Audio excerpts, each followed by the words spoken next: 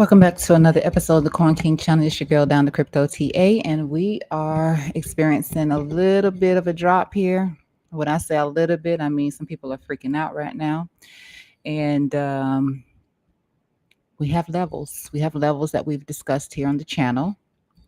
And I'm gonna say this right here before I really get deep into the charts right now. Now, I expected for Bitcoin to get a little bit of a pullback, particularly where we've been bouncing at before. By no means at the moment, like this week, did I expect for us to start flirting with the 200 EMA or the previous week low. Not just yet. Now, I know that we looked at some levels that were down lower, but was my intention that that would happen this week? And I will be honest with you and say, no, it was not my intention that it would happen this week with Bitcoin. But it was definitely on the table. And it's something that we've been watching for several weeks now. And we have looked at these levels repeatedly. So at the current moment here on the chart, some people are still drawing out this bull flag here on Bitcoin. I've held my stance to not really get into that and to just look at the support and resistance levels here on the chart instead of believing by all means necessary that this is a bull flag and we're going to break to the upside. Now, still very possible that that is the case. It's just I'm looking at support and resistance levels here at the moment. So we're currently below the 26 EMA. And I did a little typo last night where I mentioned that Bitcoin's price was at the 60. I did go in and I corrected that. So we're actually at the 26 EMA, down below the 26 EMA. And we did get our first solid cross here on the daily time frame. So that didn't happen at any point here in the charts. So that was a strong indication of prices potentially coming a lot lower than where we've been, which is just here bouncing off of this 26 EMA here. So with that closure below the 26, we are now moving lower, which opens up the doorway for us to come down here into this previous resistance for an attempt to flip it into support. And if that fails, then we will be going lower. Now we know that Bitcoin's price action is currently trading within a rising channel here, and this is just from the daily time frame period. So in the broader picture, we are in an ascending broadening top formation. But this is just the channel formation here. Let me walk us back. So this is the daily time frame below the 60 EMA. I'm sorry, below the and I have to sneeze, below the 26 EMA. And then we come here and we are straddling this 200 EMA here on the 4-hour time frame. Now this is very critical here because we've lost the 200 EMA on other time frames, on lower time frames, and now we're losing the 200 EMA here on Bitcoin's chart. So that is a little bit of a problem if we cannot sustain this here on this 4-hour time frame to get a bounce back up. Now, a couple of time frames have been in the oversold territory, which don't guarantee that we'll get a pump. It just guarantees that the market is pretty bearish at this point. I mean, we've been here in this range for a rather long time here with the inability to make a higher high. And we've only been putting in higher highs and lower lows. I mean, if you choose to say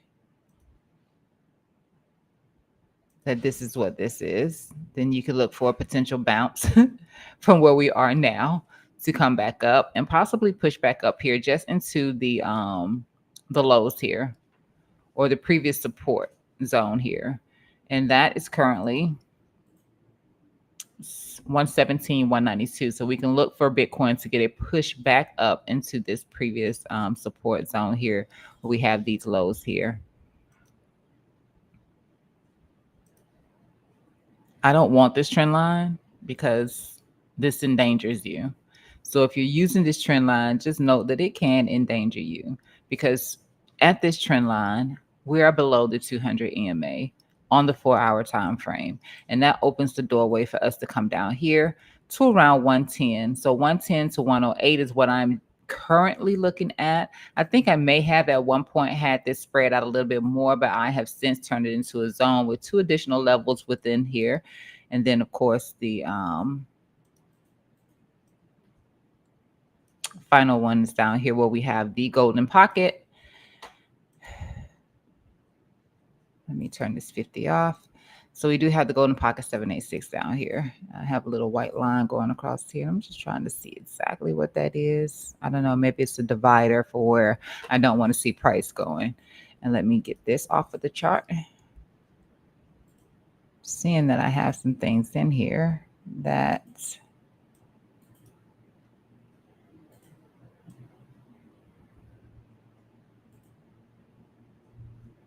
this may have been some old stuff that I had on the chart. But nonetheless, let me see if I can get rid of those things there.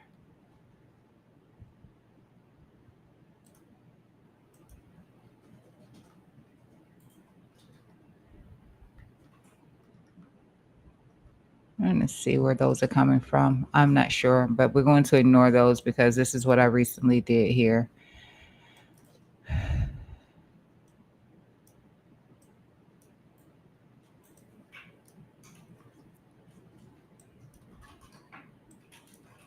All right. So again, straddling the 200 EMA here on the 4-hour time frame, which puts price action in some relative danger to continue down a bit lower.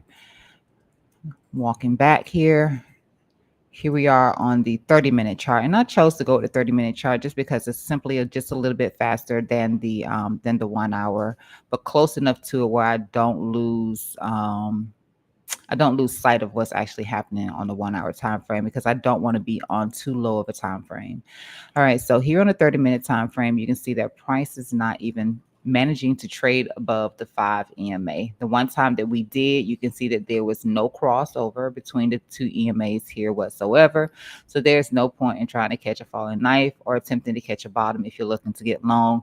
Just let the market show you that it has some momentum, and the way you can identify that momentum is by waiting for a cross of the moving averages. That just shows you that there's some additional momentum here in the chart, and we're not getting that right now. So again, this looks pretty bearish over here, and it just again states there's no reason to try to catch the bottom. There's no reason to try to catch a falling knife, and to just let the market prove to you that it is prepared to go higher. And at the moment, it is not doing that. It's not showing that whatsoever. And look down here. Okay, so we are above the blue signal line here on the RSI. That is a plus. We are seeing that there is some stopping pressure coming in here from the shorts or from the sell-off that, we like that. The delta itself is negative. It has not got the positive cross yet. It's not back above the zero line just yet. It does have some bullish divergence on it, so that is a plus. So we have several pluses in the chart right now that could indicate that Bitcoin does get that bounce up here, come back here, at least to here. At least to there, at least to that 117, 192 to retest what was previous support or these lows in here, and potentially get a rejection here because why we have the 200 EMA above our heads. So we can push through these EMAs, but we do still have the 200 here. And unless we are back above the 200, then we're just getting a relief bounce and a continuation to the downside here on the chart. You can also see the divergence here in the volume. So volume is starting to decline after this one little wick here. So volume has been declining since then. We're just having a struggle because sentiment is more than likely changed. It's flipped. You'll eventually have a lot of people piling into the market to take shorts. And once that happens, that's another indication or indicator of a reversal. Some sort of I'm not going to say, maybe I shouldn't say reversal, but correction coming into the market, because that's going to build liquidity overhead. And market makers will come back for that liquidity. So this is the 30-minute time frame here. All right, so this is just the 5-minute time frame. And even with the 5-minute time frame, we have just been continuing to decline down. Of course, you can see the previous week low in here, which we did take we took that liquidity the first time here. So that was the strongest reaction that we got in the market, where you see this huge red bar at here. That was the first reaction and gave us a small little bounce here, just slightly back above one of the zones that we were watching yesterday, or that I mentioned we could find some support at. So it didn't work this time.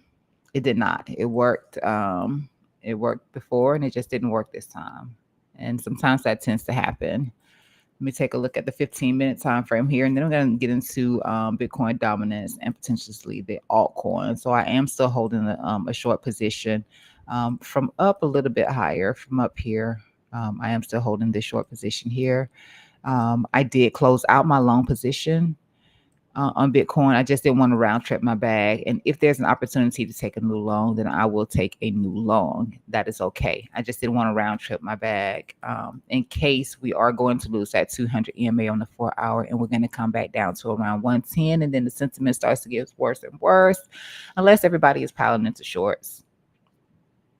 We could go lower. So I just wanted to secure some profits on my long setup as I still hold my short position, and price is just continuing to fumble. Now, during this entire drop here, there's a few things that I did notice during this drop here with the Bollinger Band was at certain points we started to get these green candles. And I talk about this all the time. When you're coming down, you expect to only see red bars, right? And when you start to get a green bar popping up here at the lows, then that's an indication that there's an inconsistency with price action making that move. Now, we immediately corrected as soon as that speck of green showed up. The chart immediately corrected, which was a little weird. A little bit weird. So I think that there's a little bit more happening in the chart right now. In terms of this price action, it's just a little weird. The volume, for one, exactly where we got the spike. This is more than likely market makers doing their finest work. And there's no other way for me to express it than to say that it's just market makers doing their finest work. So if I come back here to this 4-hour time frame, let's see if I still have. I did have a little bit of an inconsistent bar here on the 4-hour time frame. Let's see. Nope, I don't even have that here anymore. So yeah, it was actually coming from this candle here, the one with the bottom and tail here. And we're starting to put in a few more bottom and tails. We'll just have to see if there's enough fight to get the price pushed back up without market makers wanting to come lower for that liquidity below.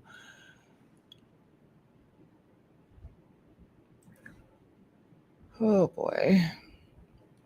I'm going to turn those EMAs back on because I really want to see that.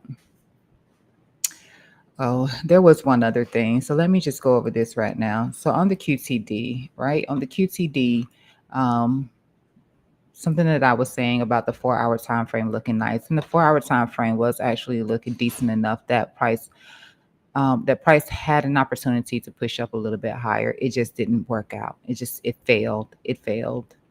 And that's all I can say to that. And sometimes that happens where you can see something and it just doesn't work out. So when we got this drop here and price managed to push back in and come back up, it was an opportunity for price to go higher. So anytime we're on the top side of the scale, that tends to happen. Now, we never got that pivot, that rising pivot here in the white signal. And that was something that I did make mention of, that we do have to see that pivot turn up. The same way over here, when we got this rise, we had to see that pivot turn down, because if this white line here doesn't turn down in the midst of this rise, then it just takes price action with it. And there's enough strength to push the price up. And we just didn't get it here. Even with this drop here, this just stayed relaxed. And now it's starting to drop a little bit more, which means nothing when price is underneath it, per se. Price has to come back up and into it, and we need to start seeing some bullish divergence come into the market. And right now, the only thing that I can say that we have is potentially this pivot to this pivot here. So I am still leaning towards Bitcoin price action getting a little bit of a bounce. So if we're looking at this 1-hour time frame here, and we're looking at this is a 4-hour time frame, we can see here that we are starting to pin. So we're starting to get a little bit closer to each other in here. Like this yellow line here is riding up a little bit more. Now this bottom line isn't rising enough for me, but there is the potential for that. Now it can go on forever. It's not confirmed just yet, and we do have to get confirmation from it. And so once we can start to see a little bit of a white line in here, then we'll get a little bit more of a move here on the, at least it will appear as if it is a larger move on the lower time frames. So we just have to wait on that to happen. RSI not looking too good, as you can see, close to coming down here into the oversold territory. It is showing that it's slowing down just a little bit, trying to slow down a bit here with this cross, this white line. The RSI is crossing through the signal line here, trying to put a pause in the selling pressure. So we just have to wait on that. This is actually, I was looking at this last night, and I noticed that we were not getting this cross here before, and apparently within the last 4-hour candle, we did actually get this blue line to cross down here to the low. Typically, this is where we can start to really look for a long, or for price to get a correction, because this makes it more accessible here on the RSI. Here on the delta, bearish. Whatever we had going on over here, even here, you never saw this yellow cross up above this orange, signifying that, we just weren't there yet. So that is that, and it's bearish. Now, I mentioned the lower time frames looking bearish yesterday also, and that it was no bueno as long as the 1-hour time frame had that negative delta cross. And then all of a sudden I saw the 2-hour get a negative delta cross, and then the 3-hour had a negative delta cross, and I looked at the 4 and it was negative, and it was just all negative. All right, so here, a few things that we were aware of is that we were diverging against the top side here. So as I have it here, I just have price action and a little bit of a channel, and it is a rising channel here. I think we looked at this on the six-hour time frame as well for two potential scenarios for the 6-hour time frame that may have been bearish. One being bearish, the other one given an opportunity, but the other one just didn't submit. So there's that. So we can see that we are diverging. You can see that this line, this channel here is sort of going up like this, just very slightly going up like that, and then this one is going down. So that is our divergence here. On the RSI there, we already knew that we were cooling off from some of the buying pressure here. So we had confirmed loss of momentum here on the daily time frame, and put it like that. We also knew that we had the bearish MACD cross here. And for a minute, we were seeing this round out a little bit. It never did confirm, but it was starting to round out a little bit. And I kept saying how I like that. I like the fact that we're starting to round out a little bit here on the delta, but we had not confirmed yet. And so we knew that we had the negative or the bearish MACD cross here, still above the zero line. So until it is below the zero line, it is considered to be corrective. I know it's a waiting game, and I get it. It can be very tiresome, or it can be not what you want to hear, but it is a way. If you're somebody who trades the MACD, that is what it is. Money flow continued to come out here on Biddy, but typically somewhere around here in this yellow, and once it flips from yellow to gray, then we can see that some money flow is potentially coming back into the market, and then that's when money flow makes the difference. But right now it is in the yellow, and we can see that money flow was coming out, and it was steadily declining since this point here. Money flow has been coming out. So that's that. Once we start to see some gray, or once this number starts to tick up a little bit more, which is pretty close to doing that, then we can, we'll see what takes place here. Let's take a look at the weekly time frame. I'm not sure which weekly chart I actually have on. Let me go with this one here. So this is the one where we have our ascending broadening top. And of course, you can see the range that we got the breakup from, and how this zone in here could be some potential. It could flip from resistance into support if price comes back down. Now, RSI too close to this yellow line. So that's one thing with the RSI here on the weekly time frame, is that We never got a bullish cross. Isn't that crazy? Like we've had some pumpy action here on the weekly time frame, but one thing we never got was we never got we never got a momentum shift here on the RSI, where this blue signal line, which in numerical fashion would be above this yellow signal line. We never got that. And so that says a lot. It speaks a lot to the weekly chart. And it was all from here. This was before was this yeah, this is the Donald Trump pump, I believe. Yeah.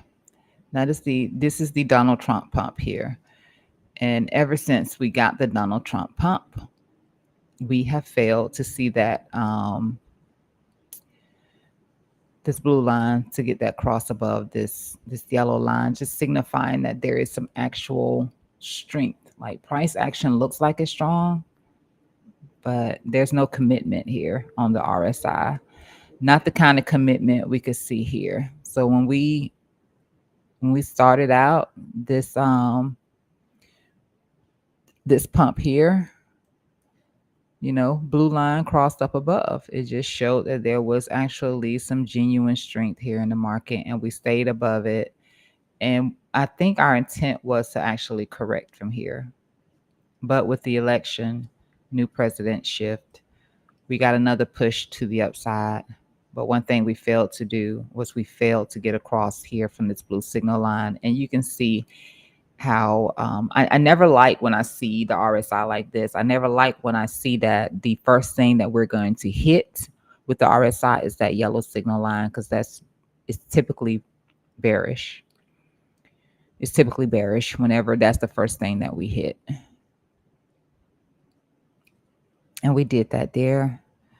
MACD still positive at the moment here, but we saw that money flow here, and I'm not using the z-score here, I'm just using the money flow itself here.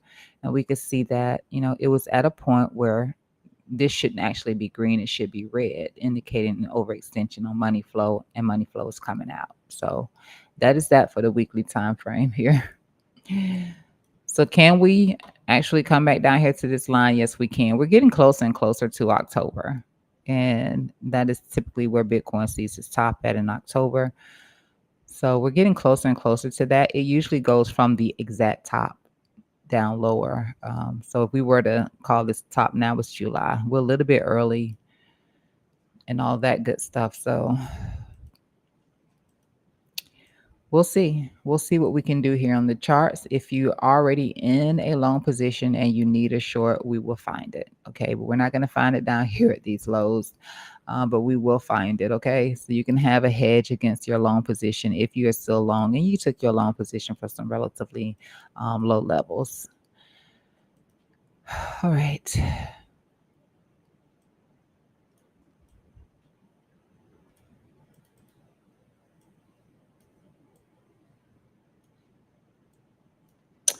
So with that said, I'm actually going to put this back to a 1 hour, since I am going to be working with the 15. No sense in going much lower on the chart, unless for some reason,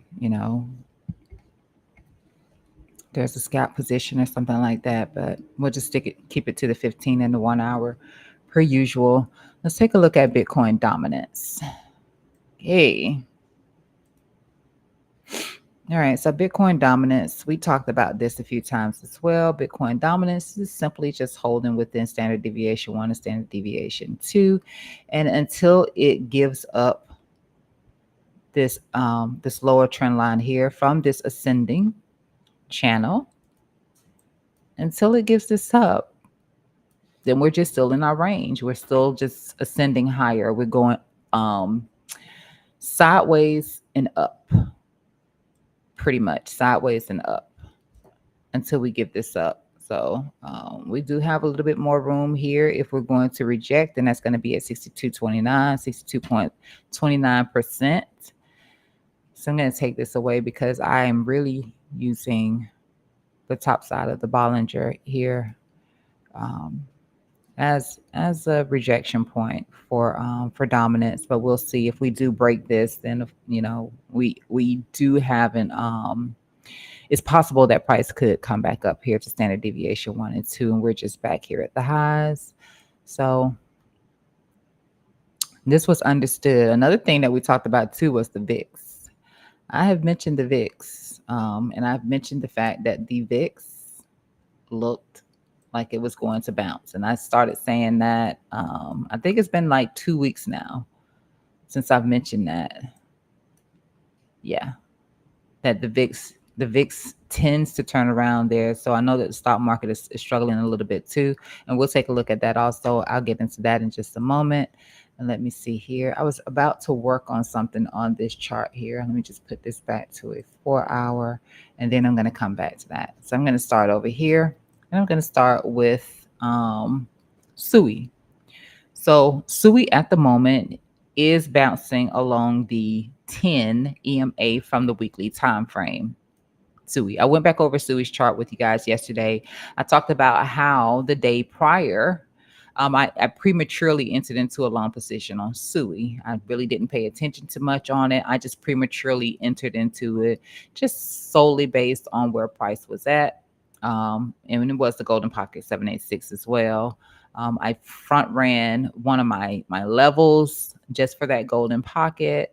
And I ended up closing out the position. I did reopen it, but I ended up closing out the position because I was a bad representation of what risk management was, and that was not adding to a losing position. Okay, so there's no point in adding to a losing position. We add to winners. And so I did cut that position, and I took maybe like a $5 L. That's it. It was just a $5 L because I closed it out. Um, and then yesterday, I got into all of the bearish signals that were present in the chart for SUI, and how it probably was an opportunity to just close out that position, which I did end up closing it out yesterday, but I did not close that position out in time. I closed that position out at a loss. So that's transparency there on that SUI position. I saw the rejection here, and I said it. I saw on stream, and I said I should have closed out that SUI position while I was in profit here. I was in some pretty good profits in here. So I should have closed out that SUI position. I was in the middle of streaming, not really. Sometimes you just get distracted.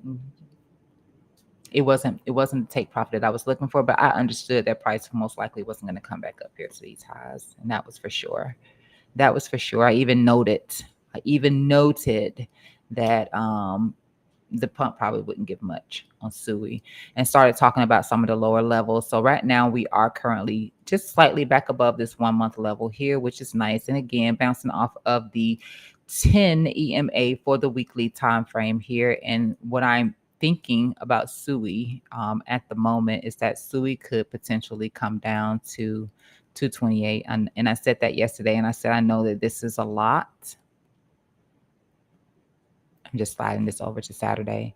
I know that this is a lot to hear that something can come down this far, which is like almost like a 50% loss for it. But I still, this is the only weekly level that we have here for SUI. And if we are going to start to see a bigger rollover on Bitcoin, it's possible that we'll see a bigger rollover on these altcoins as well. So that is the weekly level for SUI, and that comes with the conditions of losing this monthly level here, which also means that SUI loses the 10 EMA here on the weekly time frame, and we could potentially see a bearish cross of the 5 and the 10 on the weekly, which would push prices down a little bit lower, which is an opportunity for you to get long spots. Spot. So there will be some opportunities here in the market. And I know yesterday, I'm just going to hide that for a second, where we rejected from was the lower side of the dynamic cloud here.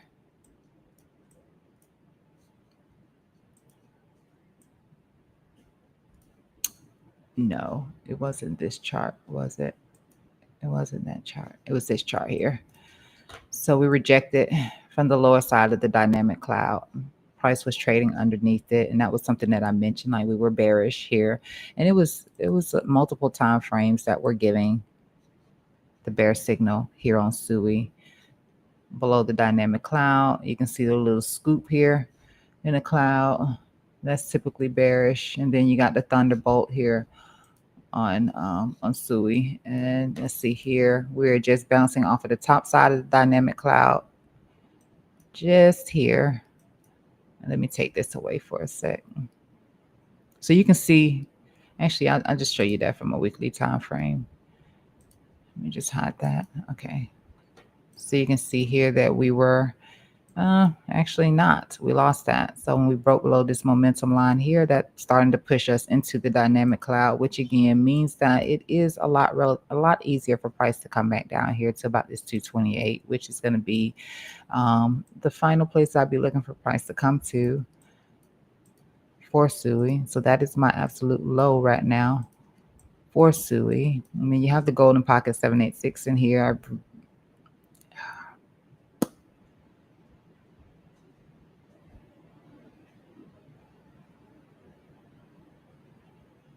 If I had to lean on something any further in here, then I would be leaning on the 786. You have this that acted as previous resistance. You have this over here where we got a little bounce out off of here.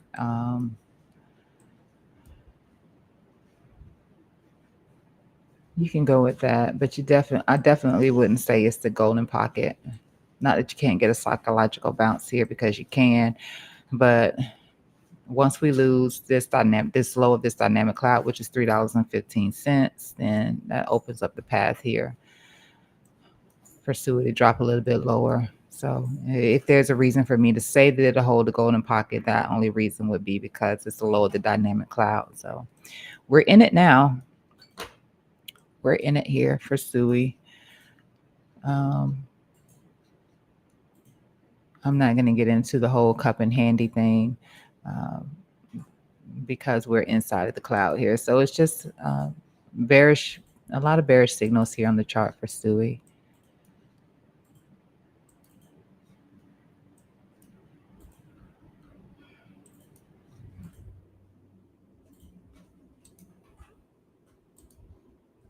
I'm just going to slap these EMAs back on here. Let me find the ones that I was using here. No, not those. I'll go with this one here. Right. So simple enough. We're just continuing to move along the 5 EMA. You don't have to catch a falling knife. You don't have to catch the bottom. We are still trading below the 5 EMA. Ethereum, we've discussed as well multiple times. The next level for Ethereum, we lose this golden pocket 786 here. Just to say we lose the 786 here, then we'd be looking at roughly 3,500 here. We want to hold here, because if we're not holding here along at least the lowest level here of the weekly is going to be 33.26. We're not holding that, then that's going to put price below the 200 EMA. So we're pretty far away from that at the moment. From anything looking like we would get any bearish crosses here for Ethereum to come to lose this 200 EMA, but we can definitely revisit this 200 EMA. So somewhere between our 35 and our 33 is where I expect for price to come back if we lose this 786 here for Ethereum, which it looks more probable that we will. I know that we were hitting some major resistance in here within this weekly level here. We take a look at the daily. All right, so daily, no actual cross, unlike Bitcoin. Bitcoin actually facilitated an actual confirmed cross between the 5 and the 10. You haven't done that just yet here with Ethereum, but we could close a candle today, and then that is confirmed. So again, I would be looking for price to come back somewhere in here, this zone here, 35 to 33.26. Okay, 35 to 33 for Ethereum.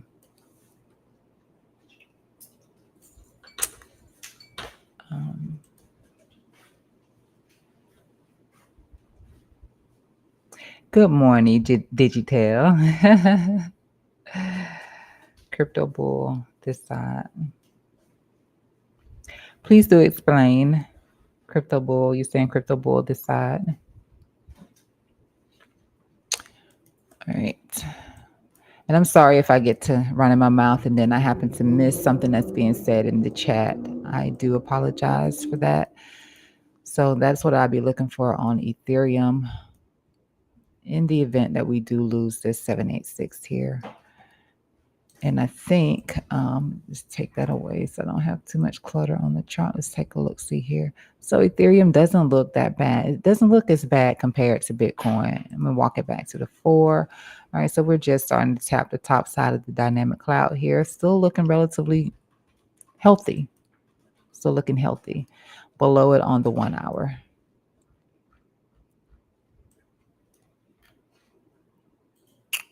So we got the little bit of a rise in here.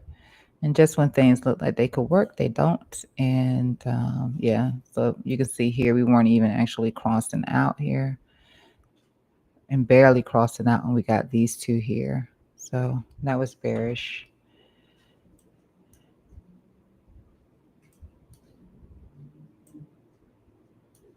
And again, trying to hold the 786, and that is just what I would be looking for here. But otherwise,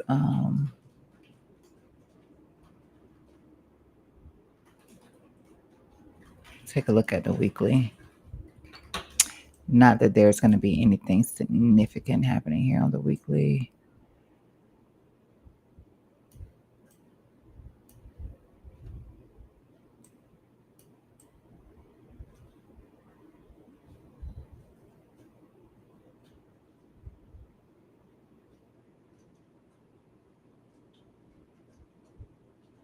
I mean, the bear div, of course, the bearish divergence here. I think we've mentioned the bear div here for Ethereum already.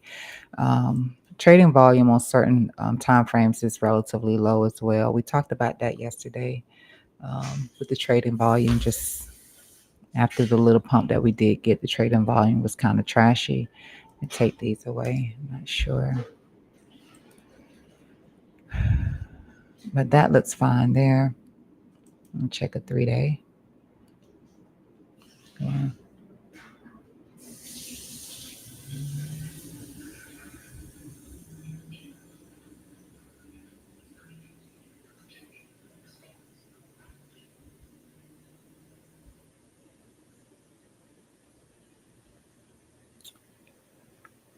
Oh, just a little bit of a rise there. I did not mean to do that. Just a little bit of a rise here. Some sort of a rising structure. We did look at that on Ethereum. So why isn't that showing up? Because I think we were looking at that here.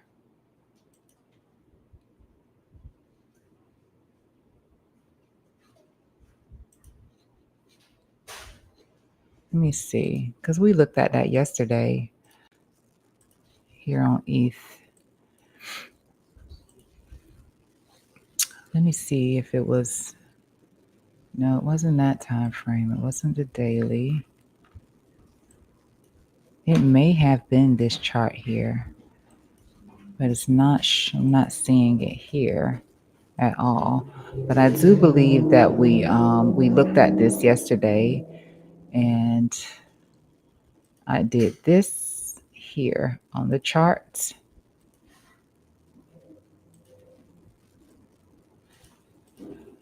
Yeah. So we can go back and watch the video, on our own time. But I do believe I did this on the chart yesterday with Ethereum, because again, it did have a little bit of a rising structure here.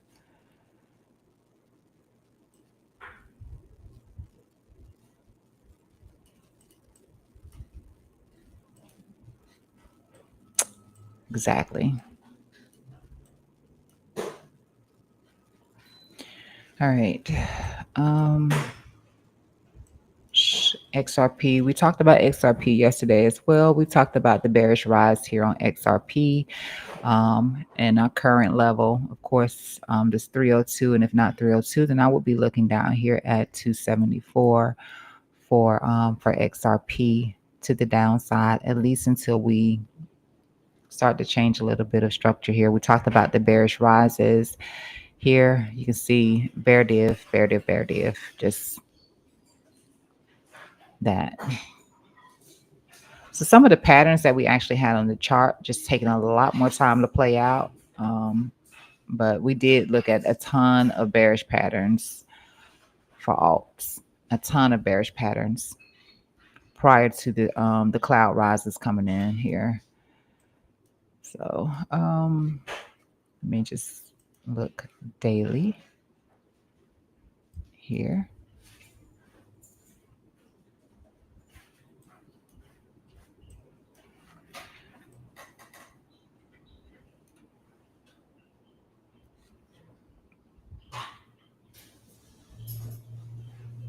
So basically, this is flat and this probably won't rise anytime soon. So as long as it's flat, I like to see XRP hold 260. I'm not saying that XRP is coming to 260. Again, I'm just looking here at the current weekly level here. We've already broken the top, which was 302, which was one area of interest for price to come back to again. Also talked about this little pivot in here being taken and how that could change market structure on that 1 hour time frame. So now lower high, potentially a lower low for that 1 hour, and then I'll be looking for price again. 274 is what I'm looking for max here on XRP, but we of course we can come back down here to what was our previous resistance here, which is these highs here, which is in line with the low of the dynamic cloud and also the weekly level at 260. So just to be safe, we have the numbers. If it happens, it happened. If it doesn't, then we've averted more bearish downside. But yeah, that's where it would be. Let's take a look at, let me see, I may not, yeah, turned all of this off and take that 2 out of the way. I'm just going to stick with the rest of these here.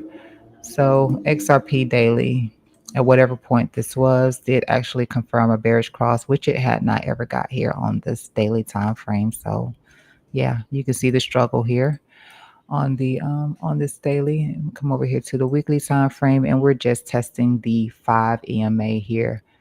That's it. We're just testing the 5 EMA.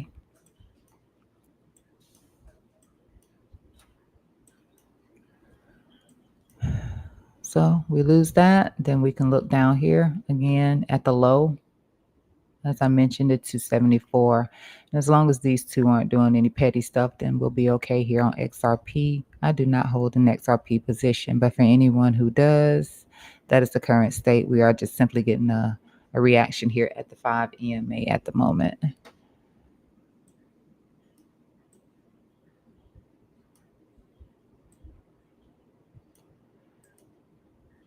Volume. Take that away. Volume is not that great. I mean, we have bear divs on volume.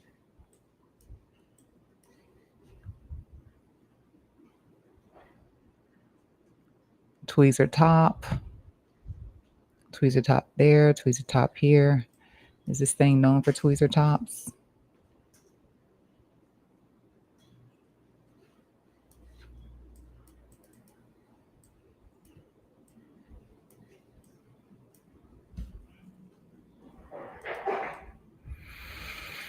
Yeah, we can see here on the weekly how it did at this point. I don't think a lot of other charts did this on their weekly just yet. I didn't even check Ethereum to see if it did it already.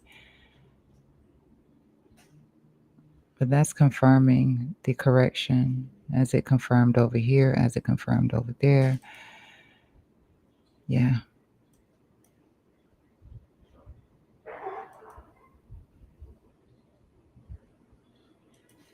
Let me just look at Ethereum, because after this I go to Solana.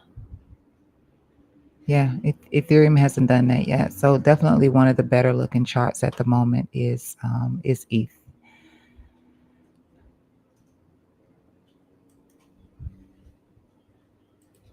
And money flow also. What's another thing here?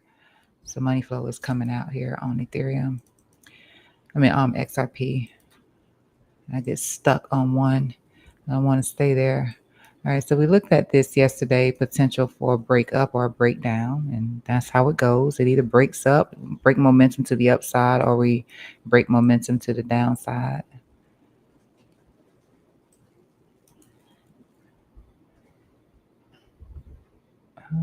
What is that?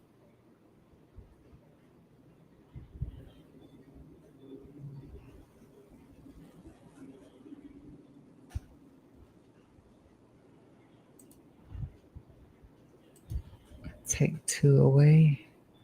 And take all of these away, with the exception of that. Or I like to set it on a weekly time frame. So when I'm not on the weekly, I can see where we're at with our EMAs, and currently in between the 5 and the 10. So it'll be the exact same thing that's happening on every other chart. That was how it was yesterday too. We got the bounce off of the 5 EMA here on the weekly yesterday. And so now this time we're below it. More than likely we're coming down here to the 10 EMA here, as we are trying to straddle with this weekly range here. And I do have to go in. I noticed that something is a little bit off with my weekly levels. Like there should be some boxes in here too, and they're not showing up. So I do have to make some adjustments in here for Solana's chart. So by the time I come back around to talk about altcoins, I will have this corrected, and I can give you the correct zones and not just the one-liners here. But that is what I would be looking for if we come in a little bit lower for Solana to hold at least a 10 EMA, and that's at 164. But yeah, we did look at this, knew that we had some sort of resistance in here that we were able to map out here, and lost the momentum here to the downside. And that's coming from the QTD. It's coming from here.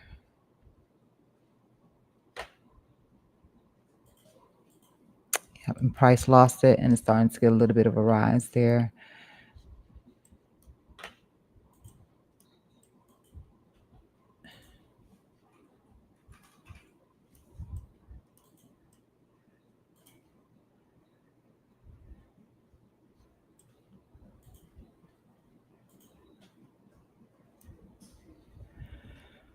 Um,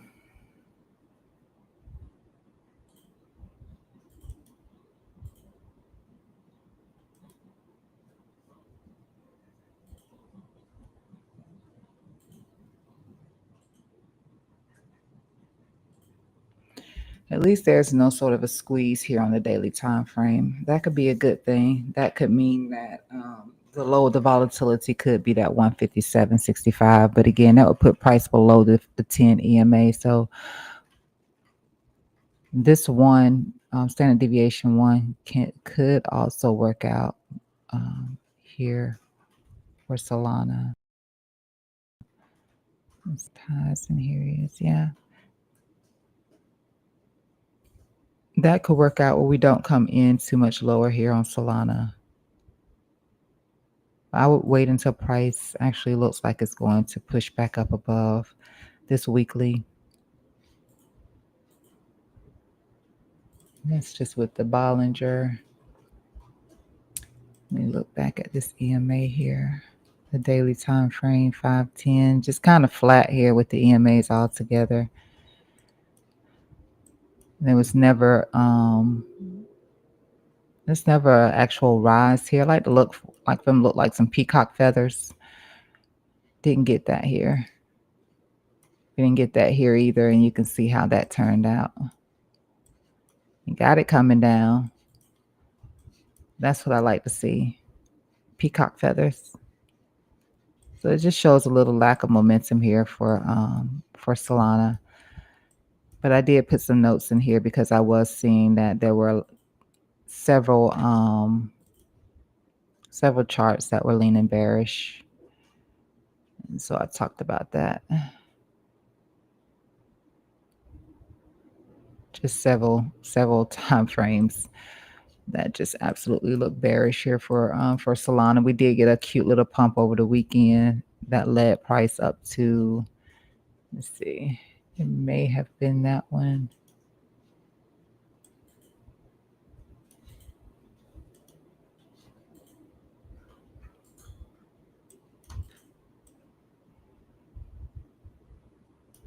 Yeah, it might have been this one. So this something's wrong here. I don't have the right.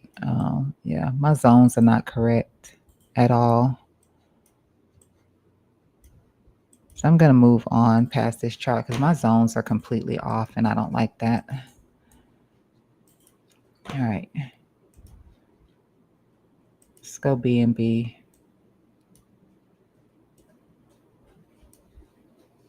All right, for BNB, we know that we're looking for price. If price continues down, we look for it to hold 252, which is the macro VWAP for BNB, rejecting off of one standard deviation. The last two pumps into it, where we got the double top, was here at the standard deviation 1 for BNB. So that means that price can lean a little bit lower in here, and that would be here where we have VWAP. And that 249. So if I just take VWAP away, because VWAP will move slightly, then I would say 749. 749. Let's say ADA. ADA has lost this weekly zone here, which was between 78 to 72. We talked about price potentially coming back down here to this low at 72. And now, take that away. The next weekly level for Cardano is going to be 62 cents.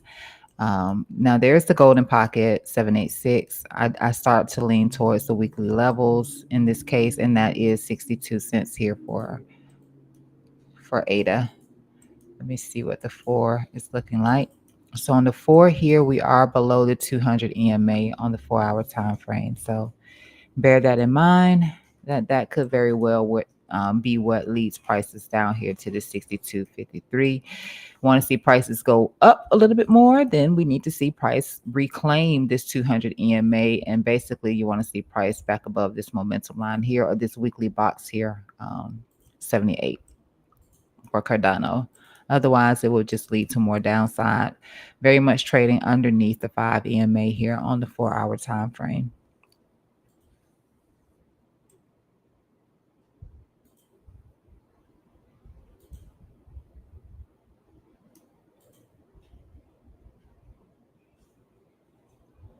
And these EMAs are crossing here on Cardano. So, yeah, 62. That's my next level for Cardano. There's not really anything in here per se that I would look for. Yeah, for price action. Not the golden pocket. Maybe.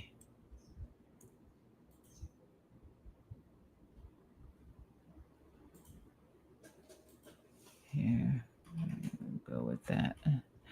Maybe it does the 786, but I don't think the golden pocket is the place for price to hold. You just have inefficiencies or imbalances throughout this entire portion right here, and at no point you have imbalances here.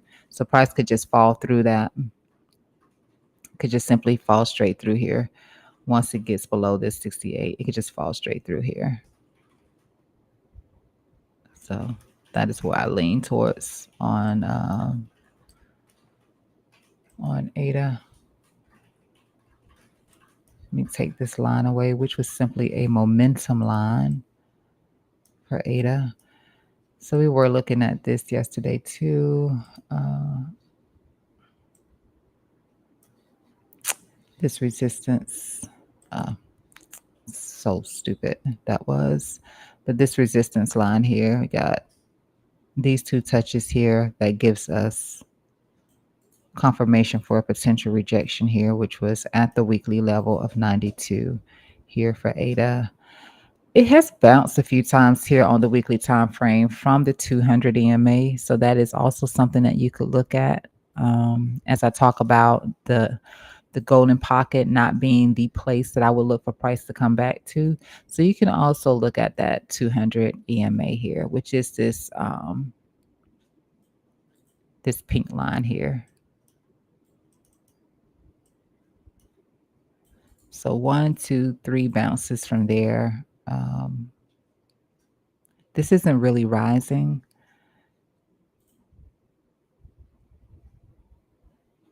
So yeah, either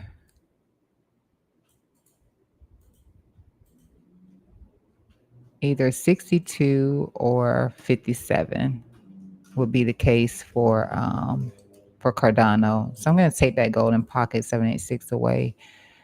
This is where I start to lean more on let me just slide this out. Never mind. I do lean towards that happening. So right now we are just sort of resting on the I think I have this set as a 60. Is that what I have? No, I have it set as a 20 for now. Why would I use a 20? I never use a 20. I use 26.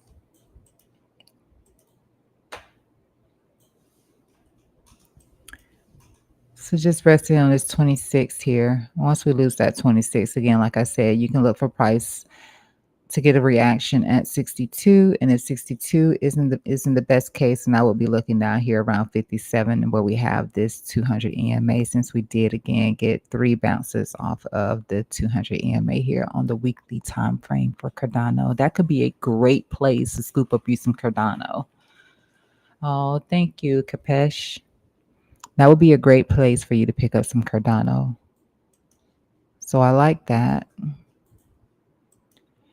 H bar.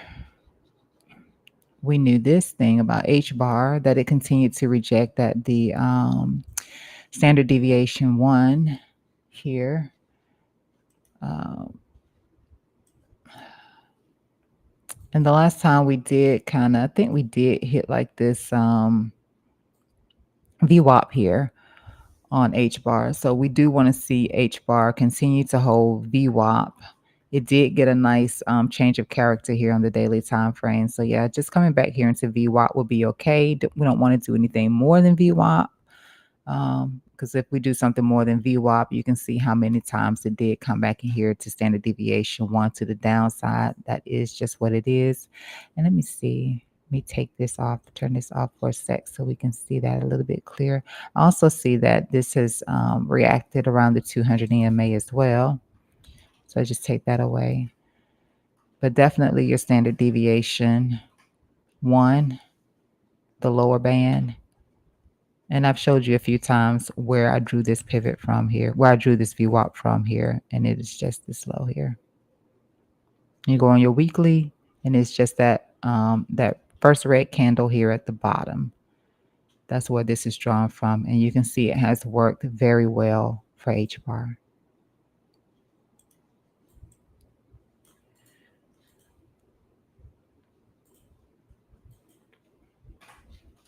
Yeah, there's nothing to compromise here. We just know that we want to make sure that H bar remains above this VWAP.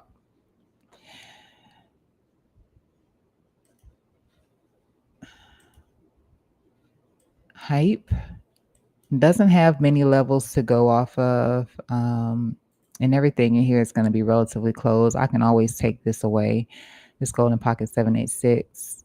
But for now,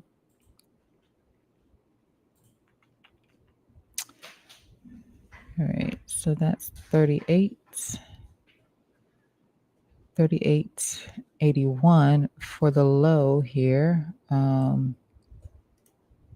For Hyperliquid, and if Hyperliquid loses that level, then I definitely would be looking here, and I would be looking to the lows here of this zone, and that's $30.59, and that's just because that's where we've gotten the reaction from the last few times. Very little here at the top side. This is more of a resistance top here. So at 33, I don't think that the top side will work as a bounce zone for Hyperliquid. So again, I would be looking down here towards these lows in here. somewhere between 32 and $30 for Hyperliquid if we continue to get this move to the downside. And it's only if we continue to get the move to the downside. Um, I think this is like, let's see. Yeah, I will look here. Let me zoom out on the daily time frame. Okay, so right now we are still respecting this channel for now. We are still respecting this channel.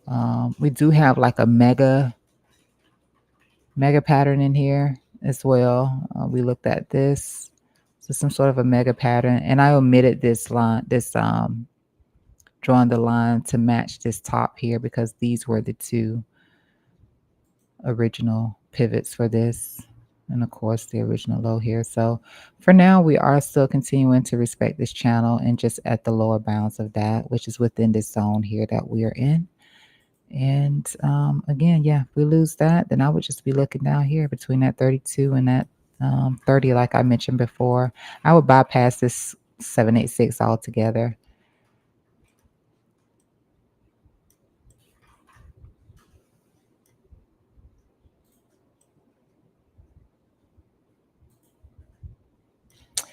Will this result in a bounce? Let me just see something here.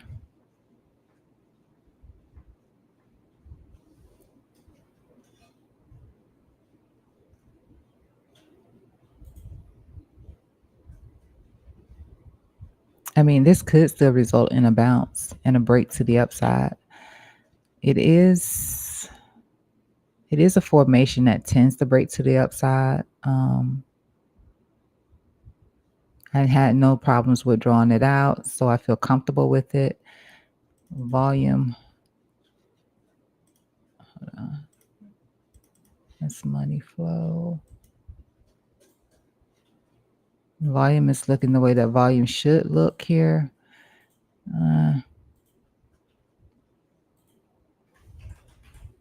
Which is declining whenever you're in a pattern, such as this one.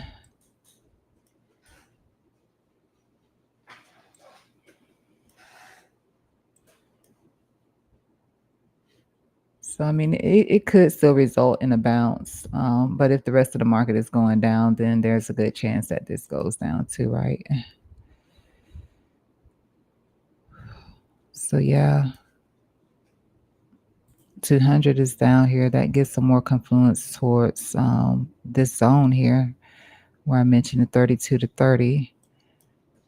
But for now, it is respecting the lower bounds of this channel here. And until it breaks down and below that, then there's still a chance that it could potentially get a break to the upside. Is there anything else in here that would suggest that?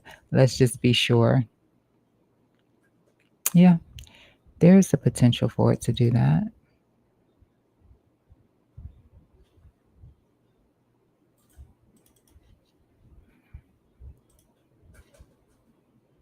No, RSI doesn't look right. So just be aware, potentially that price could come down here to this 32 to 30 for Hyperliquid. And you can easily draw these patterns out as I did by just going to your line chart and doing it like so.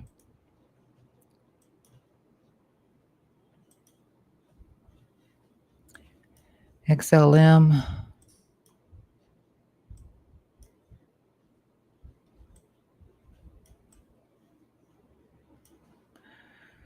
200 is here at the next weekly level that is in here. I have one here as well, which is slightly above this golden pocket here. I have an X on it because I'm not really sure how well this is going to work. It hasn't really done. Well,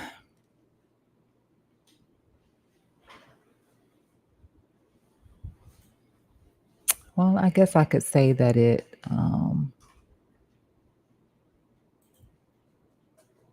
got some reactions in here before, but I'm still not certain of it. So I just put a little X on it. So the next level for me is going to be down here where you see the 200 EMA, which is 29 cents. If this bullish formation here doesn't get a break to the upside. And right now we're just simply below the 26 EMA.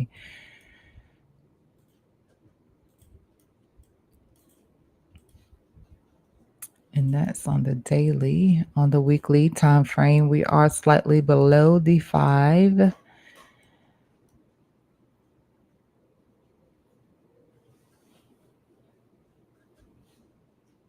I think losing the 5 EMA on the weekly time frames is, I mean,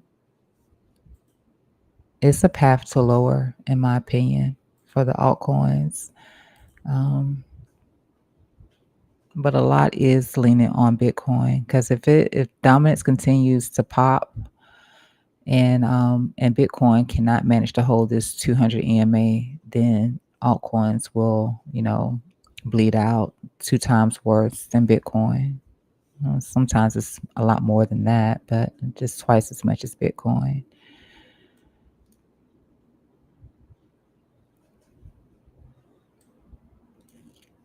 So holding the weekly low here for now, loses weekly low here. Then I am looking at 29.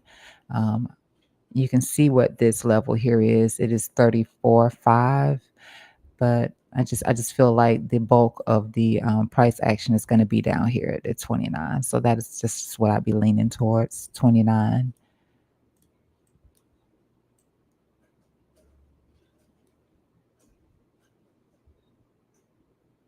And to the upside, of course, if that pattern plays out, I would expect for these equal highs in here to get taken.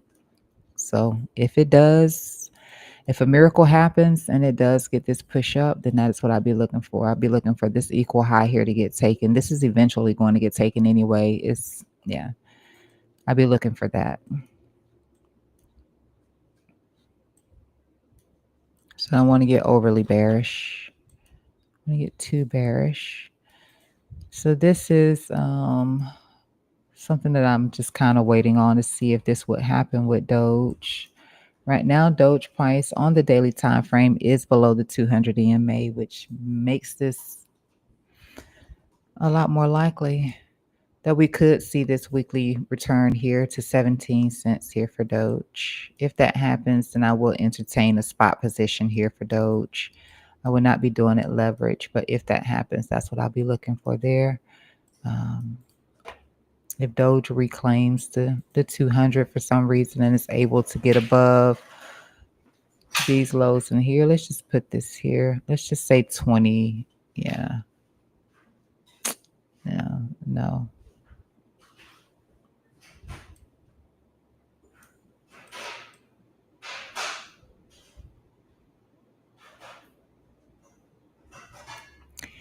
It is this momentum line here, though.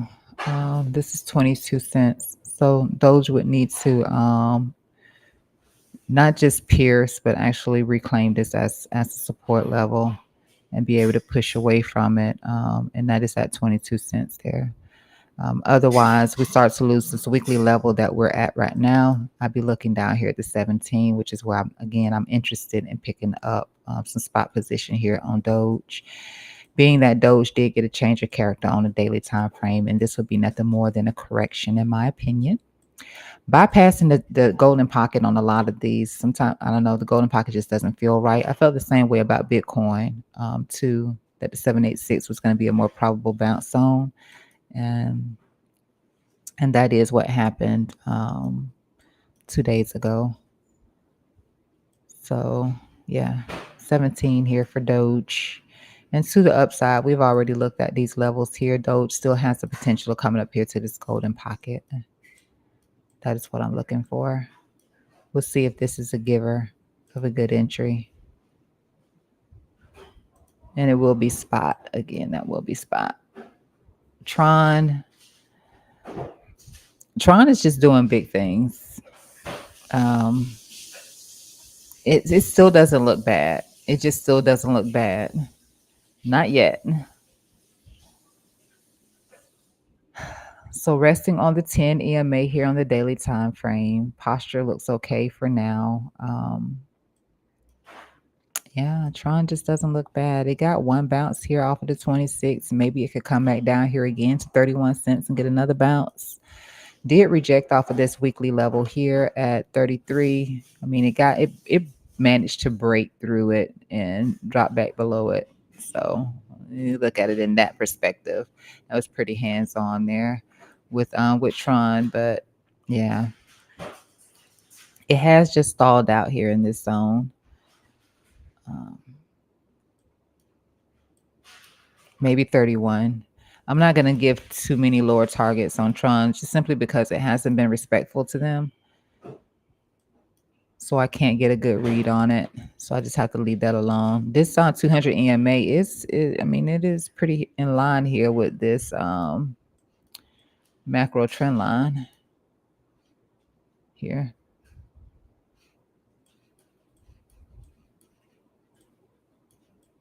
Just authenticating this line. Do I think Tron is coming back down to this? At the moment, I do not, but it is something that you can plot on your chart since it is in line with this moving average here. So it is a respectable level to keep an eye on in the event that, you know, something major happens and the market just starts to completely tank. Tron would not be an exception to that rule, in my opinion. It will also tank as well.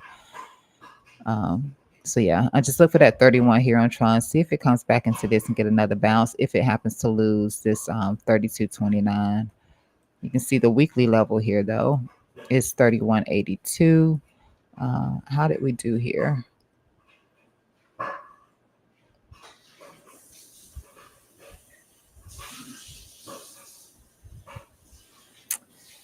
Not not really. We haven't really done too much with that line. Let me just zoom out and see if I can see anything else. We had this one reaction in here. So I did have this shaded out a little bit, which is why you don't see any labels on it. So any of the ones you don't see a label on it, I wasn't certain about them. I knew that they had some potential, but I wasn't absolutely certain about them. So uh, that's why they don't have any numbers on them.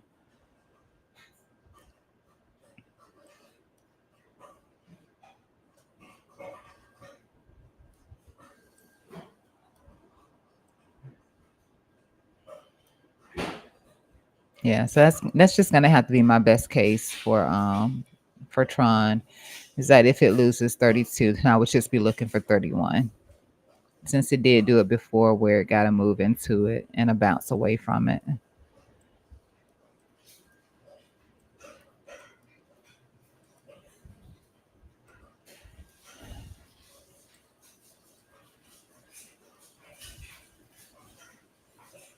All right, so Chainlink did break the low of this trend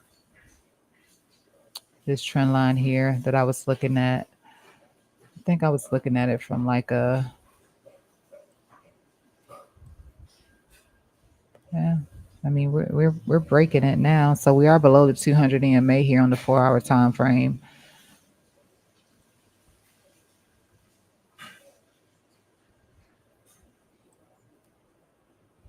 This would have naturally been why I would have been looking for Tron. I mean, not Tron, but for Chainlink to hold. But the EMAs are pretty aggressive here at this point. Not doesn't mean that we can't bounce up and all of these flip to the upside, because they can. But we do have to make sure that we maintain above the 1666, which is where the 200 EMA is resting. We start to lose that. Then 1538 is on the table. So we with Chainlink, we were talking about this.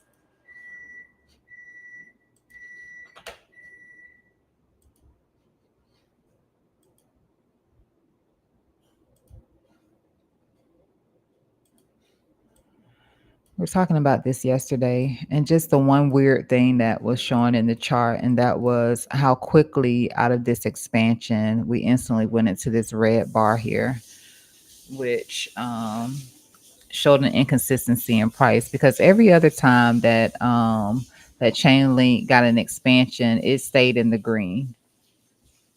You know, we stayed in the green. Our bar stayed green, and we got a nice push up.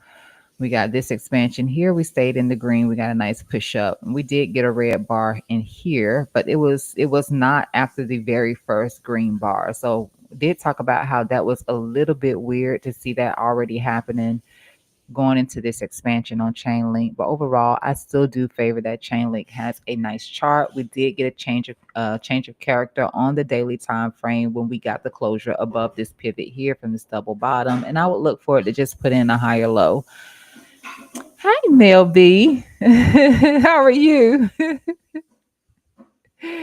So, yeah, that was the only factor in here that just, yeah, that's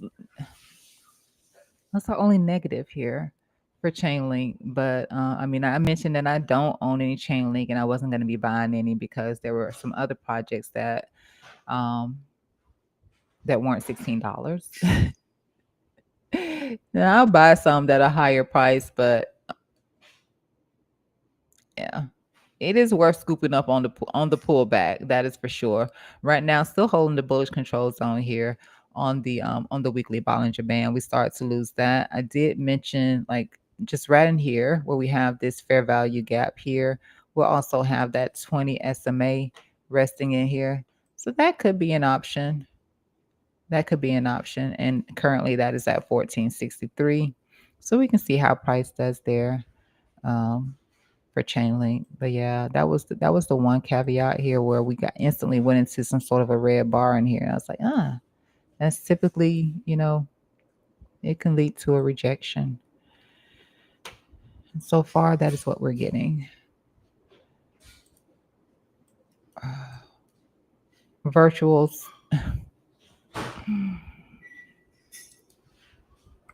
We've already discussed virtuals too. As we just walk back through the charts, it doesn't have many levels in here. I was playing around here with some of these 4 hour levels in here, and I mentioned that we could see a price will hold this fair value gap yesterday in here, and it's coming from a 2 day time frame. I did have to label it because I will forget.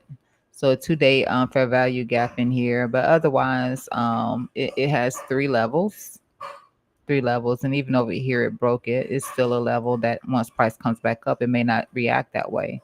So you have this one to the upside, this one at the mid section here, and then this one here at the low, which coming back down, if we don't hold this 2 day fair value gap, then I would be looking for price to just come back down to 44 to 20 for virtuals. Hopefully it's not the 20. Hopefully it's not that. And you can also look at this little, you know what, let me take that away. Let me not do it like that. 63. So we're not looking at making a lower low here on the weekly time frame for virtuals. So fair value gap coming in here already below this momentum line where we initially bulls push price up, bears push price down. We respected it. We got the bounce away from it only to put in another lower high, and currently we're breaking that. So I'll look for this 2 day fair value gap to hold. And you can see it there off of this 2 day chart.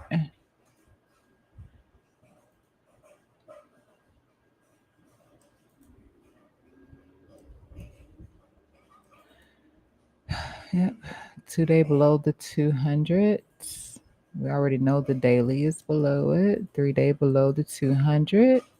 No, no, no, no. That's not 200. That's the macro V. That's the VWAP. That's the VWAP. So we talked about losing that VWAP. That is the VWAP. Let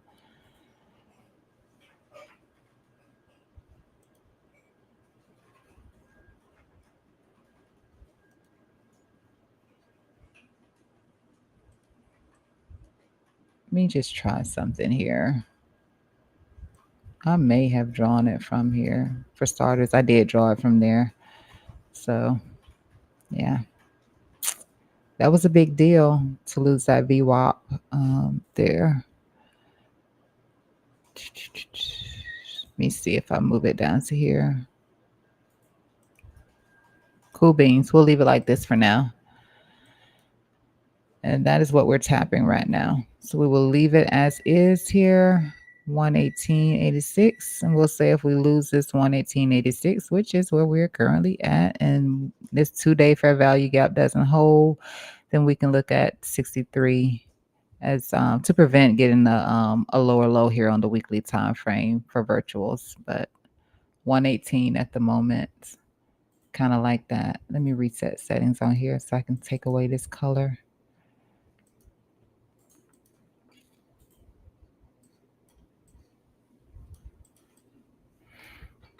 And that actually helps a lot more. So we can see standard deviation 1 here. VWAP there. And standard deviation 1 at the lows. So when you do get around to drawing your VWAP, you know where to draw it from. Just pop over to your monthly time frame and your first red candle here on virtuals, and that should help if you're into virtuals.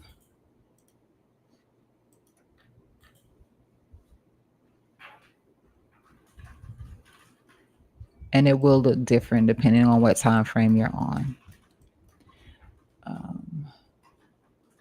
Let me hide it and let me look at the EMAs just to see what we're looking like with those. Not that one. Let me go with this one. All right, so basically the same ordeal here.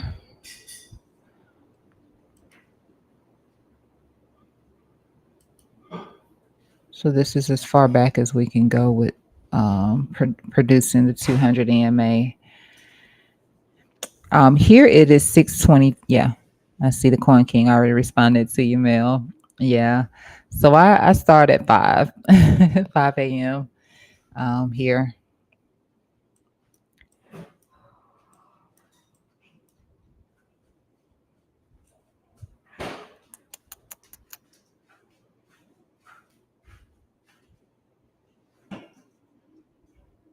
So that's 106. Okay, so that's in the same place as the VWAP is. The 200 and the VWAP. Here on this 2-day time frame, we're coming in down here where we have the 2-day fair value gap. So we'll see if that works.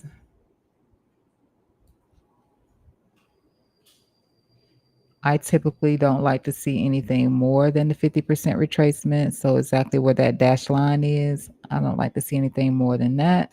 That does also align with some support. Well, what was support before. So I think we should be pretty good with that. And if we don't hold that, of course, 63, don't hold 63, then back down here in our box for virtuals.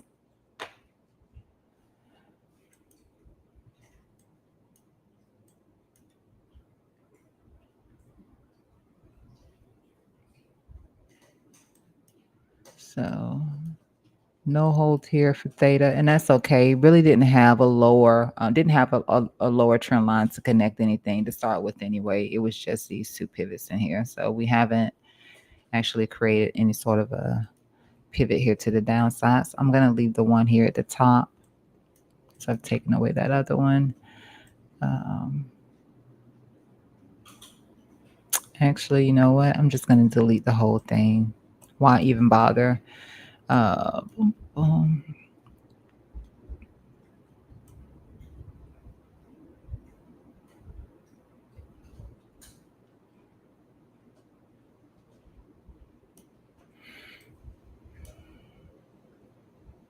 So theta is one that didn't get a change of character on the daily time frame, you know. Um,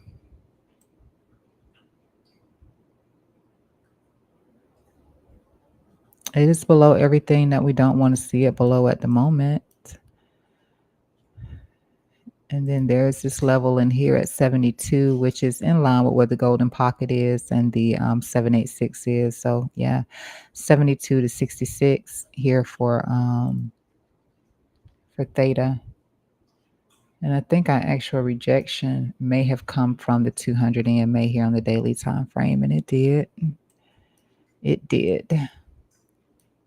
So yeah, this is where I'll be looking at for theta to come back to 72 to 66.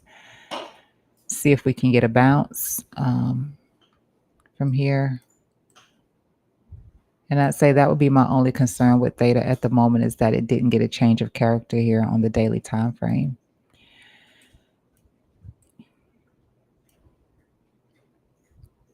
And see that last move on theta, it was a lower low. So that is the only concern I would have with theta. Otherwise, I like the chart.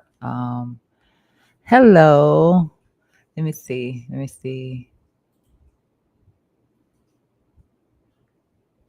Duality.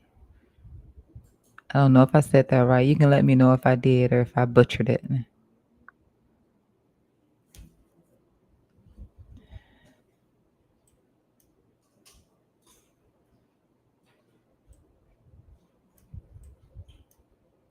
But yep, that is what I'll be looking for here for theta. That would be my only recourse with theta is that it is continuing to put in lower highs and lower low here. But I think overall it's a great project, and yeah, we're getting to a phase to where I think we are going to get that break above here. So this is one that I do want to accumulate. I mentioned that as well. So theta, near, optimism. Some of the ones that I think near is a better one, but some of the ones that haven't actually performed as well, I'm interested in those. I just like the overall chart, and it'll be the sleepers. Let's see. Let's move out here to the weekly.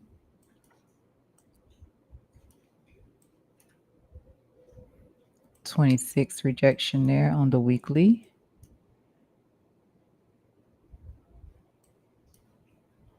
And so far, I mean, it's okay. It's okay with this pullback.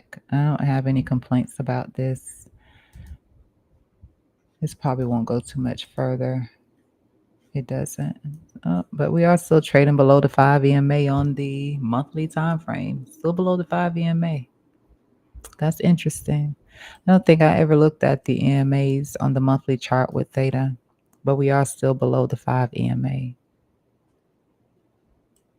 Okay. Let's take that away.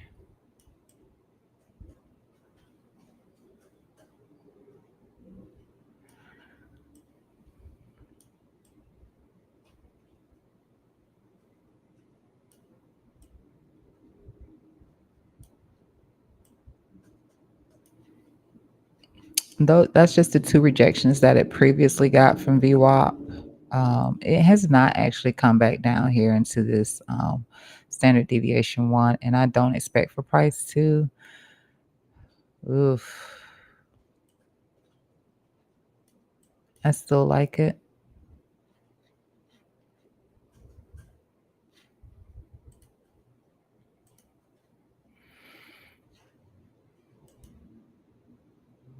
It is still in the bearish control zone on the Bollinger as well.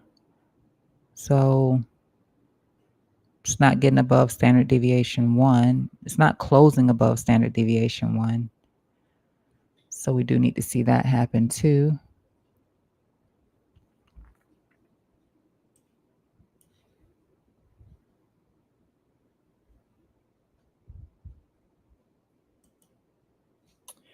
And I already know that,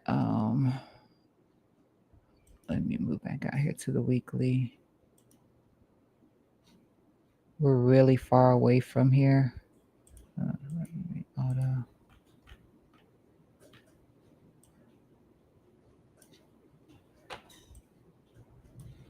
And I mentioned this, the daily chart I do like just simply because theta had zero reaction with this indicator since back over here in January, where it, was last inside of it and, started to roll over. And finally, it got to a place to where it finally started interacting with it again. And that first reaction was back here in May. So I do like this part about it. So I think that this chart has potential. Right now, you can't see it because we are still very bearish, still making the lower highs again, still got the lower lows. No change of character here on the daily time frame. Like some of the other altcoins, still in the bearish control zone on the Bollinger Band. Closer to the standard deviation one at the low. VWAP, not even above the 5 EMA on the monthly time frame. And so, I mean, it's still a lot of bearish signs to this chart. And when I looked at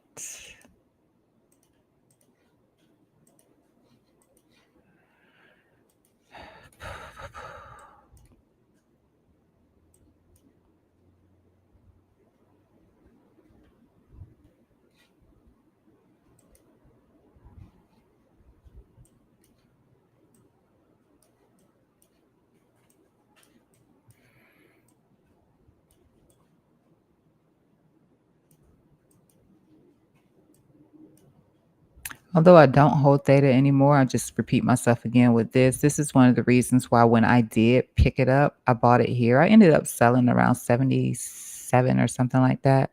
But yeah, it is early. I'm up like at 3 o'clock. That's why I'm dog tired. That's why I took off Wednesday too, just tired. Um, and my voice is always cracking in the morning. I'm like, let me eat my breakfast. Um, and then I'll come back. I mean, I'll be back. I mean, I'm here, of course, but I'll take myself off screen so I can eat my little. In fact, my breakfast is sitting over here now, and my coffee, which I didn't notice arrived. That warm coffee is delicious. But this is one of the reasons why I did pick it up when I did, and I ended up selling it. And you know what? It's coming back down to those levels again where I can look at potentially opening up a new position on it. But it was because you see this blue line here. Typically, when price gets above it, here at the lows, you get a nice little pump, gets above it, here at the lows, you get a nice little pump, gets above it, here at the lows, you get a little bit of a pump. This one right here wasn't as strong. It did round out a little bit here and then continued with this descending pattern here. But it gets above it, you get a nice little pump. So this is one of the reasons why I did pick it up. So I'm not really expecting anything different. It is a little more relaxed. Let me just put it like that. It is a lot more relaxed at this stage for theta than I would like for it to be. I don't want it to continue to go flat. I do want it to I do want the posture to start to turn up on it, and it hasn't started to do that yet. So, I could always wait until I see the posture flipping up on it. And it's very flat and just sort of down right now. In fact, let me see how it's actually doing. Let me use the trend angle here.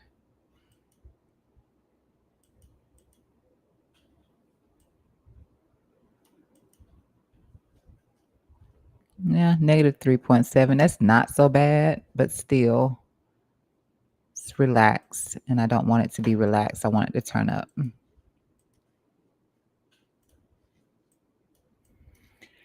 But that's theta. And we saw the levels already as discussed. Let me move it back out to a daily time frame so I can make sure that we're seeing that clearly. This is the you can see this VWAP here. This one here. This one's a little bit different. But we are below that as well. So we're losing this level here. I'm just checking back on Bitcoin to see. We're still dangling around that previous week low. We're above it at the moment, just slightly above it. With the bull div on the 1 hour time frame, with the cross up of the blue signal line on the 1 hour time frame, with the bullish divergence on the volume on the 1 hour time frame.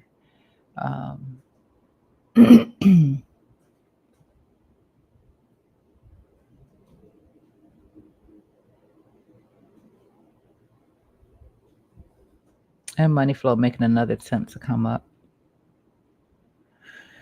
on the 1 hour for Bitcoin. But again, this is what I'd be looking for, 72 to 66 here for theta. And if that doesn't work, then I can say that this one could come back down here to 61 or 56 here as well. If we can hold this 786, so hold this level in here, then that would be great. 66, you start to see it to lose that. Yeah, it could make another lower low. It just is what it is, especially with that 50 being relaxed on that weekly time frame. So just bear that in mind if you're somebody that's in theta, that can happen.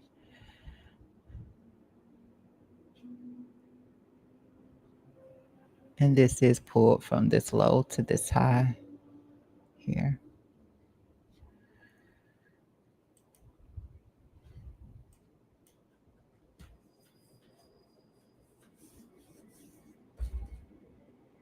So INJ.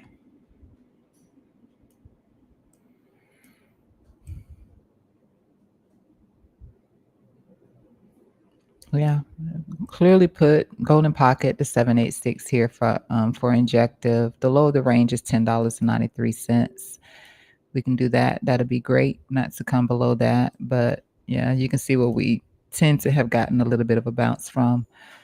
But this low one here is what I'd be leaning towards. So 1093 if we are to come a little bit, if I go at the weekly level. If I don't go at the weekly level and I say maybe the golden pocket is going to hold, then you just be looking for the golden pocket, which is again drawn from this swing, low here to the high here. And let me just slide this over to here.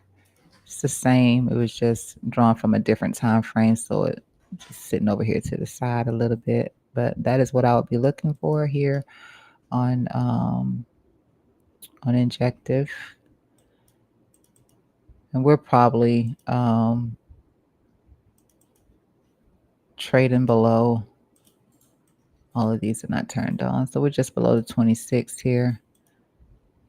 Let me just turn these other two on here.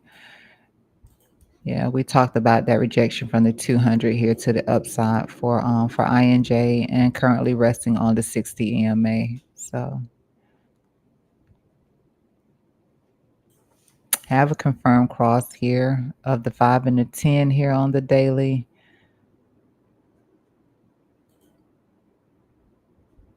Which led us to this 26.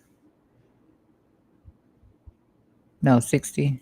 Led us to the 60. So 5, 10, 26, and 60 here. And the 200 is up here. And I have two different sets of this going on the chart. Not on this one. So, okay. And then we take a look here at the weekly. Let's see what we're resting on here on the weekly.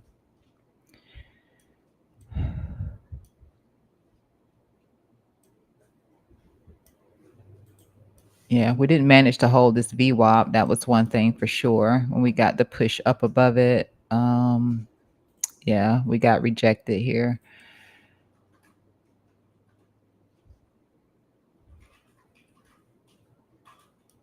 Got rejected off of that 60 EMA there, and we're just coming back in to back test that 5. So no actual crosses here on the weekly. That's the 2 week. I'm sorry. No actual crosses here on the 2 week, which probably is this. No, it's not the same here.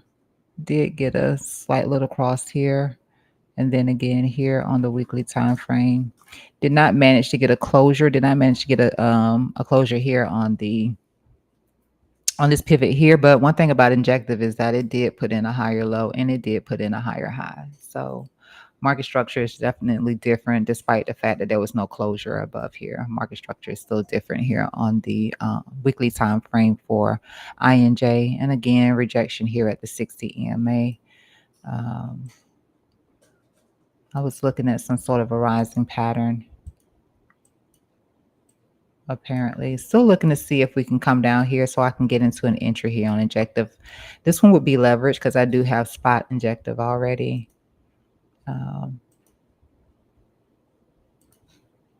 So we haven't broken the momentum here yet.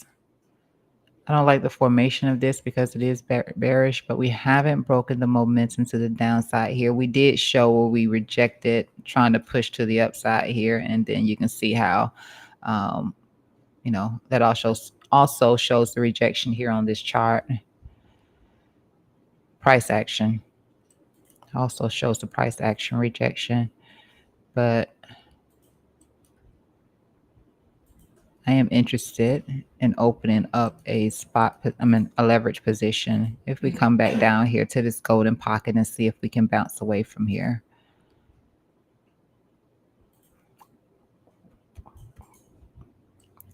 Only if we can do that. And I have the low set for this low since we have been making higher lows. I don't expect for price to take this pivot out here. I expect for us to just put in another higher low and get the push back up. So I look at this as corrective only. I'll know that it's not going to work if we start breaking this momentum line here. So I'm just sort of projecting where this momentum line would meet here, where the scale would meet this momentum line here, and where price action would also meet. And that lines up with the golden pocket for INJ. We lose that, then I mean maybe we can come down here and take out this little pivot here. I mean that would be a reversal. I don't think that that's the case for injective, but to be prepared, you can see what the levels are. That is 8.98 to $4.06. And that is what I would end up expecting for injective if we don't maintain this low here with this slight rejection here at this VWAP.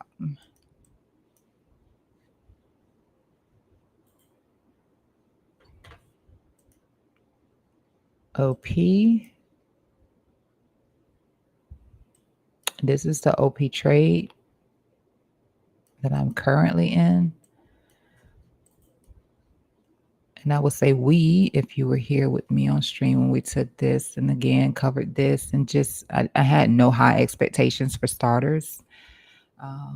Just to get above this pivot here, which we did not manage to do. And this is another one that you don't have a higher high and you don't have a higher low just yet. All we had was this break here, which I mean, you can say we're back testing this now, but you can see that we broke it the first time, and that was some sort of an indication there. So let me, it's still below standard deviation 1 as well. I mean, we're OP is hurting. It's hurting. So it's not really doing a lot. It's not really doing a lot at the moment, which is why I like it, because the more people who want to short it or the more people who are not interested, I want to be interested. And then I'll be selling when everybody starts talking about it. So at the daily level that we were looking at for now. So this is just the momentum line here for the daily. And then we had another one up here, which we actually did break below. And this is just the second momentum line here that I'm looking for price to hold here.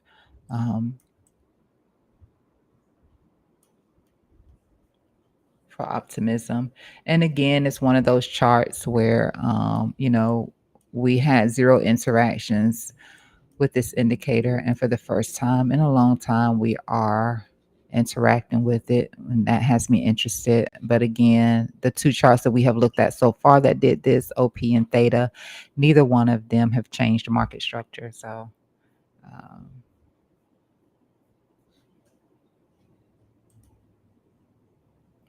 neither one of them have changed market structure. So you have to keep that in mind. They are still pretty bearish. If I turn on, let me just hide that art.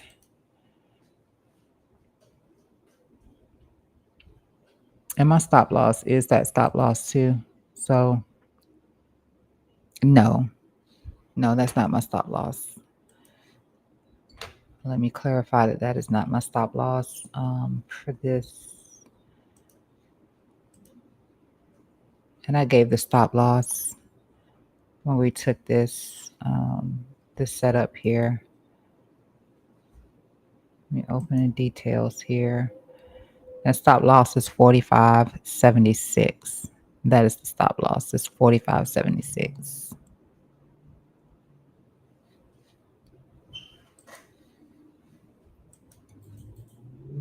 But this is the entry here.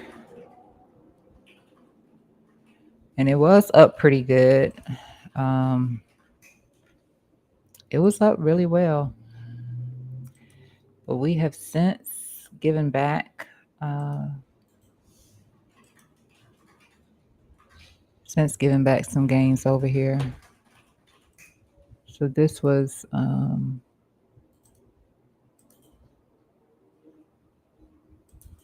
so this is the OP, and you can see here 57.56. That was the entry. You can see it here in the gray 57.56. But again, yeah, this is not actually the stop loss that I have for this. I just left it there. And everyone who took it with me know what the stop loss is.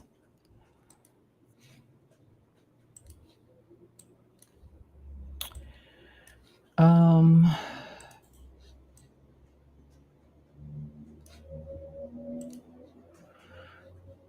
so let me see where we're at on the Bollinger. We have a nice little squeeze here on the Bollinger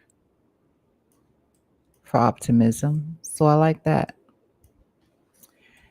I like the squeeze. And hopefully it's not to the downside. So we do need to hold here. Do need to hold. We haven't expanded or anything just yet, so we don't have any green bars to the upside. So I still love OP. If I come down here to the daily, it's a different story here on the daily. Let me just go with the 3.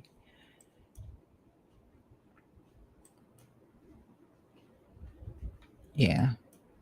So something that's not, yeah, daily we'd already broken or shifted, expanded this Bollinger. And here we can see where our range is here.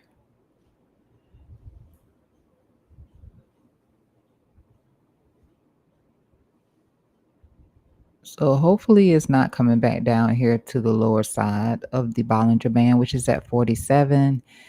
Um, let me just see where the center is for now.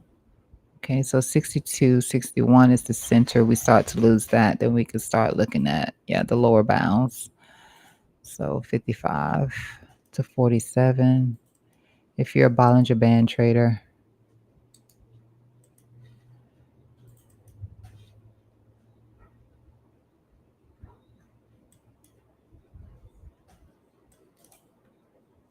did I have one on the weekly? I did not. 6-day, did not. 5-day, 4-day. I think this is the same. So I'm just going to add this one, which is where the entry is.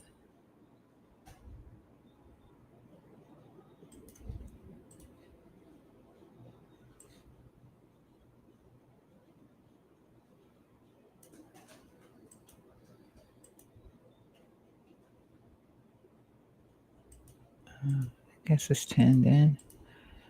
Um,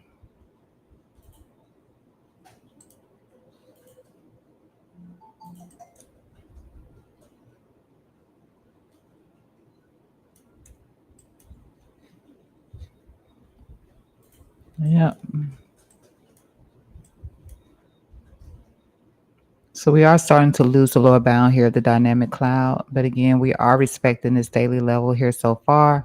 This daily momentum level here, we break that one. This would be the last one that I'll be looking at. Otherwise, just get stopped out of this. And okay, that's fine. Get stopped out, and I'll look back at it to see if it's worth getting back into.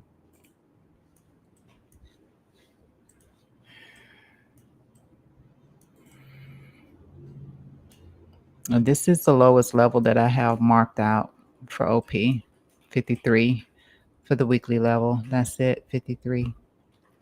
But hopefully we don't do anything more than where this entry began at. And then I'll look to add to it if we do that. So just be a new trade. If it looks like I should stay in this, then I will add to it because this wasn't an expensive trade to take.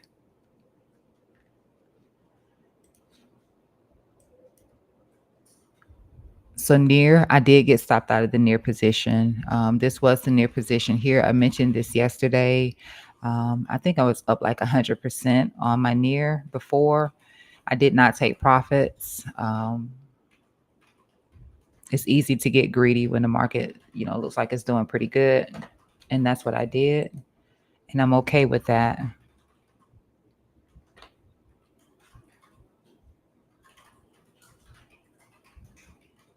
Oh, injective. You're not addicted to coffee, are you, Mel? Look, it doesn't do anything for me. It doesn't give me energy. I'm not less tired because I drink it. I just drink it because I like the creamer in it. It makes it sweet and it just tastes like a little sweet drink. And that's the only reason why I drink coffee. Otherwise, it puts me to sleep. Anything warm makes me tired. So no, it's not helping me to drink this coffee right now. But yes, I did get stopped out of this near position. I gave back all the gains that I made. I did not take a single dime, which is sad to say because we shouldn't be greedy. And I hate to be a poor example. Um, I hate to be a poor example. And that was a poor example of not taking some profit off the table. So yeah, this went back. This went back to the market. I reopened as a spot position. So I will add to this spot and I will only do it at specific levels. So yesterday we did come to the weekly level here at 250. I wasn't paying attention to it when we hit that weekly level, and you can see it here. We hit that weekly level, we got the bounce away. So I ended up buying at 258 instead, which is fine. And so I won't buy any more unless, let's just say, we come down here to the next weekly level, which is going to be at 227. And then I'll pick some up there. And if we come back down here to this one at 207, then I'll pick some up there too. But for now, that's it, what I have on it. I'm not going to deploy a lot of capital into it. As long as we're somewhere close to a respectable level, I'll just leave it as is. So I'm not losing too much money, but it's a spot position. So it's not a leverage position, it's a spot position. And, eventually, if I think it will pump eventually. It's a good investment. Near is a good investment. So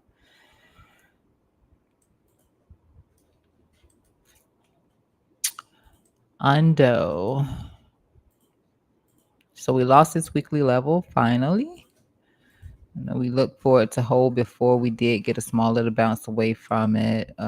Lower high here on the daily time frame, back below it now. So I don't think I really need this anymore. I guess I could leave it just in case price decides it wants to revisit it. But in the meantime, right now, what I would be looking for on Undo would be for price to come back down here to about 82. That is the weekly level. That is where we have this at here. This prior resistance, looking to flip this into support. So 82 to 79 cents for Undo. That does mean that we trade outside the lower bounds of the dynamic cloud. But that is the next weekly level. So if I overreach for something and it doesn't do it, then that's better for you. I'm gonna hide that for a minute. Yeah, and we just didn't manage to get past this daily zone in here. I don't need this anymore because we have already lost that as well.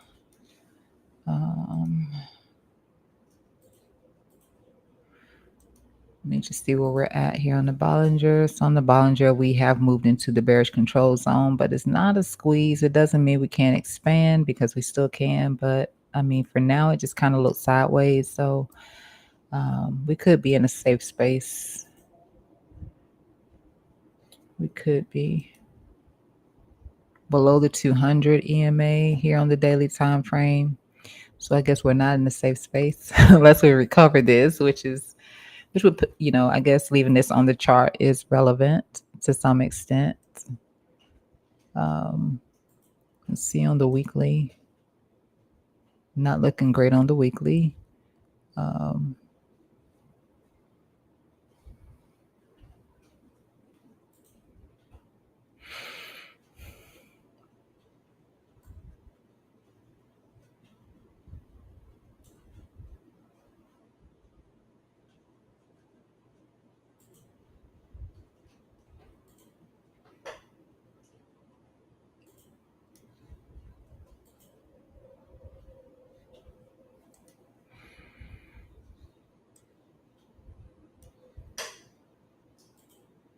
Yeah, I just wanted to make sure that this was drawn from the right spot, and it is.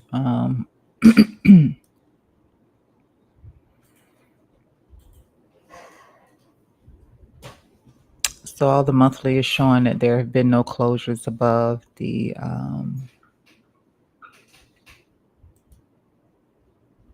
it should have above the 10 EMA. So no closures above the 10 EMA. Uh,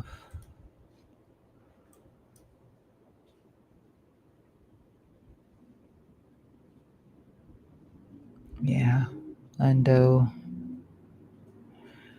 So this momentum, let me see.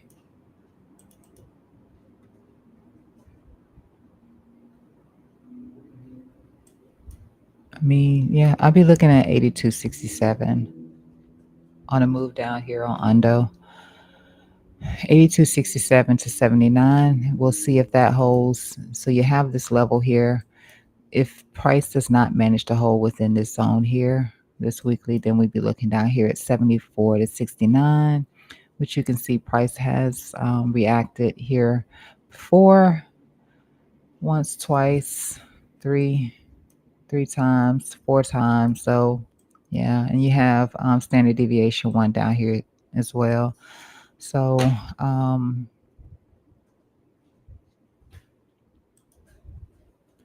we can see if we can get a bounce away from here. Maybe we get a bounce away from there. Maybe we come back down into here. Maybe we bounce away from there, come back up into here, and then maybe we just come back down to here, possibly for undo. But if we break this, and that's what I would be looking for. I would not be looking for price to just tap into it. I would be looking for it to do like that, and then we can get back into talking about alt season, which I think is still relevant. I'm gonna go take a look at that too. So that's what I would be looking for. The same way it did over here, how it got the break and came back up, break and came back up. I'd look for a break and coming back up. So 82 to 79, not 82 to 79, then 74 to 69 here for Undo. And let me check back in on Bitcoin. All right, so 1 hour still trading below the 5 EMA here, so still bearish coming into the 1,000. The 1,000 here at 113.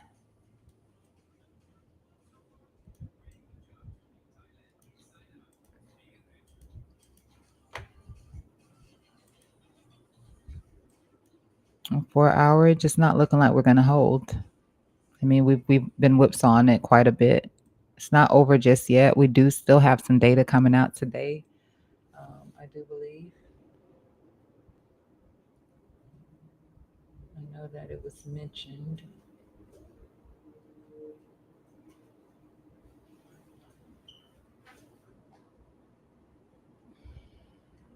Yeah, we have unemployment rate, non-farm employment change, and average hourly earnings month over month at 8:30 today.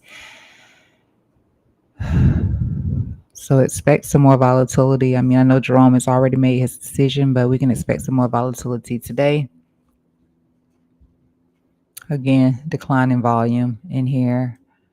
We are chopping at 200, which can be very bearish here as we've deviated far below it a few times here. And this all looks very relaxed. And we have another candle opening here shortly for this 4-hour time frame. And so we know that we will be looking down here. I have this line here. This is just a potential level.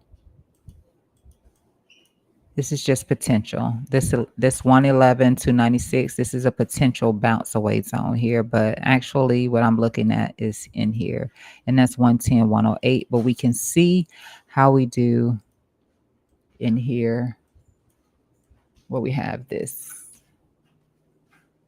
We can see how we do in here with this.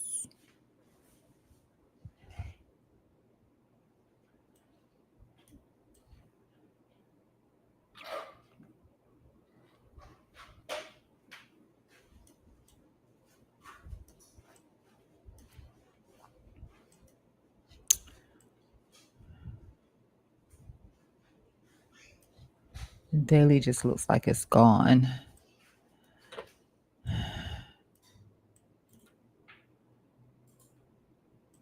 And then you can also see where, I don't know why I have these boxes in here, but I have them there.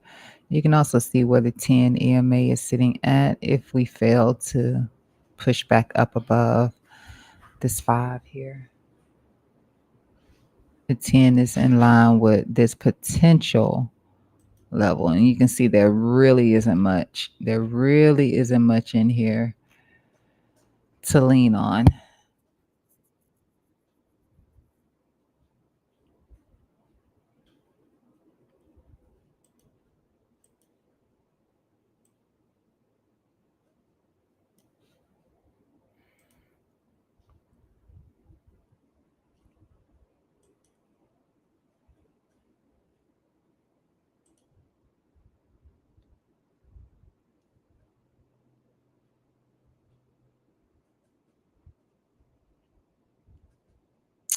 So 4-day 10 EMA, below it on the 3, below it on the 2 with the pending bearish cross here on the EMA.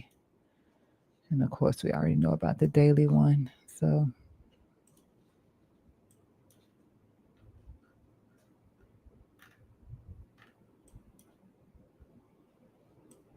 again, no sense in trying to catch the bottom, at least not while we're still trading underneath this 5 EMA. We start to do something different. Let's just say we're trading above the 10 EMA. Then sure. But these are just still falling here. So just let it go. Let me check here.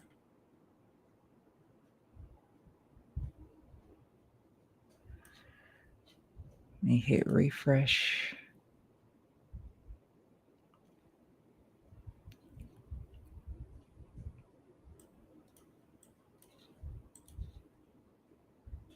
So you can see all the loans that are stepping in here, just building up liquidity at the lows. That's all that's taking place right now, just building up a lot of liquidity at the lows, and we're closer to it. And you can see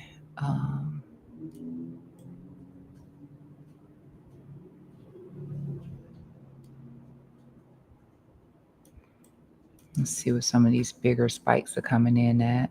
111 here,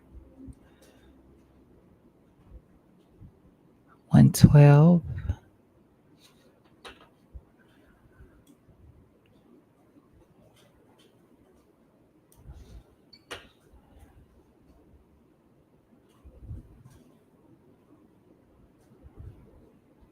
And then this entire cluster in here, or more loans, more limit loan orders. Excuse me. So yeah.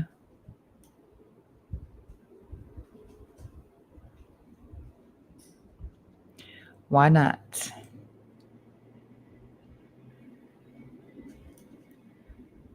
Very few short positions opening up. Limit short positions. And I did see this one right here yesterday. This was after stream. I saw this one here. I was looking at the 5-minute time frame, and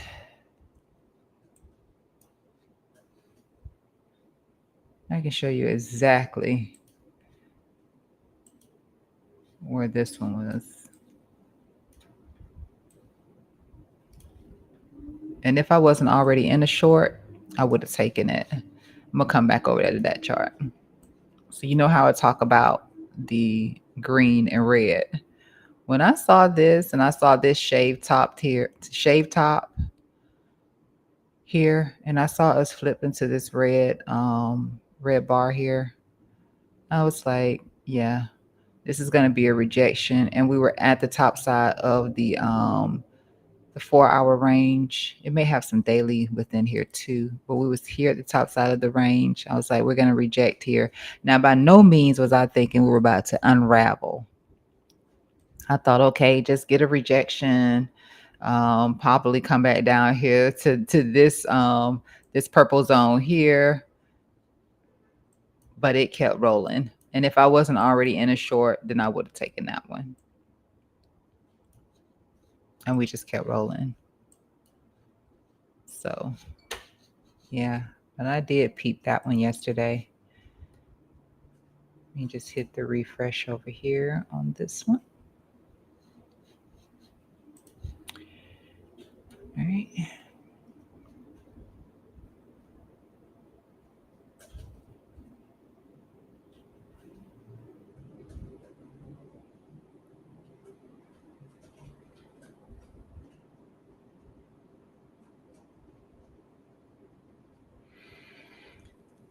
111.3, 111.6 in here.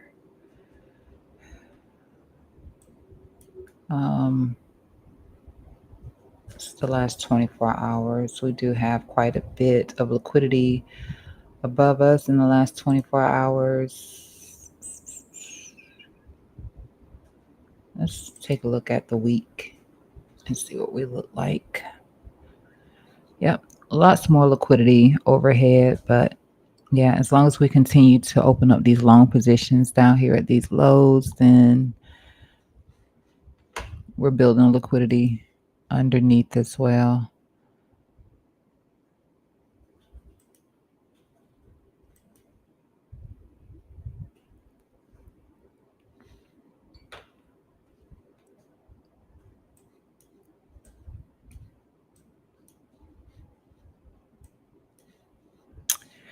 Now, one thing we are doing, looking at this 3 hour time frame, is we were creating these inconsistencies here on the 3 hour time frame. So you can see this one. I noticed this one here last night as well. But like I said, and we grabbed that liquidity from that previous week low. But this is the green one here. We did come back down here and take that little bit of liquidity there. And then we have another green one here.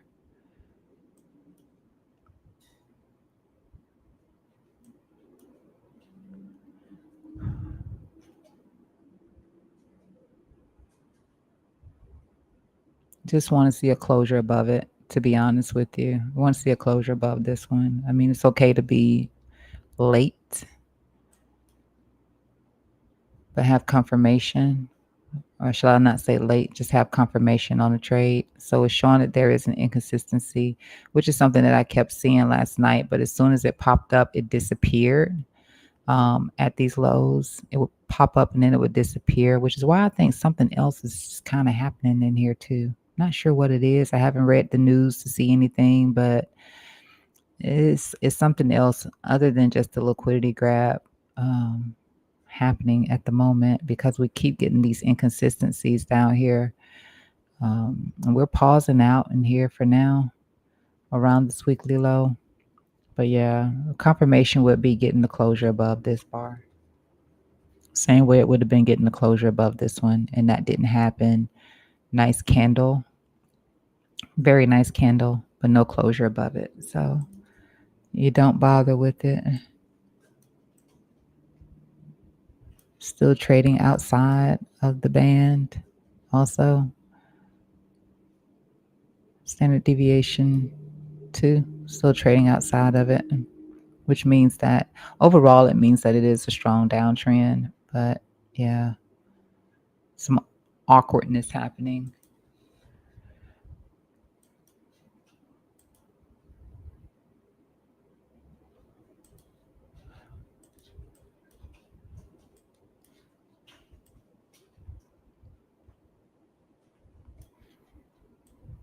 Dominance is reacting just a little bit at that 400. Let me take a look at something else here. I need to see, which is going to be VIX. And let me see it from here.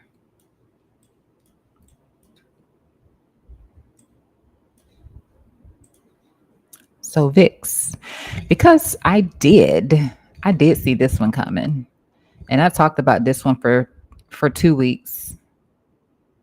For 2 weeks, that VIX was at a place where it typically sees a bounce, and I did warn on this about VIX. I said VIX is going to get a pop. It's going to get a pop, and it did get this pop here. on this weekly. And the reason for that, and I drew out a little box down here like, okay, so if we don't respect that and we have to come down a little bit lower, then I'll be looking here at this box. But the thing is, when you look at the Bollinger with VIX, it never goes to standard deviation 2. It typically turns around at standard deviation 1. So when we look at this, it was on standard deviation 1. And I was like, okay, VIX is going to get a pop. It's going to get a pop because it's back down here and it's touching this standard deviation 1 on the Bollinger Band. And every time it comes down here, it moves away, it moves away, it moves away, it moves away, it moves away. It never crosses down here into standard deviation 2. It just doesn't do it. So yeah, this little bounce over here, I talked about it. And yeah, that's what we're seeing. Small for now, but however, it is there, and you can see no interaction with 2. Now, can the Bollinger continue to expand down a little bit? Sure, it can, but it doesn't change the fact that when price comes into it, it gets a bounce. If I don't look at that one, let's see. Let me check the other one out. I don't have it on here.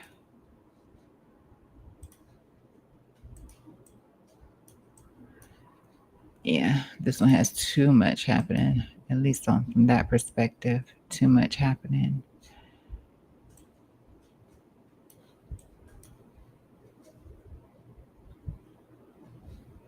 I think that was why I didn't go with this one.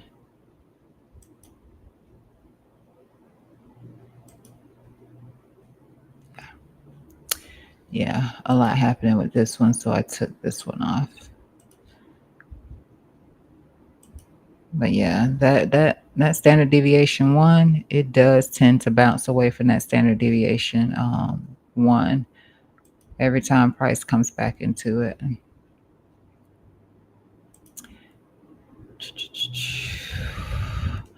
I looked at the squeeze on it also. Let's see what's happening here. I looked at the squeeze on it, and I can see that we are getting that expansion here. So now on the daily, you can touch it. On the weekly, you don't touch it. And then there was this little trend line in here that I plotted. Let me stretch this out because it has moved since the last time I looked back at it. And I'm sorry, I just need to make sure I drew it. Okay, and I did.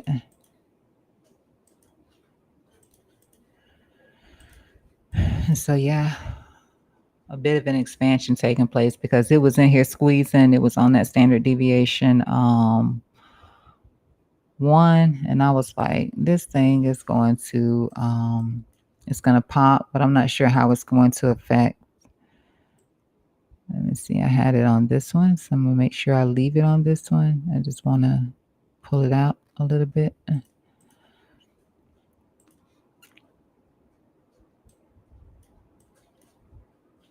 So this is the VIX. The VIX. Now, if you're using anything other than the line chart to see this, then you won't be able to draw it out like this, and then your rejection point would be a little bit different. I like to look for the change of behavior, which is going to be seeing the VIX get a daily closure outside of this line here. And if it comes back in after it gets that closure, it could indicate that there's a little bit more time, but not much. And then VIX pumps up a lot harder. But for now, yeah, this is what I've been talking about here on the channel when it comes to the VIX.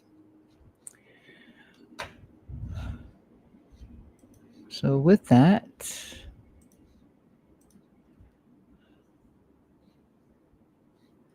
put this back on Sui.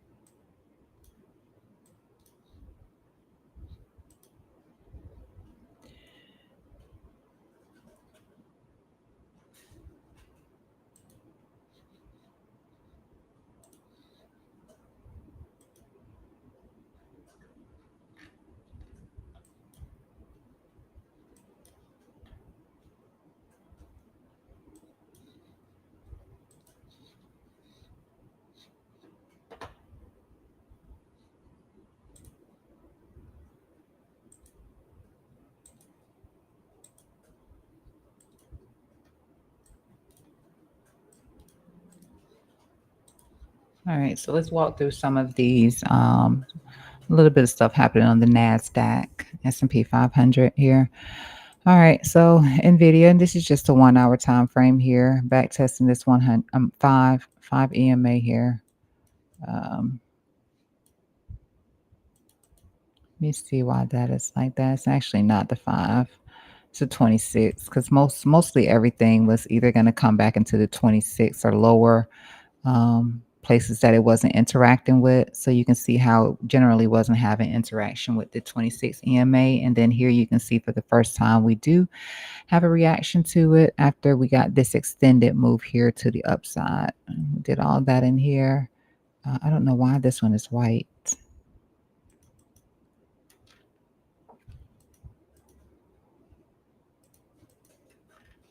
Oh, that's the 1000 rolling in between here. Why are you in the center, sir? Why are you in the center? I don't know what to make of that, so I'm going to have to figure that one out. But EMAs still look pretty nice in here. It is exactly where price got that bounce from the last time. Got this little drop in here to 164.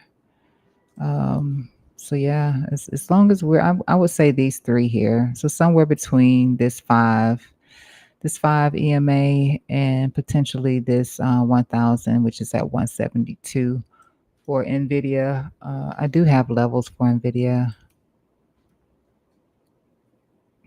They're on. We're in discovery. So everything is down here. So we're in discovery right now for Nvidia. Okay. Oh shit. Oh, please. I'm so sorry. Forgive me for using that bad word on stream.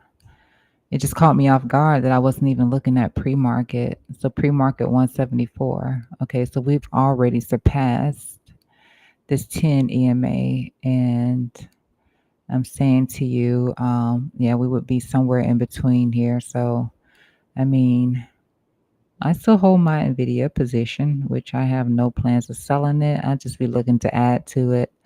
In the event that we do manage to come down here to this 172. No, I won't be adding at 172. That would change my my average price, and it's so much lower, but not low enough for me to want to add to it at 172. But not bad. We'll see what the VIX ends up doing. But for now, yeah, we're in between where I was just saying, but I didn't realize we were already pre-market already down here. So we've already surpassed this. I'll be looking at that 172. Of course, your 200 is down here. I'm not looking that deep for Nvidia just yet. Let's take a look here at the 4. I'm just skip to the major ones. Yeah, so that's in line with what I was thinking. Yeah, maybe we come back here to this 26. Nothing has actually seen a breakdown of the 26. So this would just be common. Back tested it here. Back tested it here. Came pretty close to back testing it in here. So I would just be looking at that 172 for Nvidia. Let's take a look here. Actually, let me see what the daily is looking like. Yeah, we'll stick with that 172 for now. And it's 174 at the moment. So I won't come in that deep. But yeah, 4 weekly, far away from anything. So you can see where we actually start getting back to where the levels are here for Nvidia until it actually prints something different. And because it's just been straight up in the air, it has not printed a new support or resistance level just yet. And I can see that if it does, then it'll probably be somewhere in here where price is now. Or we could see that that new weekly pivot come in at. So on a bigger correction, I'll be looking at 146. Take a look, see here at Palantir. We talked about how Palantir just kept hitting the top side here. Now Palantir again is known for breaking to the upside on bullish patterns. It did not. It did a little bit in here. Got a rejection back inside pre-market right now 155. So that is still respectable.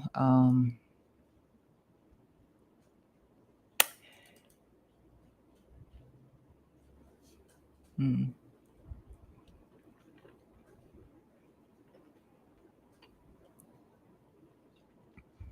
I said I was looking for that 142 to get hit. We haven't come to that yet. We do still have this cloud cover here on the weekly time frame, so indicating that it could see the rejection from here as it is back at the top side of this pattern here, which is a bearish pattern, but still it can break to the upside. We're aware. We don't treat it like it can't simply because it is a bearish pattern. But I am still looking for that 142, which is just back here to the lower side of this rising wedge.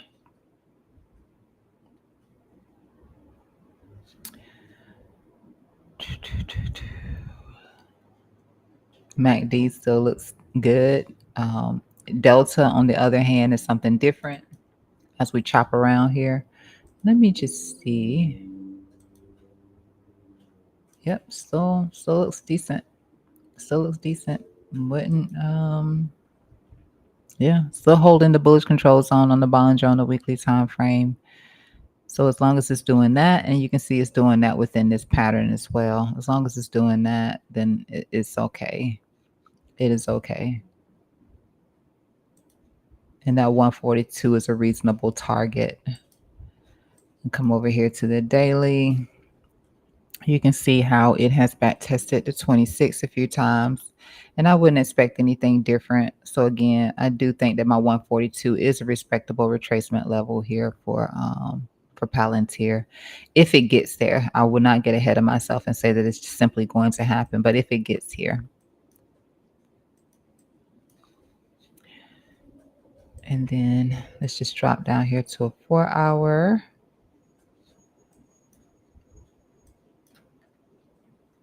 I don't see where it's had any engagement here. And this is how you know we're overextended. Like the 1000 is running in between the 200 and the 60.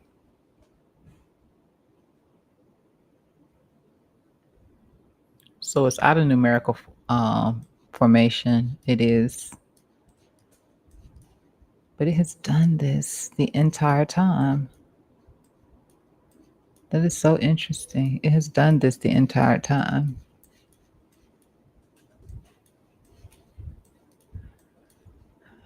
So this is going to be my low, 139. I'm just going to say that that's going to be the low. If we do anything extra, say VIX decides it wants to keep printing higher, then I'll be looking at 139. I'd be prepared to buy some more Palantir around 139 if we get there. But that's what I'm looking for, 142 for Palantir.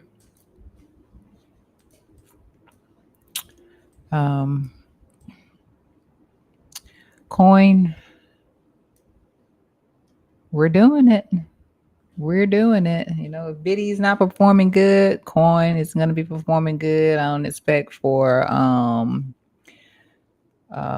USDC to be performing all that well because they're still tied to the crypto space. But we talked about this. We have been looking for this. I said a double tap is what we typically tend to see here with Coin. Let me see if I got any notes in here. I don't.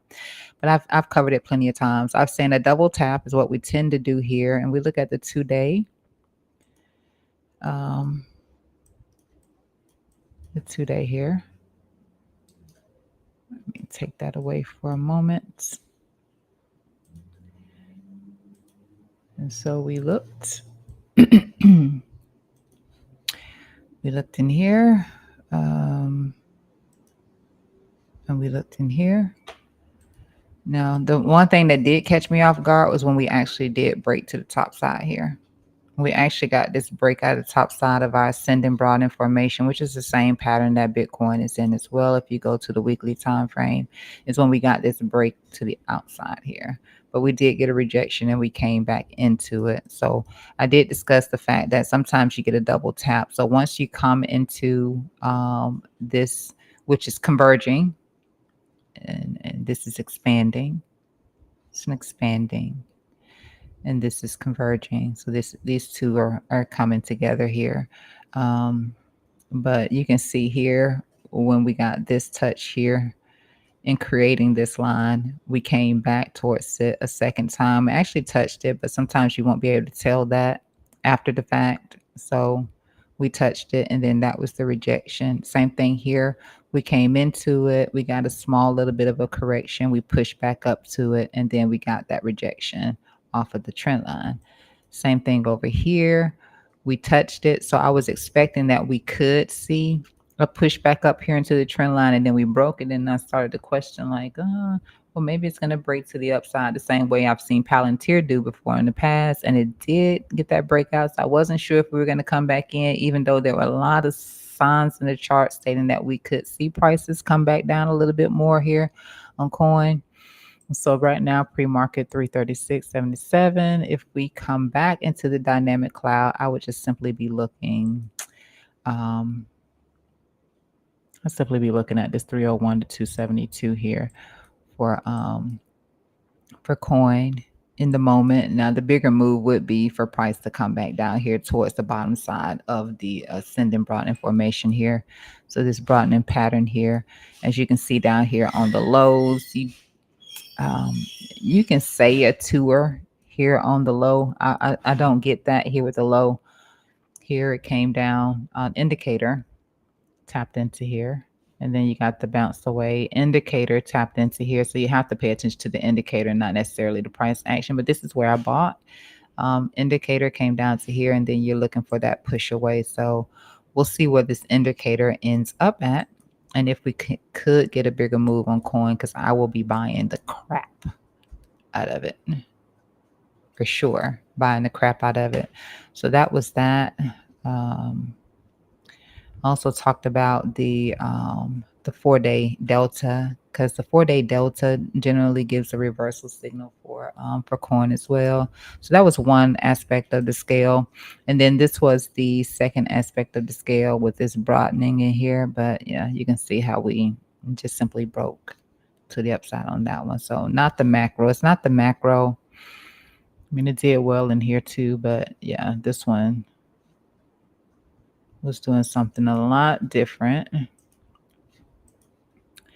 And so let me take that away. I'm going to put the EMA ribbon back on. Was it the daily? It may not have even been this chart that I was looking at for this. So yeah, I like how our 1000 is sitting in here. So I would look for that, this zone in here for Coinbase to come back to. For starters, it would be that. And then on the 4-day, the 4-day is the delta cross. And let me take this away. So this is done very well in calling for some sort of a correction or reversal on coins chart. And you can see we do have the negative delta cross at the moment here in the chart. So we got the negative delta cross in here, and we got the move down. We got the negative delta cross here, and we got the move down. We got the negative delta cross in here, and we got the move down. So this has actually worked pretty well here on the 4-day time frame. So yeah, this was another thing that I was looking at, and I knew that we were going to have a little bit of the buying pressure cool off in here. RSI still looks really nice. So if I had to say anything, I would say the RSI still looks great. Here was a little bit different because you didn't get that follow through with the blue line here, which is the same thing that we're seeing on Bitcoin.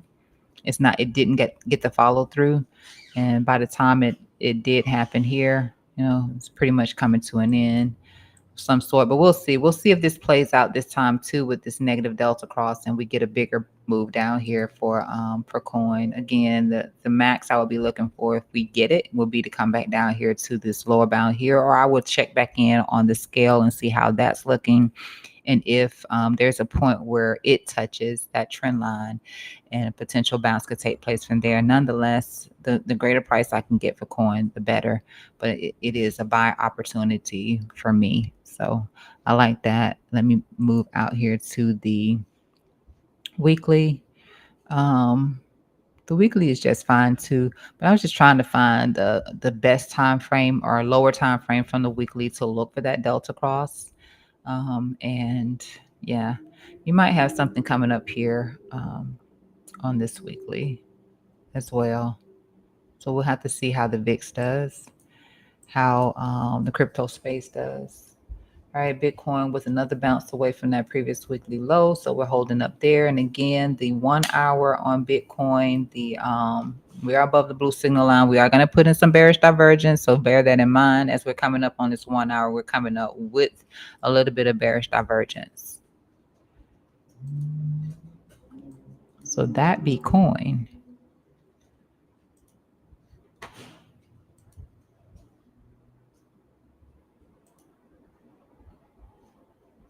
Tesla, I got some extra boxes in here. I have to figure those boxes out. Now on the weekly time frame, we do have a negative delta cross here on the weekly, of course, and we're moving around up, close to the zero line, which means some sort of an explosive move could take place in the chart. I do still lean towards more upside for Tesla, but with an understanding that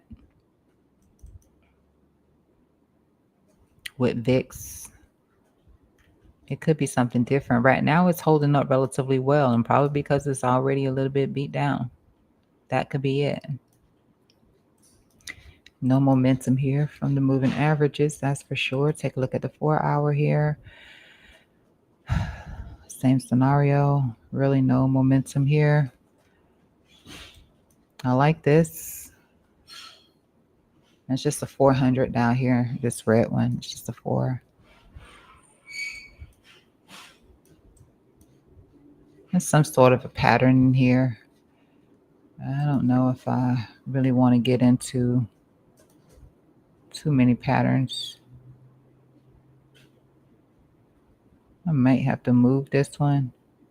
Have to move this one for this. I would rather not.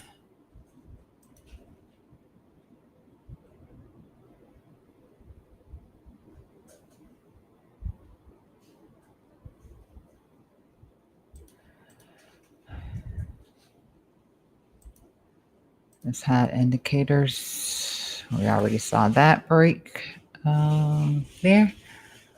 So my food is so cold, but I love you all so much that I let it get cold and I eat cold eggs and cold turkey bacon, which is my everyday breakfast.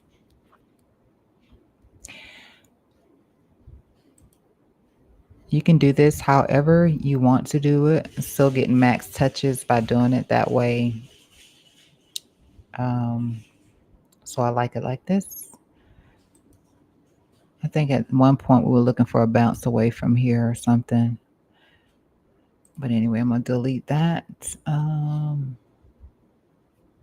Yeah, so it's moving within some sort of a triangular fashion in here. So some sort of an explosive move. And I was just saying that just looking down here at the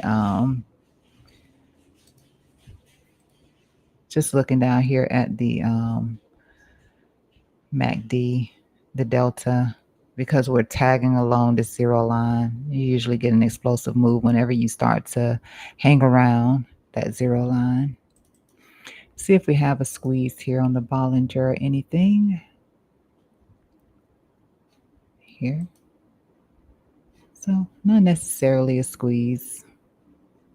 I mean, it'll look like a squeeze if we start expanding and be like, and then we'll come back in hindsight and say, okay, well, it had a squeeze here. So we do have some low volatility in here for Tesla, but that could be seen again from the trend line here. The volatility is decreasing here for an explosive move to either side. I can't read anything from the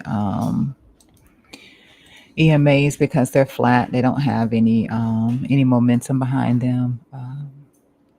And this doesn't exactly work this well. It does. It does. Just yeah, it does.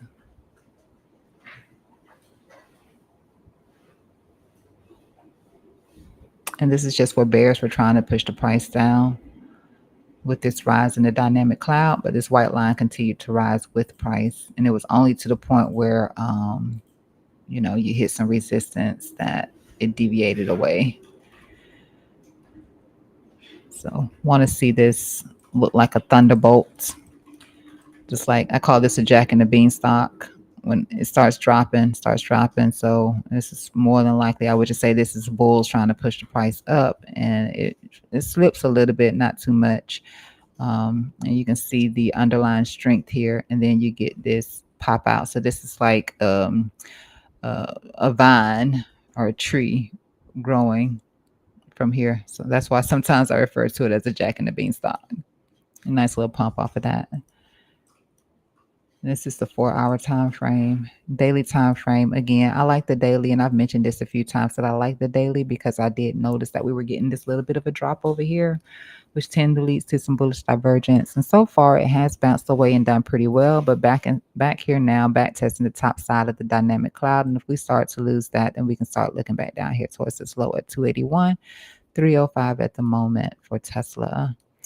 AMD, not AMD, but Amazon here.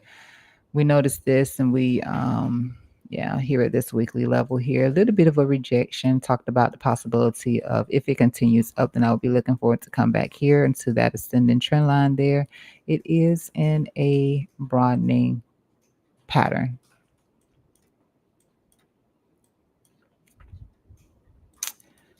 At 215 at the moment. I mean, the next weekly level is back down here at 196, potentially where this gap is, filling in the rest of this gap and using it as support. That could be a thing for Amazon if VIX continues to push up, and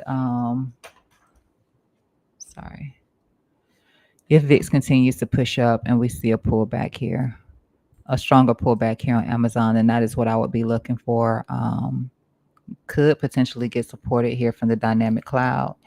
Now on the, let's see what Amazon, it does,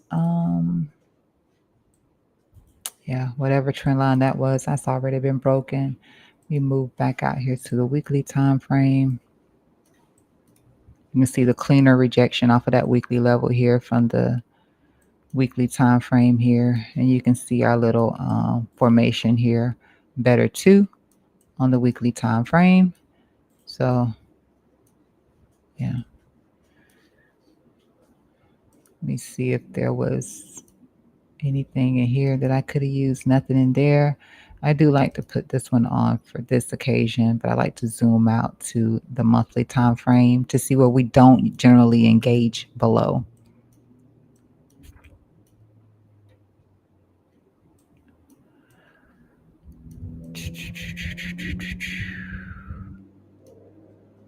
Yeah. So that low would actually be the absolute low of what I would be looking for Amazon. Don't really get nothing from volume, so I'm gonna take that away.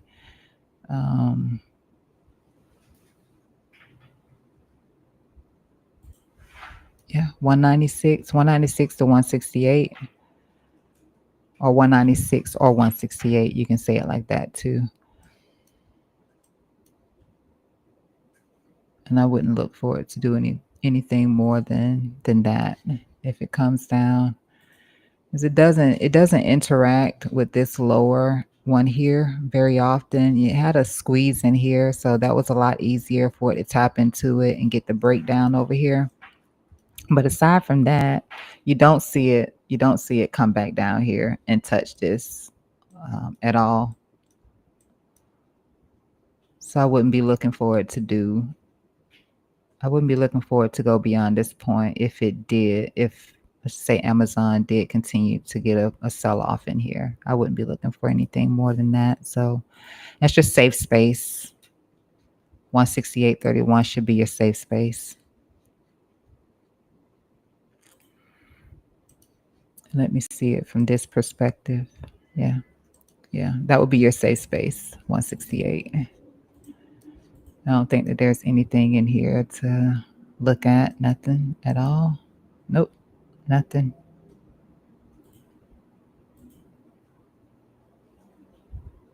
Let me see if that's a back test.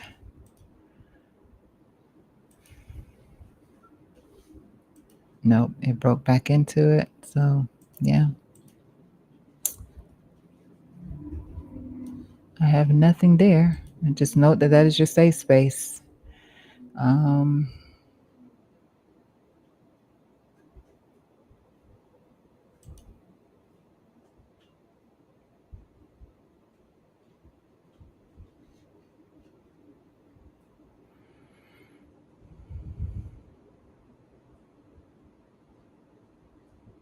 just the 3 times that it did come back here into the 26.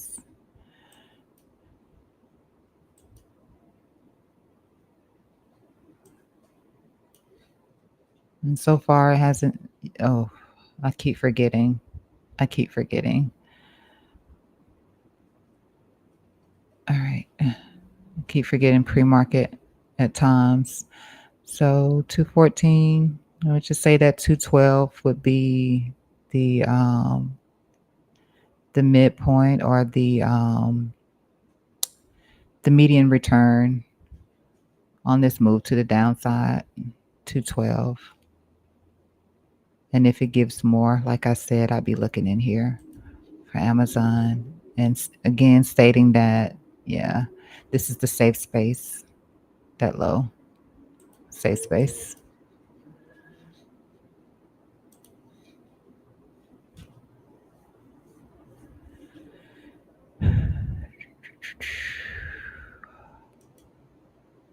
Apple,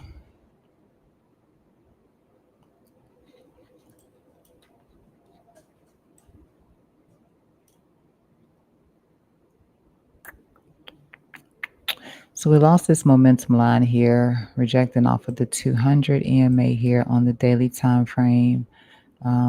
We had this little rising pattern in here. I'm still, I still believe in Apple, and I still think that 221 is a thing. I mean, we're still within this larger range here. I mean, this breakout here worked out just fine. Again, rejection off 200.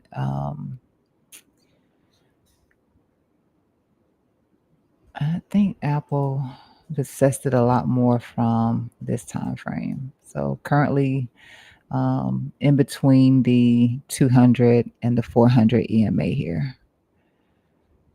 It's losing both of these, so I don't know how my argument for that 231, 221 to 231 is going to hold up right now. We did, oof.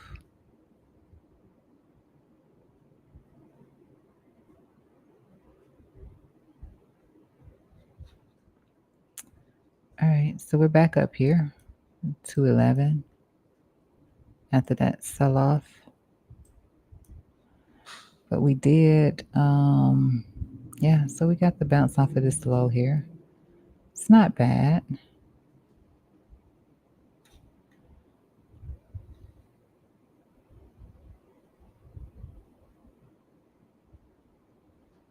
It's a nice move for Apple. That is a nice move for Apple. I don't think that I actually, oh, I do. I have weekly levels in here for Apple. We're far from anything that I have on the chart here, with the exception of price coming to the upside here.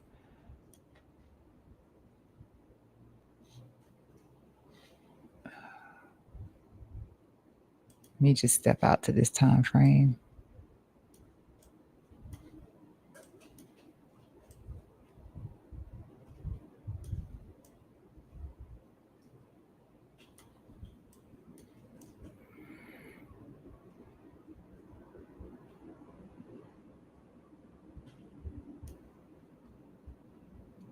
And so far, Apple looks fine.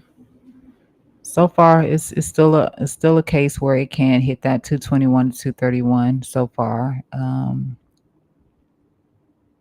these are converging together. So hopefully that is to give price a push up here to the upside. Not that I'm in Apple, because I am not in Apple. It's just an underdog right now. We all love an underdog. And so it has nothing to do with anything other than that. Weekly,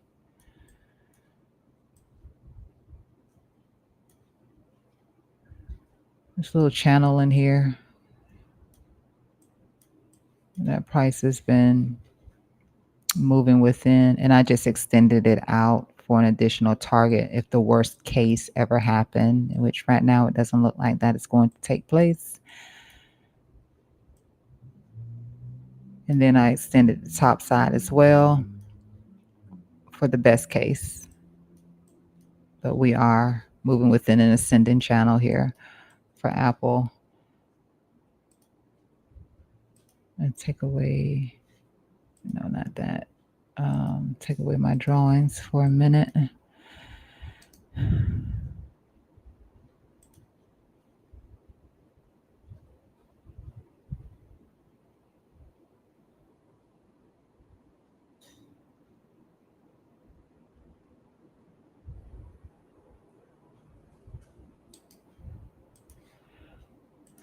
So 200 EMA is a thing for Apple. Um,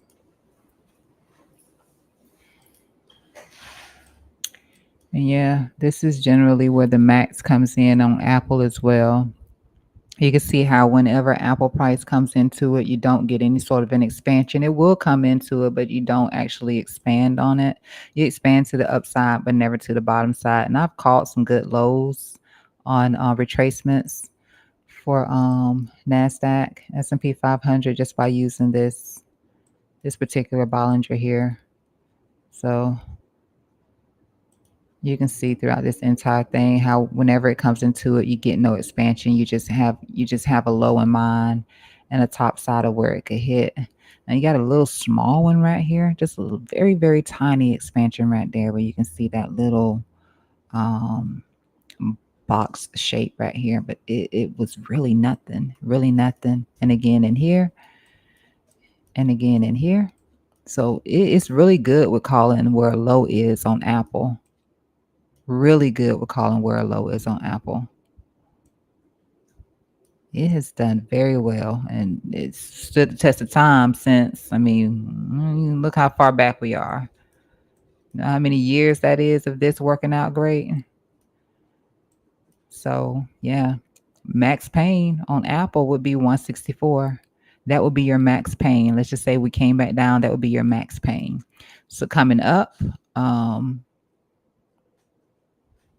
and I'm saying 221 to 231 coming up. So I'm not even reaching for the sky on Apple. I'm just saying that with the bounce away from here, this is where Apple could potentially come back into. Now it does expand here to the upside. Whenever it does come into it, you do get some sort of an expansion. But just take the expansion out of the equation, and this is where I would be looking for Apple to return to if it gets a push up.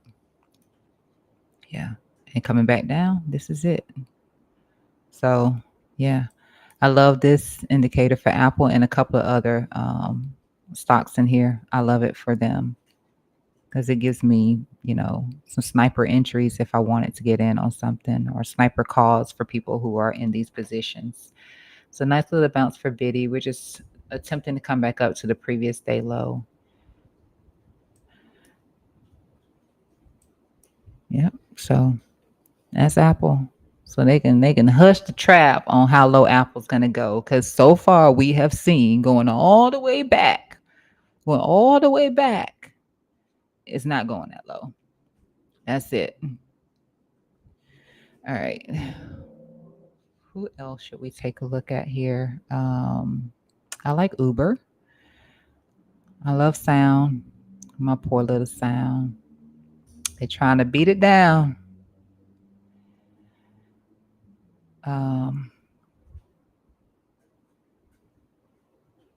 Intel is, yeah.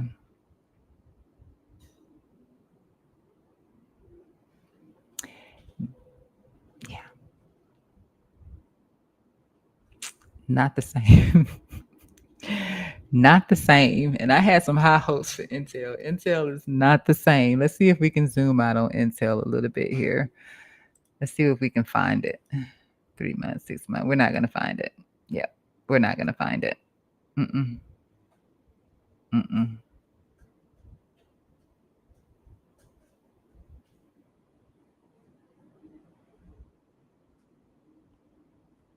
$12.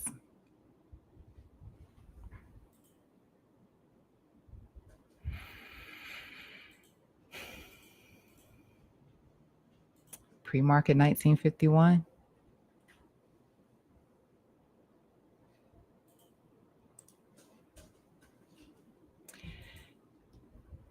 So maybe $12. We can buy it. If for some reason we see a massive dump in the market, which I don't think a massive dump is coming, even though I do, again, VIX is in its zone. But yeah. But if we can look at the low, then we can also look at the high, um, or a place that we think that price could return to for Intel. It just hasn't been working out very well here lately for Intel. But for a while, Intel did the same thing. You can see, just going through here, it would come into this zone and it would hold. It would come into this zone again, hold, no expansion. So you can just say how low it was going to go. Back here in 2009, it did expand. So somewhere back in here, that was different. But for a couple of years, it did hold up, that you can identify where your low was going to be at. So hopefully nothing like this ends up happening with Apple. I mean, Apple for a long time has very well been respecting that. So, I mean, it's not like it can't fail, because it can fail, but for years and years, it did really good. So to the upside, you have the potential of Intel coming back up to about 42 to 51. So you can double your money. You can double your money with Intel. It's struggling right now. Failure to even close outside of 2607. So just keep that number in mind on the closure, right? Are we closing outside of 2607? Because it hasn't done that. Let's see, that's September. It's almost a year. Nothing. I would love to look back at it should that happen with Intel. Otherwise, we just continue to look down on it. Has Niveus, Qualcomm. It's a good company. Qualcomm is. I think Qualcomm has a lot of potential. It is, again, a great company. Pre-market right now, 145. So we are down here in the zone here. Had a slight expansion here. Slight expansion there. So it can, but otherwise, this might be a good place to pick up on some Qualcomm. It could be. Had an inconsistent read here. We got this red, which indicated a reversal.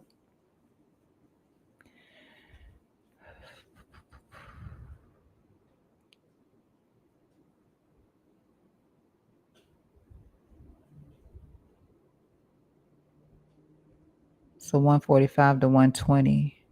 As long as it's holding 120, then it could be a good buy here.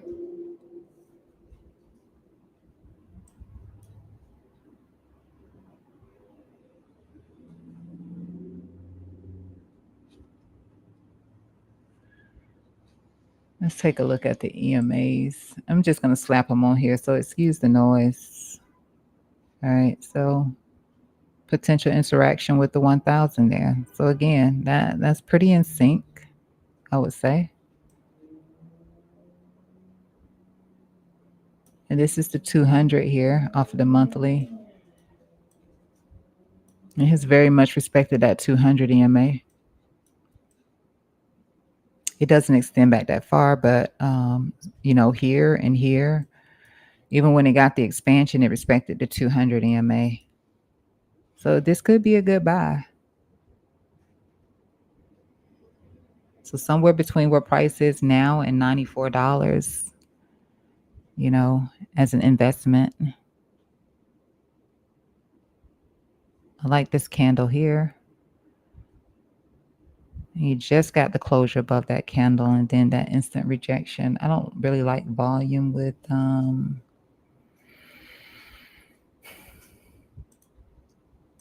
this. Let me take a look at this. Inside the dynamic cloud. Let's see how we respected this. All right. So low, below below the dynamic cloud.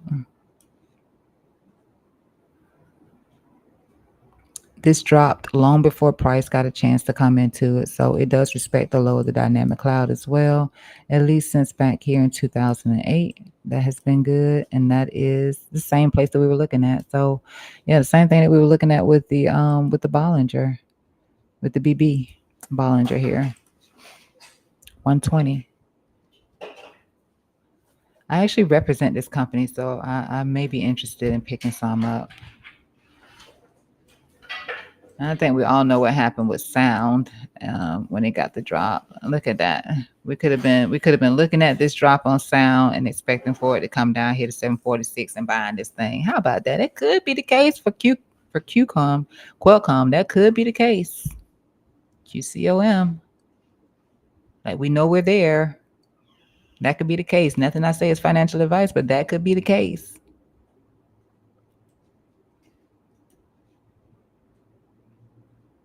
It's down.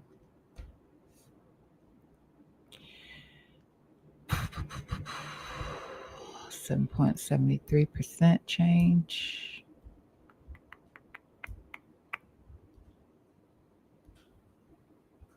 Could be a good investment. I like Sound. So I am in a long position on Sound, and I'm looking forward to get back to $20. And that's all I've been talking about is Sound getting back to $20. I think Sound will get back to $20. That is actually one of the levels that I have on my chart as a weekly level of return, which is $20.80. So I just see my alert going off for Bitcoin. So that is what I'm looking for Sound. And you can see the weekly low down here was almost actually that was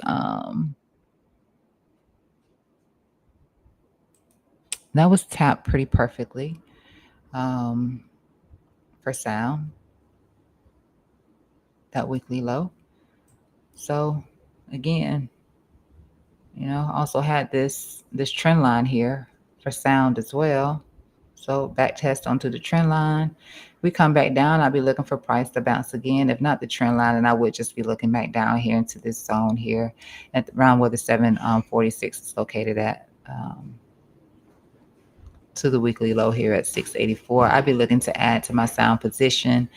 But I am looking for it to get to $20. So I do continue to hold my long position on Sound. Let's take a look at Uber.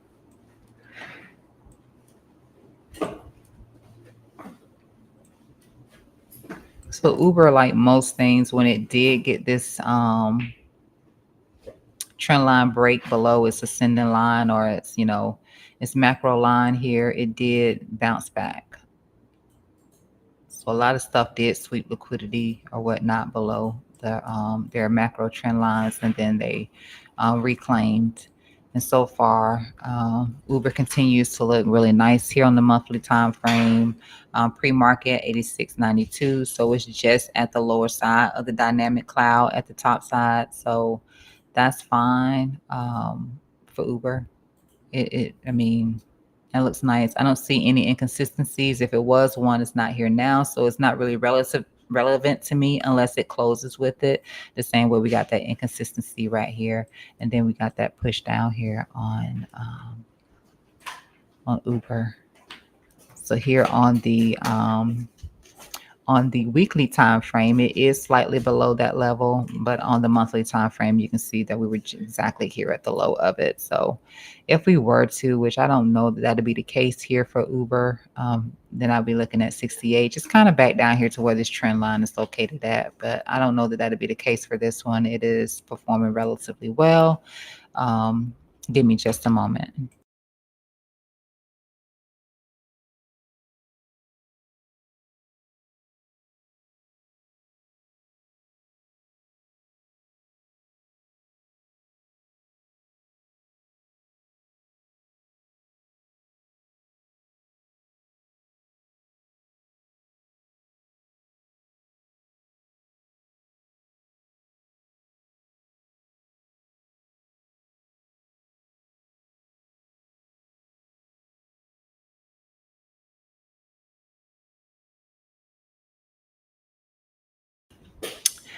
All right. So yeah, for Uber, I mean, I don't think that Uber falls off the radar like that. So that is that. And the last one I'm going to take a look at for time's sake to get back over to, let me see, is gold showing up with anything? Not yet. Okay. So Google pre-market 188.22. So this is another one that's doing pretty decent here. Yeah, it's doing pretty good. So nothing here. Nothing to see here. Max pain 127. It's the max pain on this. Yeah, this one continues to look nice here too. Just some of the other ones that are pretty overextended. Yep. So that would be your max pain on this one, 127. All right, let's get back over to Bitcoin in all of its glory. So currently, like I mentioned before, so we pushed back up into the zone here that we were looking to hold, but that didn't quite happen. And we swept the liquidity from that previous week low over here. We reclaimed this previous day low. That would be nice. I mean, we tried here. This has been a good candle, other than the fact that we did come back down here and sweep the liquidity from it, but nonetheless, a good candle. So we can see if we can get a little bit more of a push here. Again, if we do get a chance to come up, then I will be looking for what was previous support to turn into possible resistance around the low here.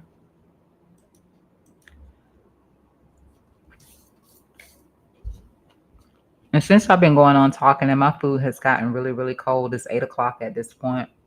I just want to eat my food, which means I'm just going to minimize I'm going to hide myself from the camera so I'm not chewing in anyone's face.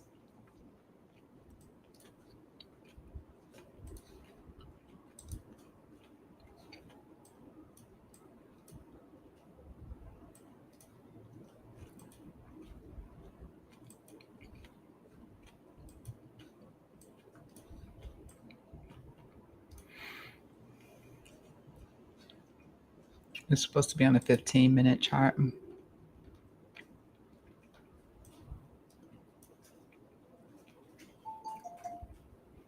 With our little squeeze in here.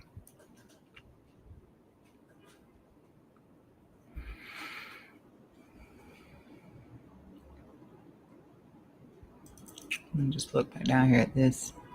RSI looks pretty nice in terms of positioning on the RSI. Yeah, I mean, since over here, we've been looking at a cool off from the selling pressure, starting to flip green. So if we're going to flip green, meaning this turns up, then I would be looking for that expansion to the upside here. So we could get that move back up to here. It won't happen without the bear divs because you can already, well, we've invalidated this one. We'll have to invalidate this one as well. This must have been a momentum line here. So we'll see what sort of reaction we could get from price coming up and hitting into that 116,450 here.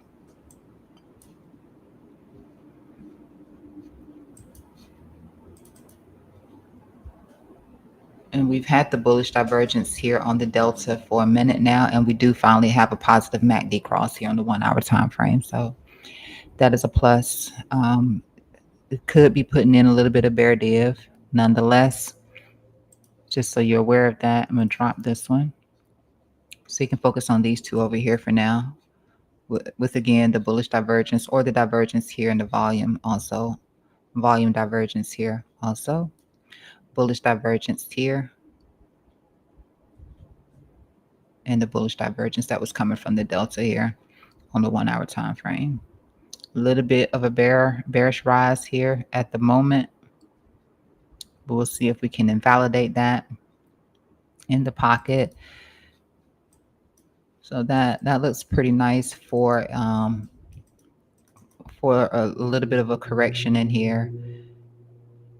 And if we can just continue to hold, then we could eventually, I don't think we go straight to this level.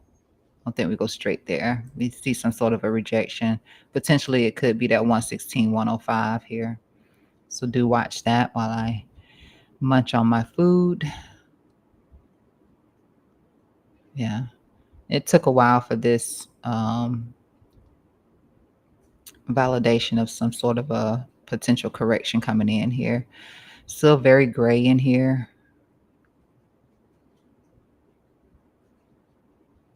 but yeah. Again, watch that 116.106.97. And I'm just gonna gobble my food and then I will be back on.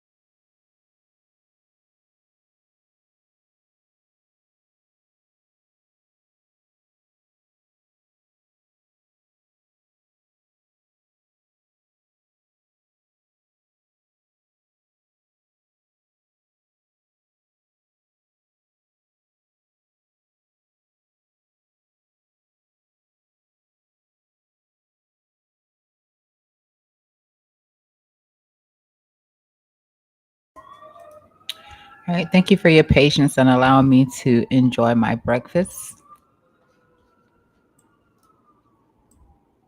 So I was just going through here. So on the 1 minute, we are above the 200 moving average here on the 1 minute time frame, which is,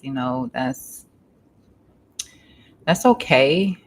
Um, but the time frame is way too fast for anything to be consistent. 3 minute above it slightly here as we are hitting this previous day low, and then here on the 5 minute time frame. So five is usually the time frame that I like to stay somewhere around, but I will look at the lower time frames from time to time. But here, um,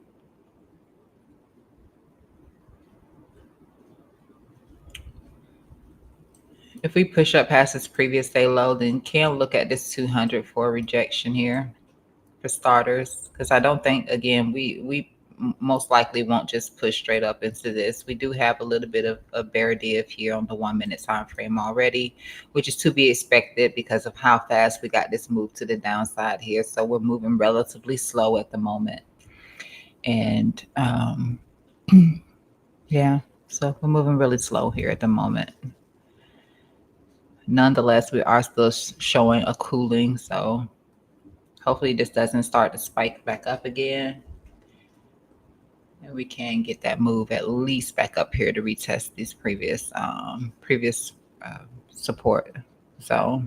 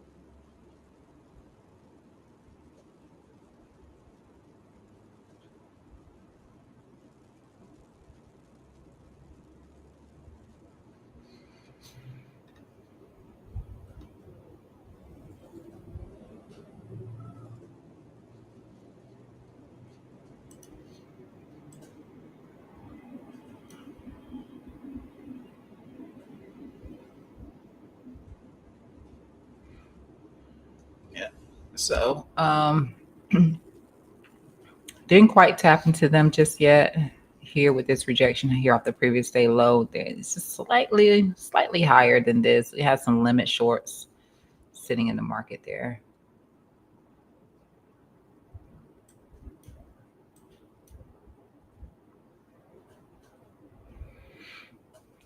As we are starting to get more shorts pile in here, regardless of that bigger spike that I'm looking at here, we do have a few more shorts jumping into the market in here. It's a good thing for us. If you're bullish, is a good thing.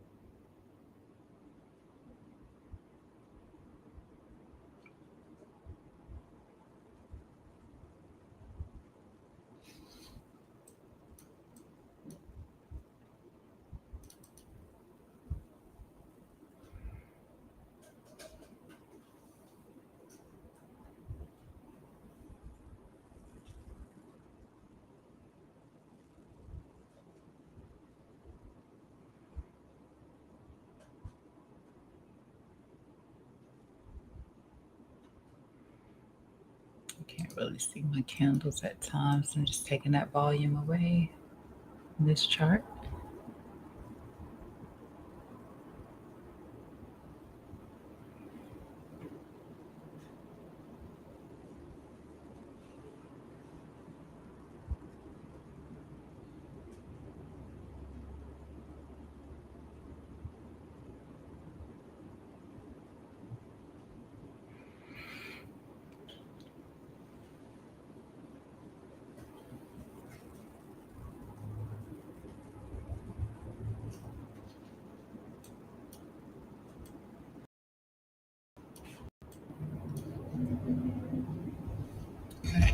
We can see here, you know, along with that previous day low, if we're looking over here on the 1 hour time frame, it's just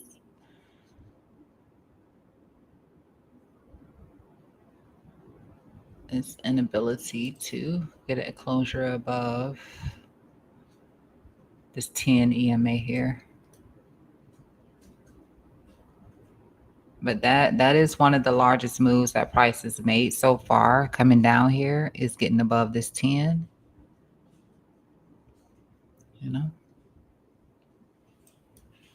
wasn't doing that before. So surely we're looking for something in here.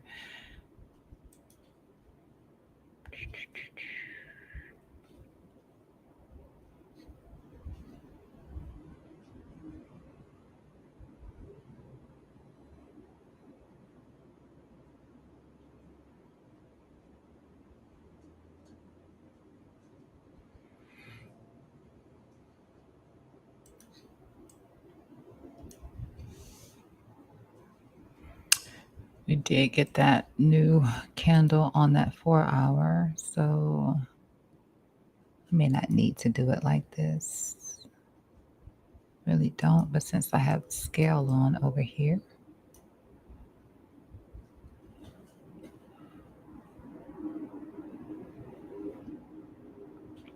another nice bottom and tail.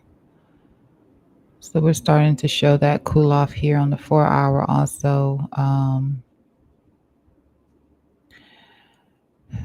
There is this sort of a fast cross here. And we talked about this on the RSI as well.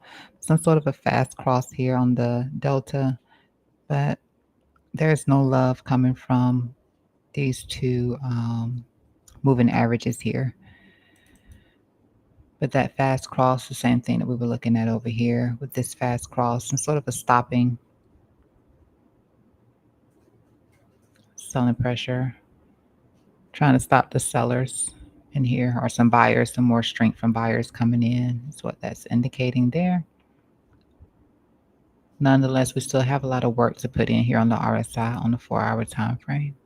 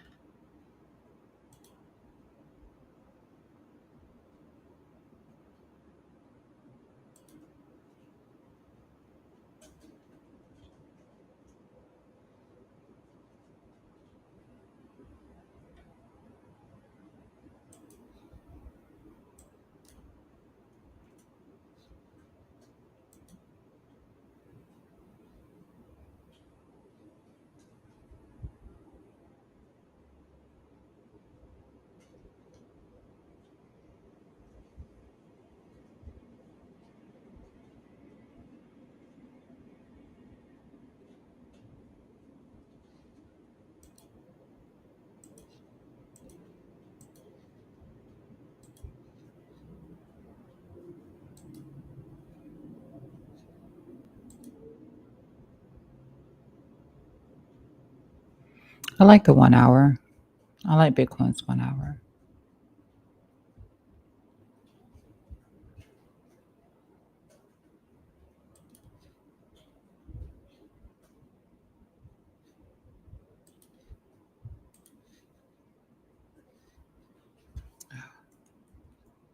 Let's see.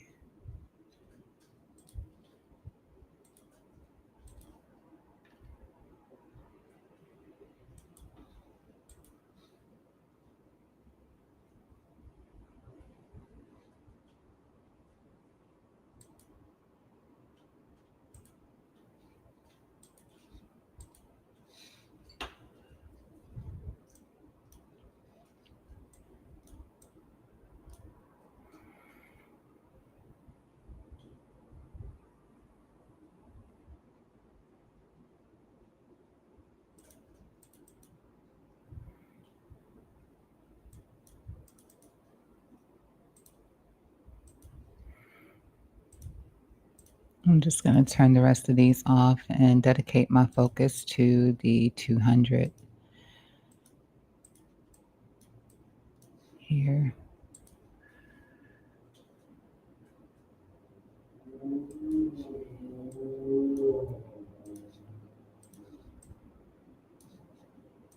So this would be the only one you see on this chart. I do want to take this off this chart here. And I do want to turn this on.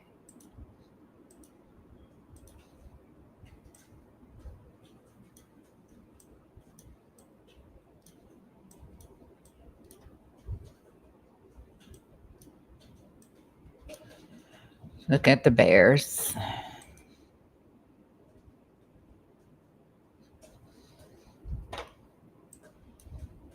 Look at the bears. Won't they do it? Yes, they will.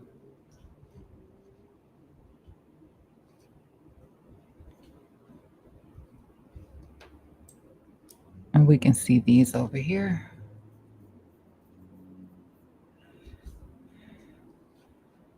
All right, so we just had that data to come out.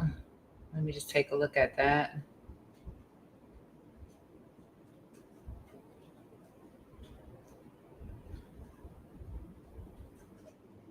Let's hit refresh on that.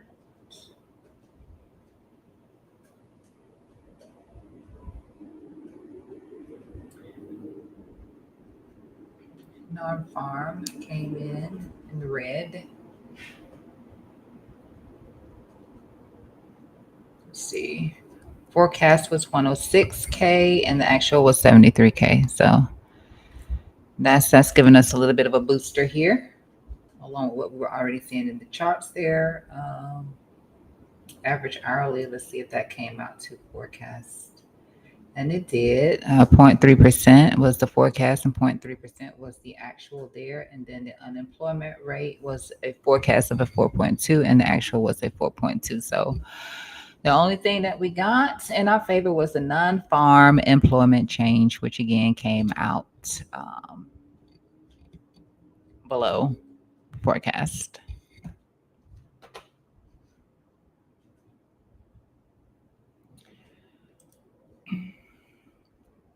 Tapping into that 200 EMA could expect a rejection from here. So just know that. I was going to put something on over here. I know I was going to put on.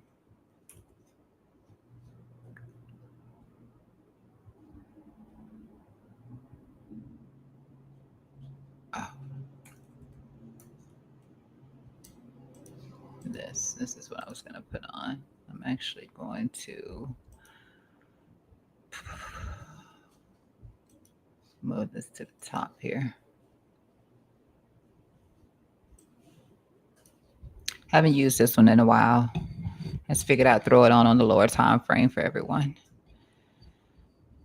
Doesn't mean you just go along with the green. Doesn't mean that by any means. There are a set of dots that actually go on this.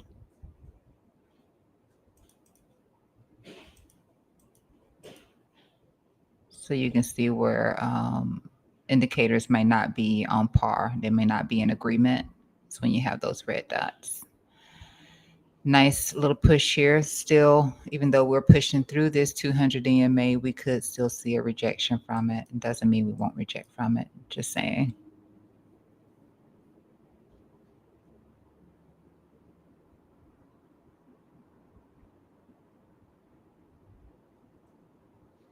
I have absolutely no music going. I have it in my ear, but I realize I don't have anything going on the stream over here, and I should have something. I'm just jamming to somebody else's music right now. I'm gonna put on our AI chill vibe.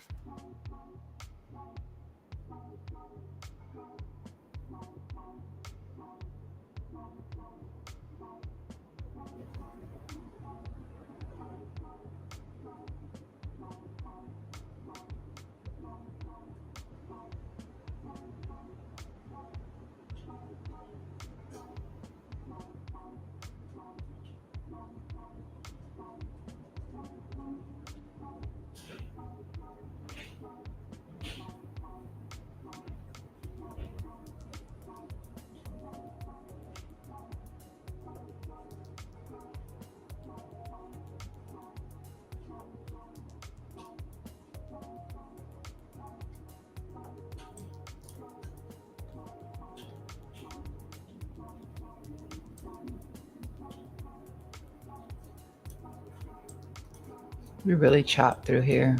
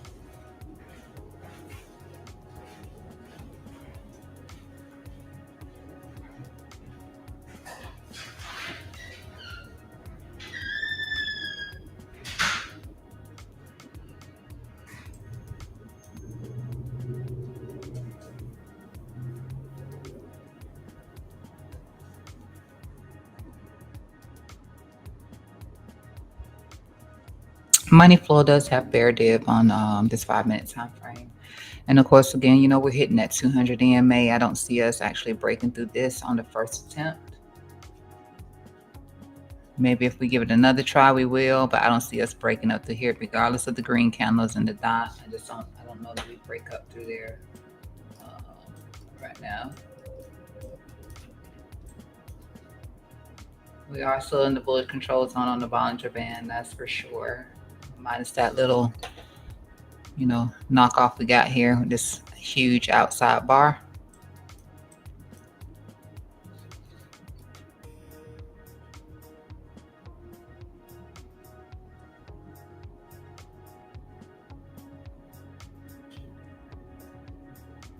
All the indicators for this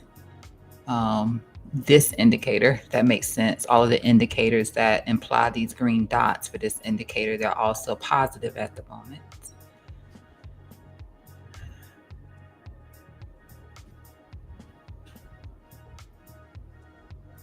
Which means the conditions that I set for them are still being met. Just put it like that.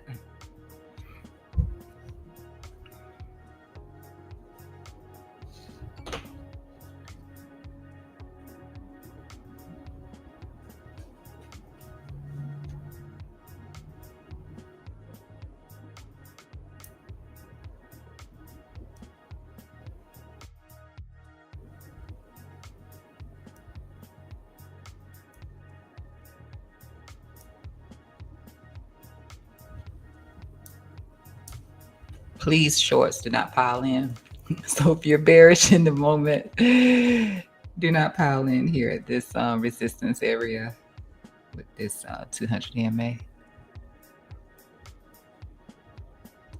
Or do pile in, and you will learn quickly that the more shorts that come in, the higher this price is going to go.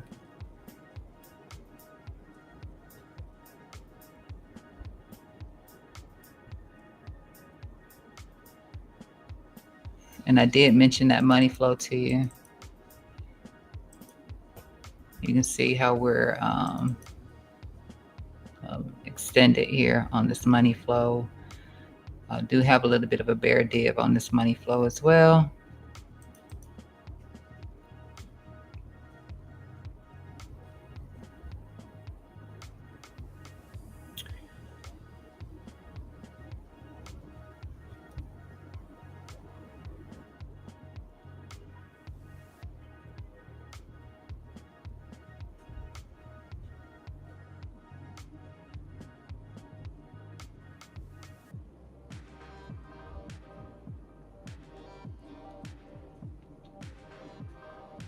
Two lighter color bars in here, and the potential for a little bit of a correction, as we know we are printing some bear dips against this high here until invalidated on the 1 hour time frame. And then when we look at the 5, let's take a look at our 15-minute.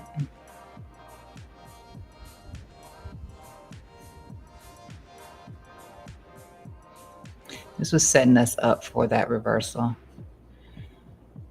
When you see how we're green in here, we stayed green. We started to look like we were about done. That's usually the setup for some sort of a reversal when you see that happen and prices going down. So some sort of a change of behavior is taking place in the chart, along with that inconsistent read that we were getting on that 3 hour time frame on the Bollinger. But you can see how we got no dots in here too. So we got no green dots, got this one. And the rest of the time we didn't. So indicators were not agreeing. Green here, indicators were not agreeing, but nonetheless, looking at support and resistance levels in here. Look, see here at the 1 hour.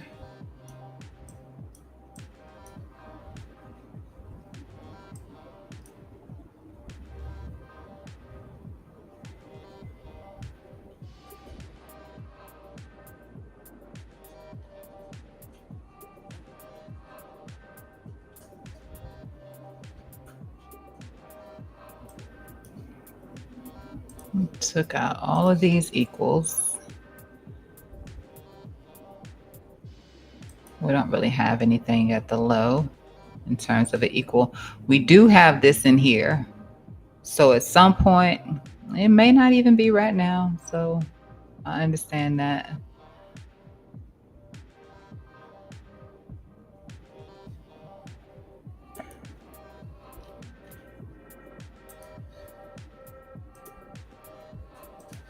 I was going to see if I wanted to hold on to that. I didn't.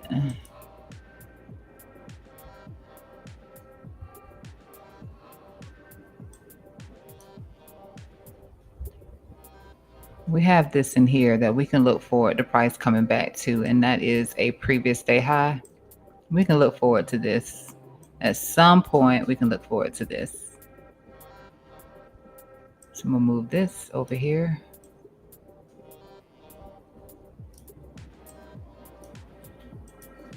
And then we still have this one here.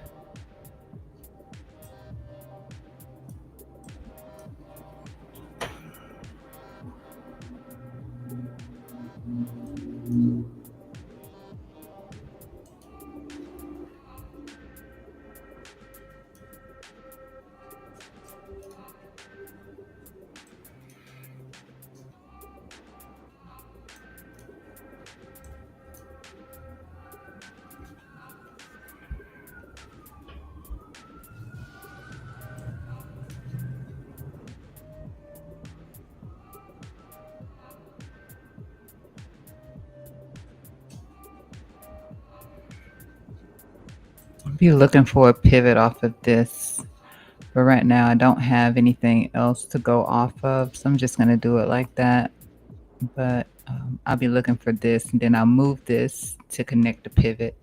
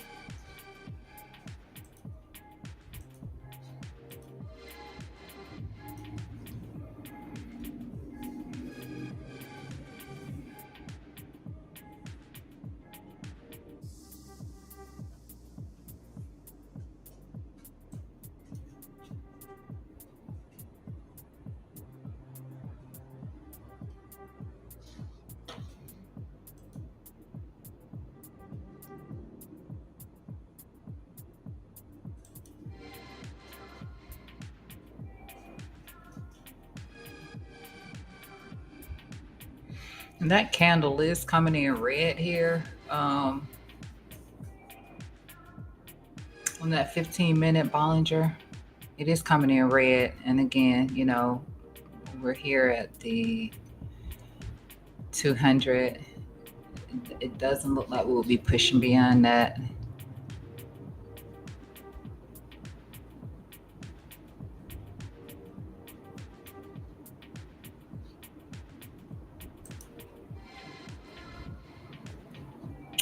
I didn't mean to do that there.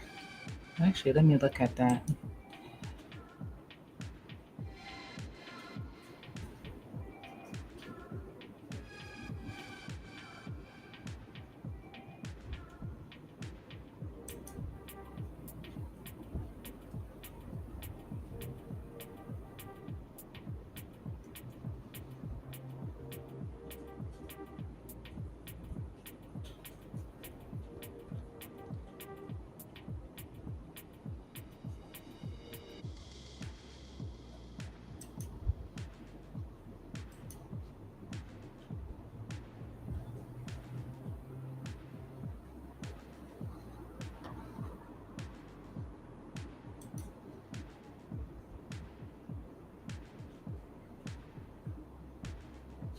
I'm gonna wait for that to come back up so I can show you what I'm talking about. Right now I can't see it.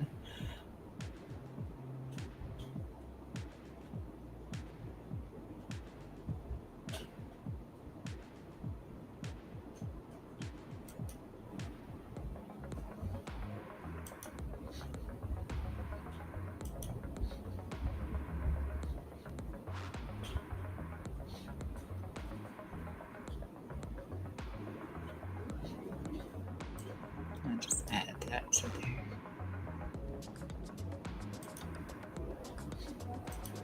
Just wanted to take a look at something different. I know this is not going to show up on this time frame. I just want to see if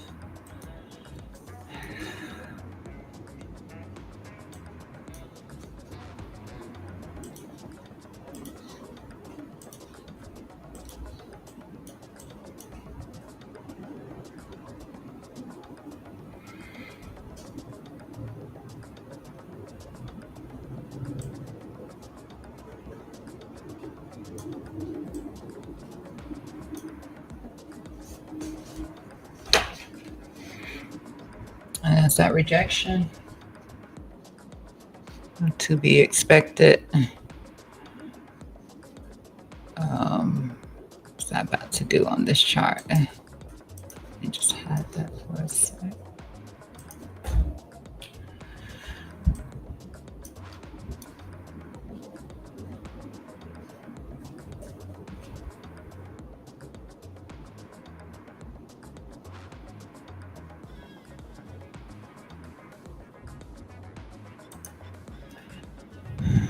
On our retracement, I don't know if you know this. On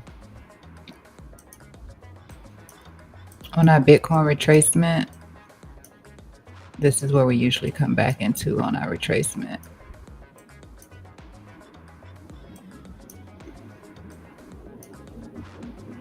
When we do move into bear market, we'll see what this is and we'll check back in on it.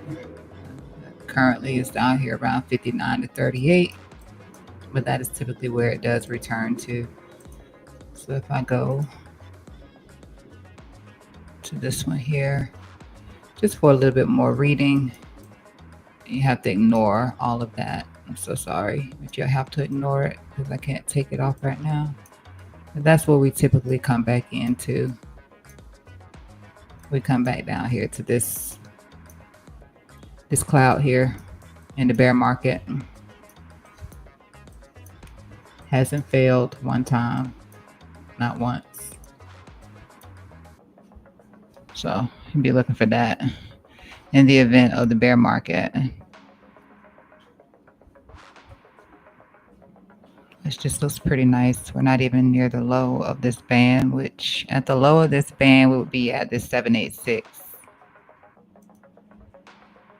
Actually, that's wrong. Let me unlock that. Let me redraw this.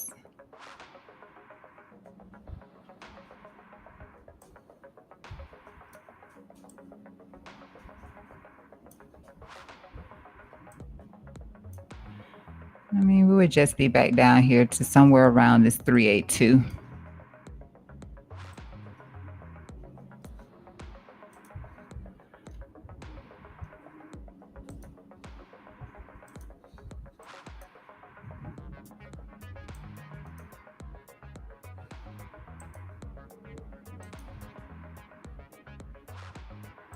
I haven't updated this chart, and I think we do have a new weekly level in here. We do, somewhere in here. But that low is 102. We're not even doing that right now. So we're looking pretty decent in here. I'll move to a weekly. I'm pretty sure that we have. Okay, so we haven't, not even on a weekly.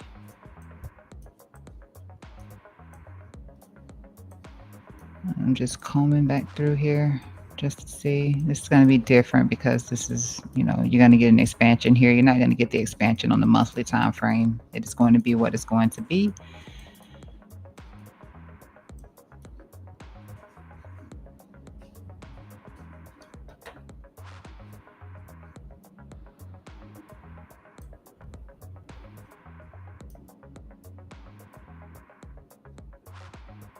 So that's our 110 there. That's area of interest on the move down, you know.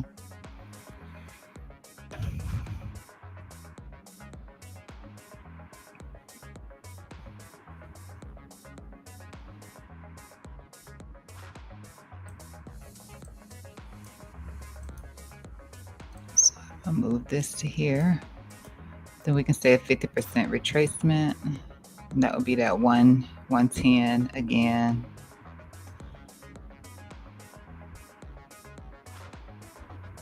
I'm gonna leave it as such here on this weekly time frame.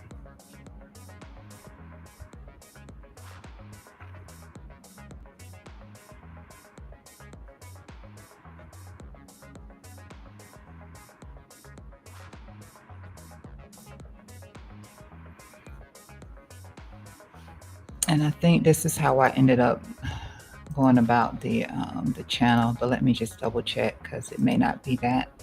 It may be something else. Yeah, it's a little bit of something else, but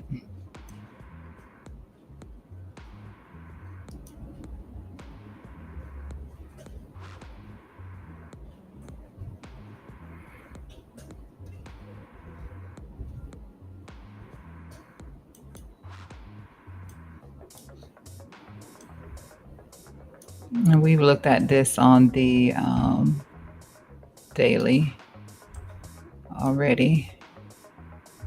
So a rising wedge more than anything here. The bottom line is all you really need because you don't really have a top. You have a bottom. See if there was anything else I needed to see. 2-week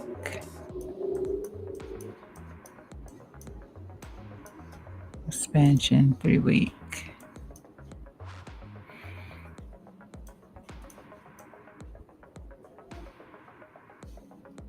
expansion. So just the monthly, no expansion. Yep, so just the monthly.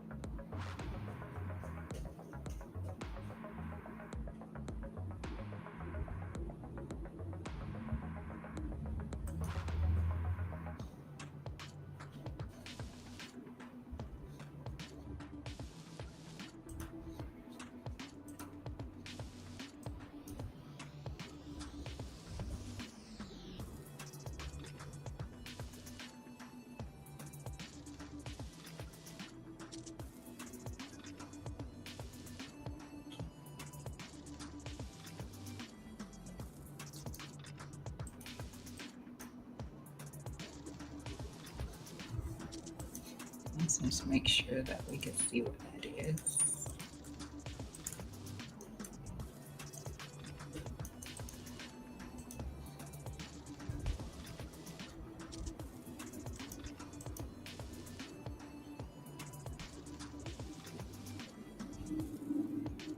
Oh, wrong chart. Like, why can't I see my zones?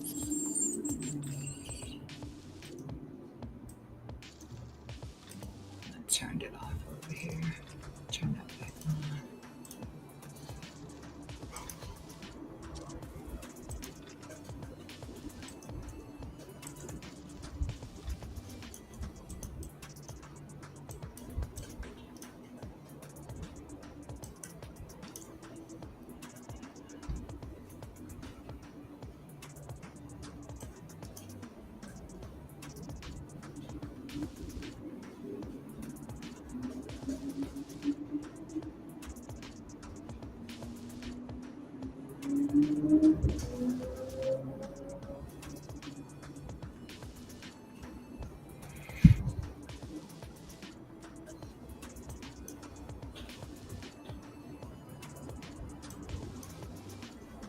Just how oversold we got here on the 1 hour time frame.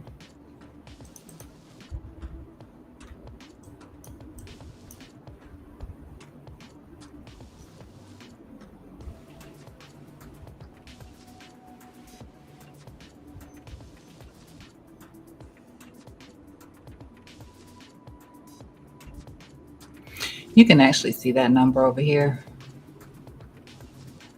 116, 178.94 there. But just to bring more focus to it, just put the line here. As we're still chopping here. I think this is good enough for me to actually put the line here.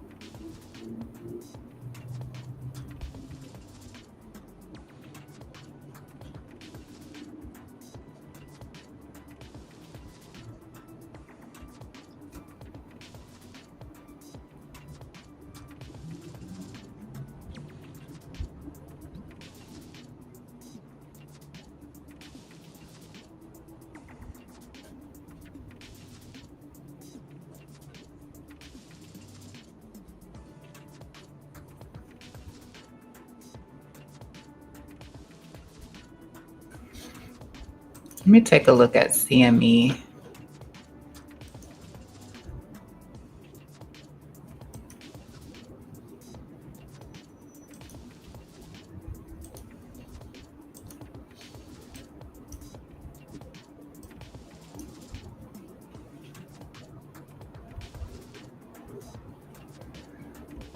So we had this little gap in here that we filled on the CME.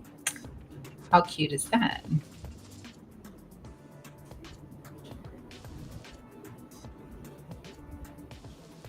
Then, yeah, we filled this one in right here. Looks like we did. We didn't do it quite. So let's just see. So we had this little gap right here. Interesting. It's a 5-minute time frame though. But you know, common gaps get filled. We don't have any common gaps coming up. And that just speaks to the acceleration in this move down. But common gap, let me move to a 15-minute at the least with everyone. 15-minute.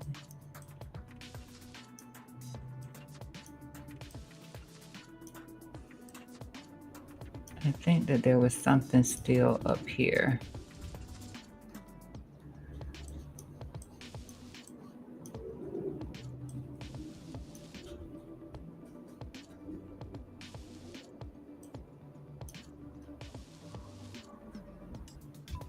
Yeah, we do still have this here.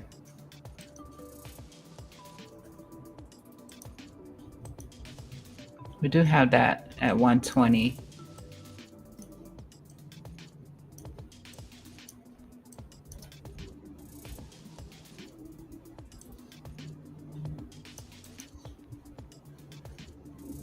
And then we had this little gap in here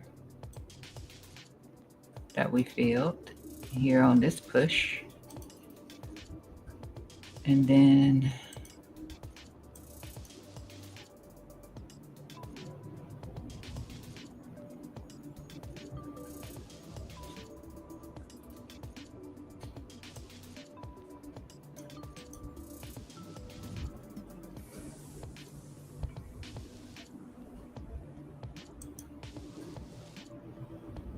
I'm sorry, I just gotta make sure that that's correct if I do it.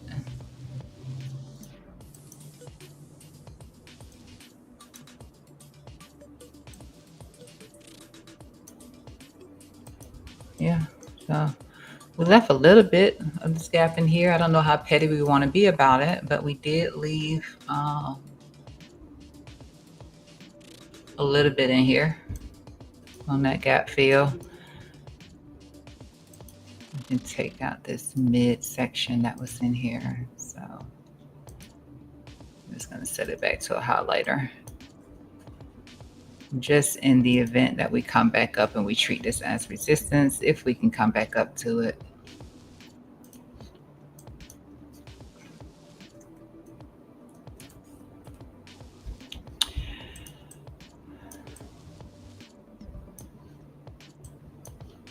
Somebody will still be crying about the fact that we left this little bit on this gap. And let me just look down here a little bit more.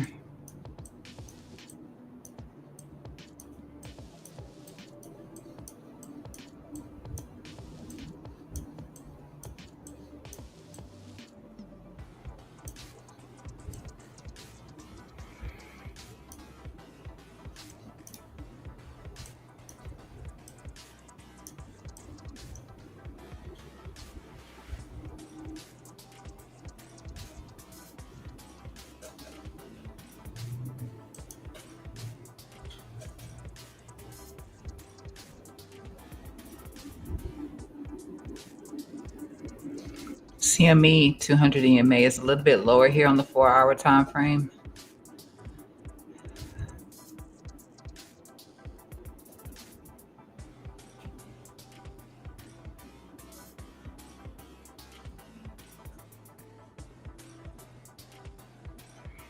I'm just trying to think how petty we need to get on this.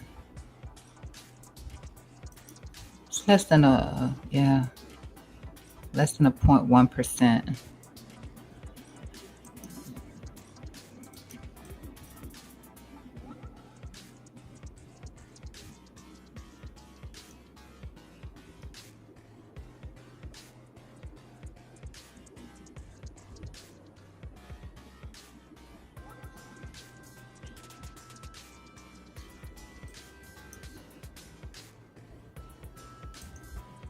Just make sure I'm not.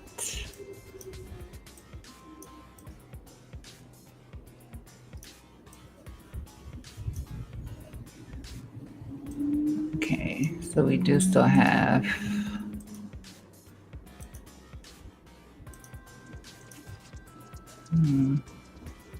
at 91. Somebody's gonna want this. And I'm just tripping around right now. But someone's gonna want that.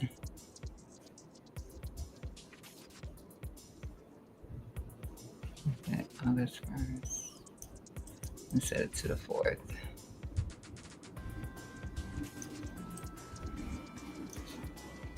What I have in here. That was another gap that we had at one point. Take that away.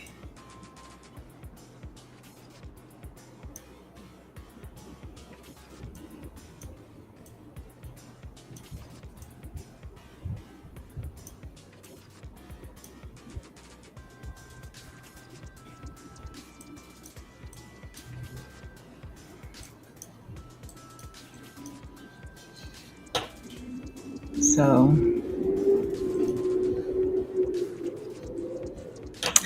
we are getting a little bit of a bounce, but we do have some bearish divergence on that 1-hour time frame, and we're hitting that 200 EMA on the 5-minute time frame. So I don't expect for us to just shoot up there to that. Maybe we invalidate this bear div, and we do that by coming up here and maybe get a little rejection here from the bottom side of this dynamic cloud if we do start to push up through that 200 EMA. But otherwise, I think that 5-minute 200 EMA could be a rejection zone. Have a little bit of a rising pattern on that 5-minute as well. So I'm gonna take us back over there, but yeah.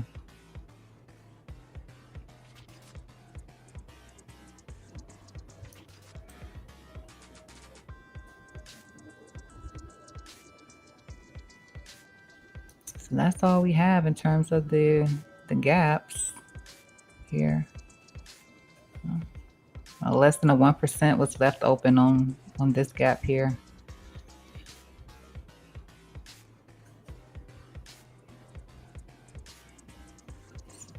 Nice little space to bounce from. So we'll see how that goes for us. Hopefully it goes well, but we have a lot of bearish signals and I won't ignore them.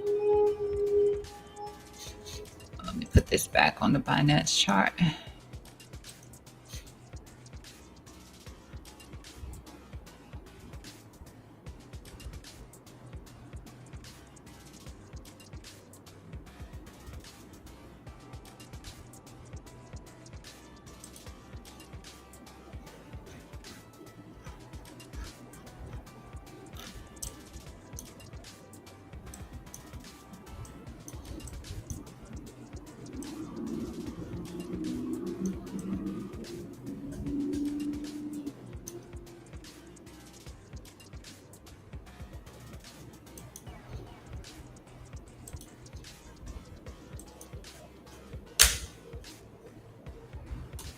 I'm just going to change this to match that.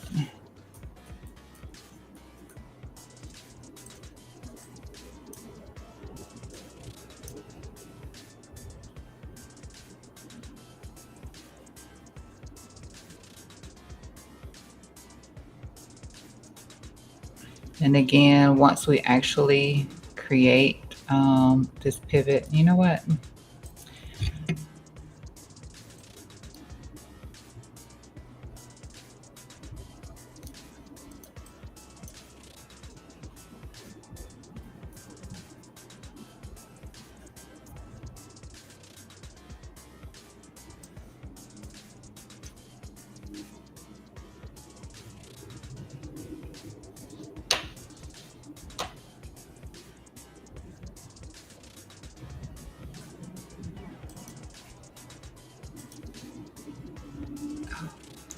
Sorry.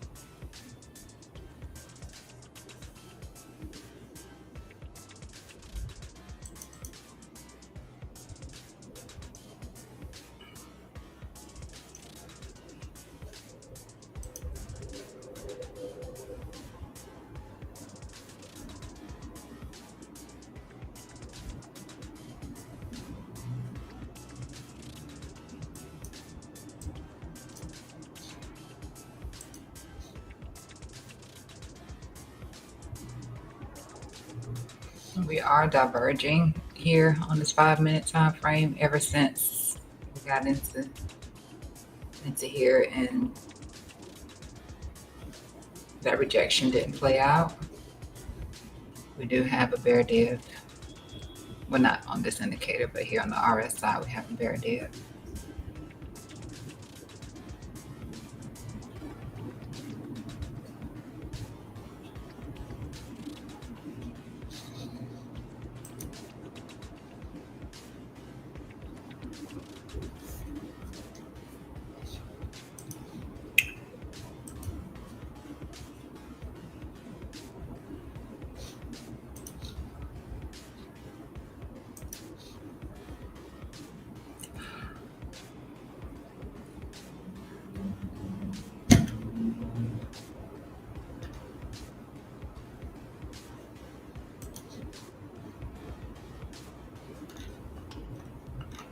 X is very silent on the crypto space right now.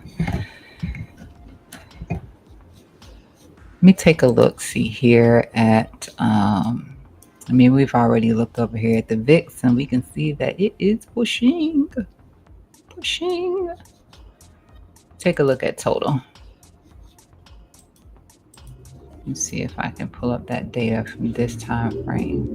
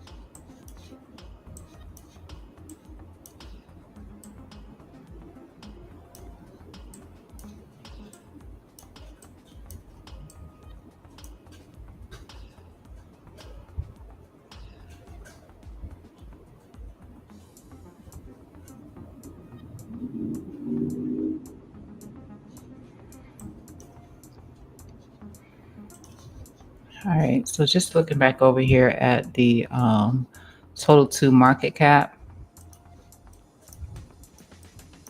This actually, remember at one point this was the it was a red candle, but it flipped back to a green candle here.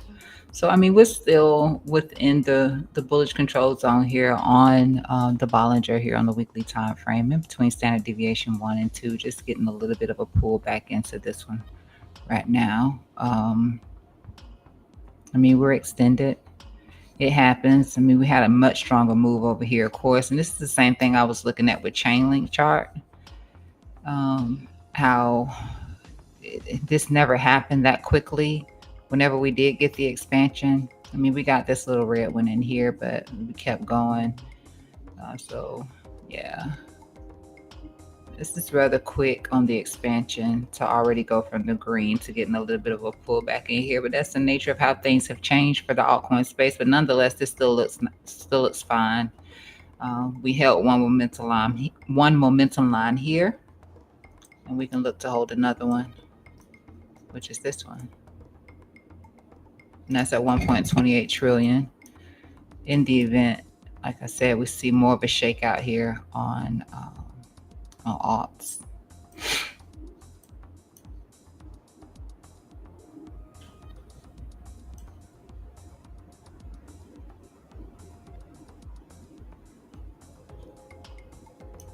And we know that we're having an ascending pattern here.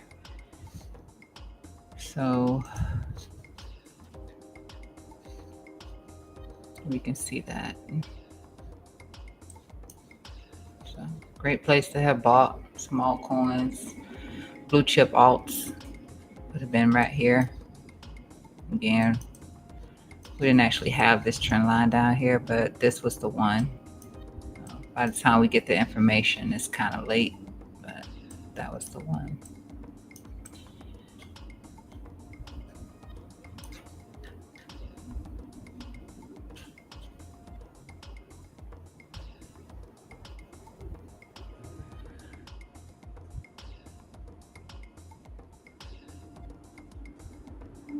I suppose this can make a lot of sense.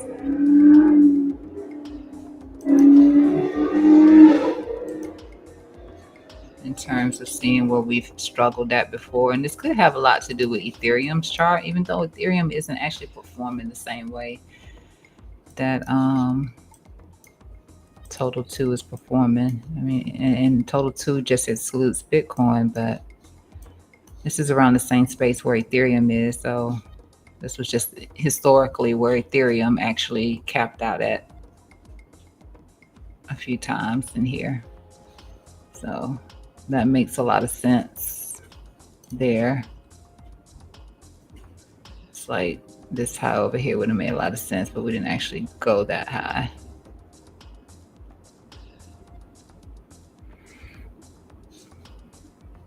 So I don't think I have levels in here anymore. I do. I don't know if I've updated them. It looks like I did something.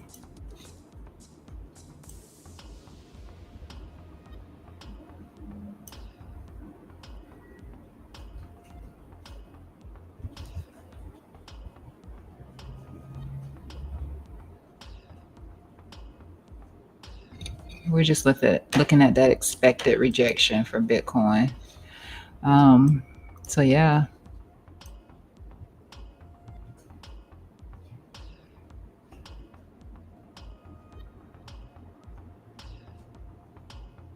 We still have room. We still have room to finish this thing out, going up.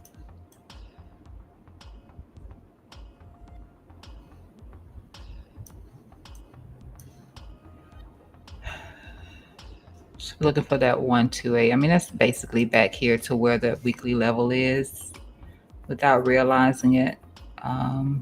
So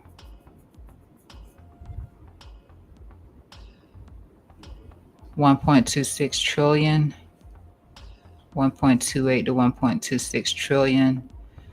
Maybe goes back into the market, goes back into USDT, and then we can talk.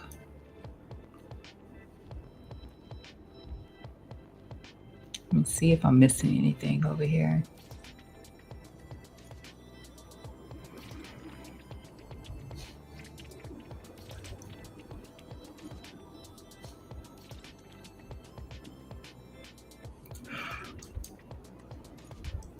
Let's just hide this. Try it with the other Bollinger and see if we can actually get something off of it. I don't know if I've ever looked at it with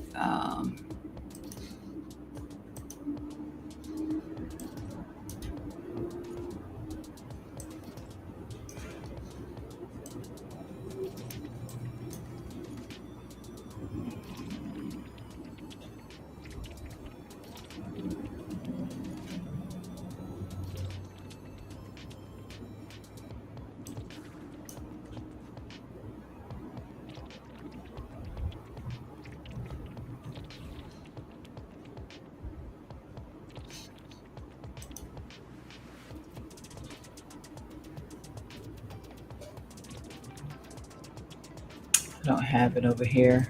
Let me just see something.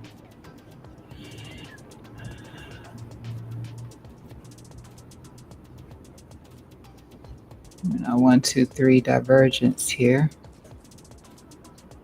which could be making some sort of a pattern that could break to the upside or the downside.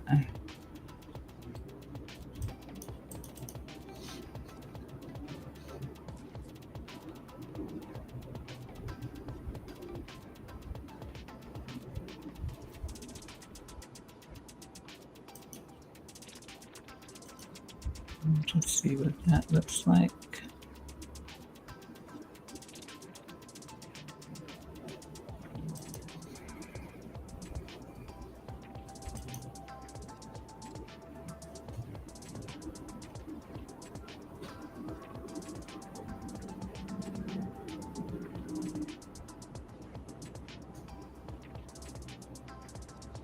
$200 EMA is very well respected here on the monthly time frame.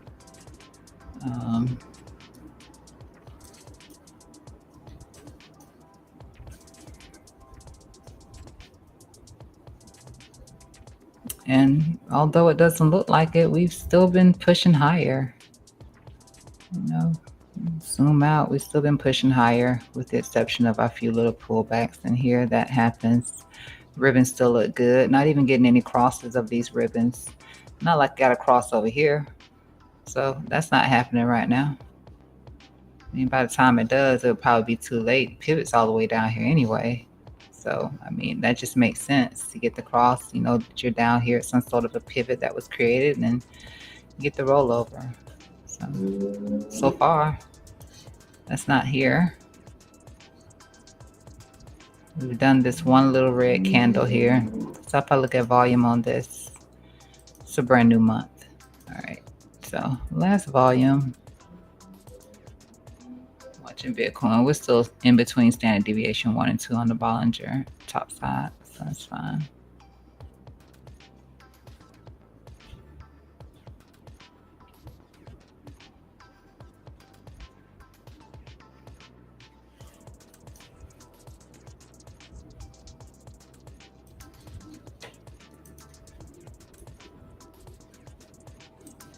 Just want to see.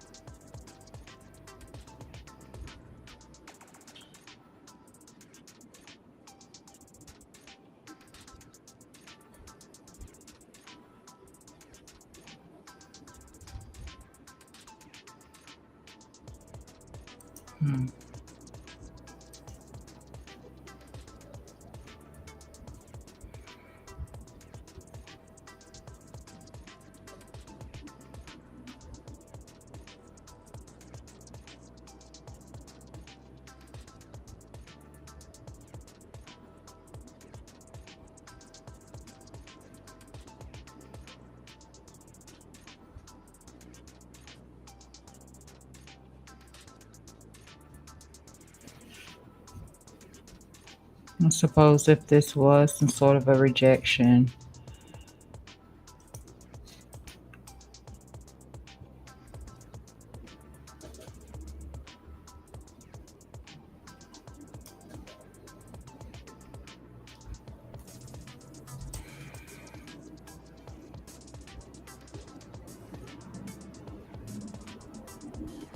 I think we're all right.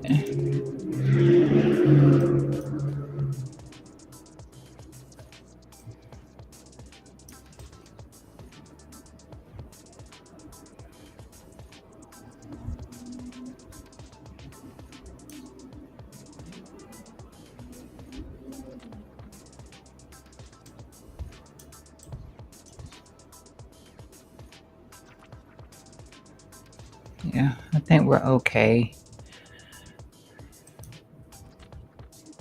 This doesn't move.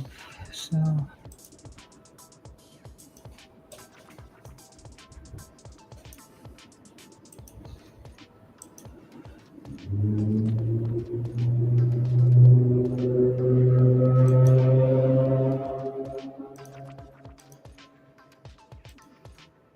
we'll be looking for some sort of an expansion from here off of this 2 week. It's going to take this all away.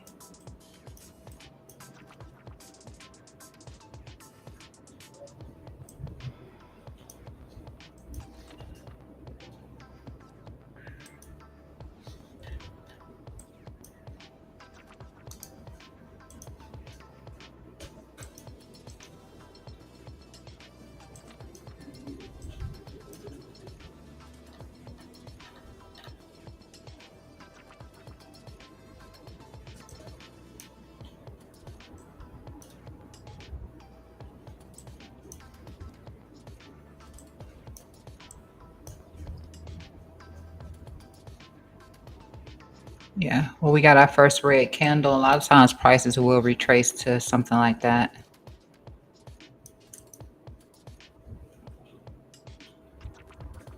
So back into here at 1.28 trillion. We can see that.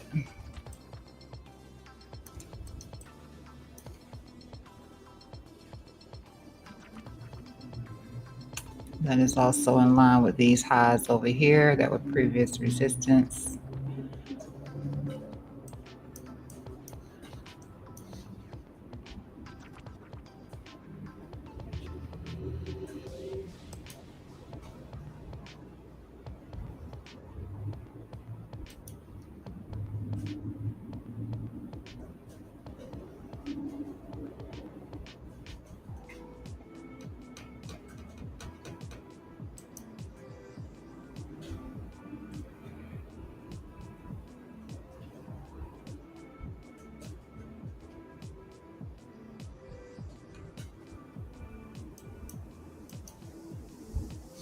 So we must have diverged here.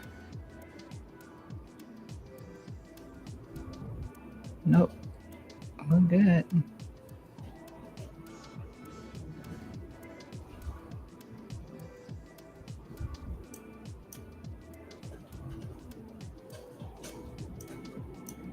We haven't even moved that far down and we're already getting a drop here from this red line here. So again, if we were to turn up on this right now, we would turn up in favor of bulls. RSI though, it's not in the most favorable place right now because we start taking out this 50. We're in neutral right now. We start taking out this 50 and then we could, be heading into a bearish control zone. But again, maybe 1.28 trillion here on the total 2 market cap. Be a good place to look back and see if it's worth buying some of your blue chips from here. All right, Bitcoin got our little rejection, which is what we were expecting because we were chopping that 200 EMA.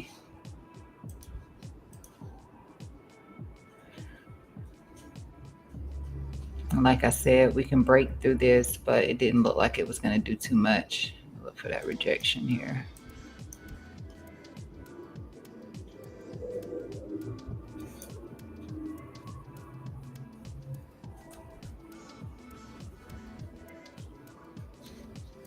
The bear div. So the first attempt wouldn't be it. Maybe we do fill in that 0.09% on that EME gap, which CME gap, which it's pretty petty if you ask me, but some people like to see it completely filled in.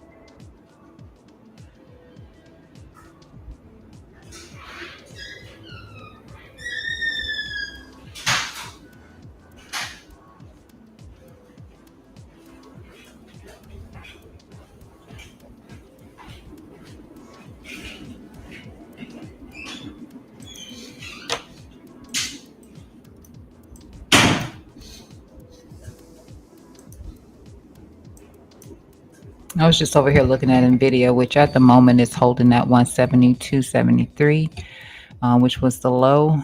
172.73. If it does push any lower into here, then I would be looking at 172.14 to 171.21 for Nvidia to see if we can hold that as support.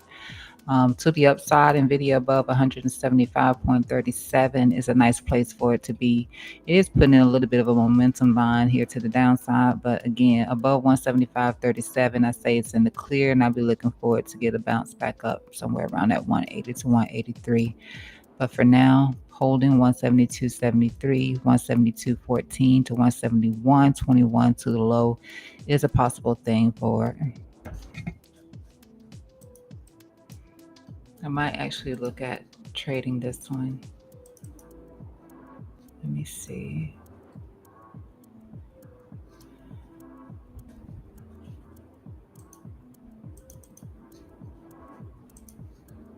Turn that off.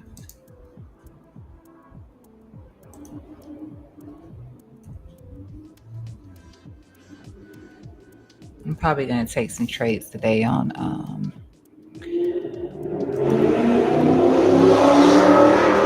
NASDAQ.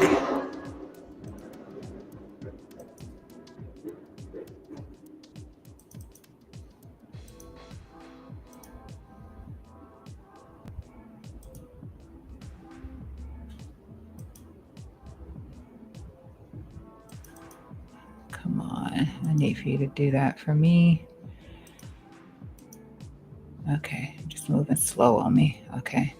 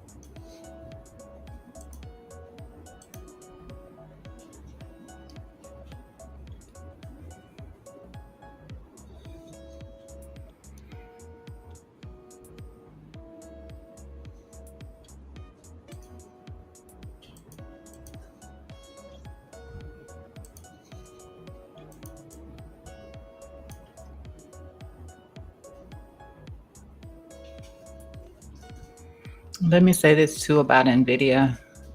even though I know we're watching Bitcoin at the moment, with that NVIDIA move down to round about that 171.21, if it gets down that low, we'd be oversold here on NVIDIA. NVIDIA doesn't tend to do that too often.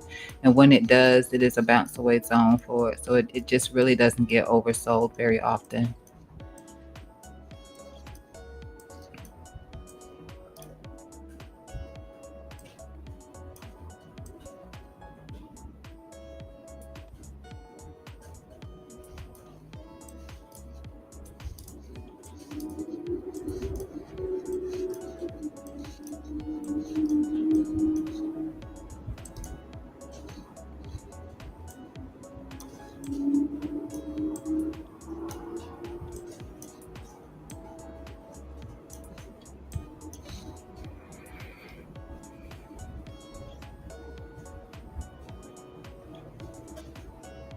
That would just be the 1 hour. Last time we got a move down, called that really well here on NVIDIA from the higher time frame. You can see biddies back at the lower bounds of that trend line, ascending trend line. Momentum line is there as well, so we're looking to hold that. We're getting a little bit of a bounce from that on this 15-minute time frame.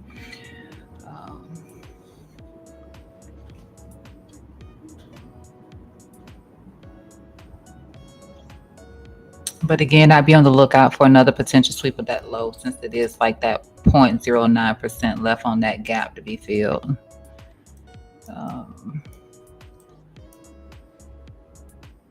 Yeah, we called NVIDIA really good the last time.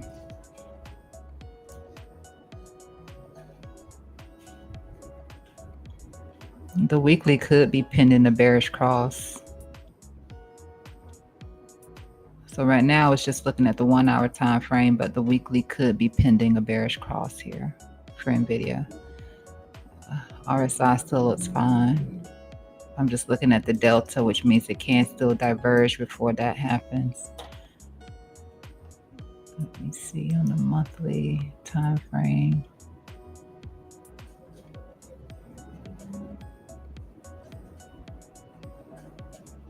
Let's just say you needed to look out further, which would take quite a bit of time, a couple of months for something like this to play out, would be NVIDIA coming back down here to about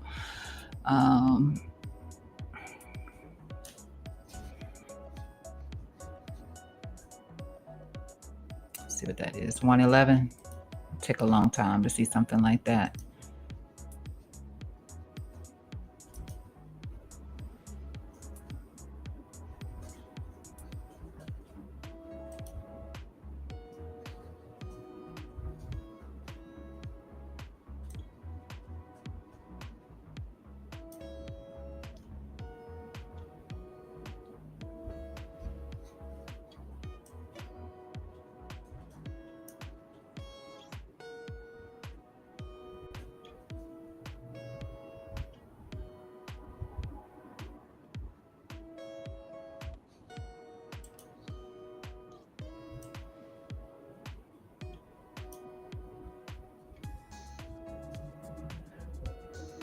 In the current state, just depending on VIX, and I wouldn't be looking for, let's see,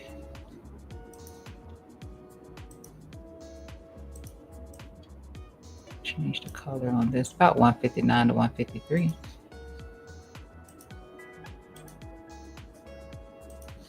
Just change this so I know. Yeah, like I said, you can. We're starting to lose that trend line. We might get that again. We might get that extra sweep of that low just to fill in that 0.09% left on that CME gap. And if we respect it and bounce away from there, that might be a good place to get long from. We just do it one more time, and we respect it and just filling in that remainder of that gap. Yeah.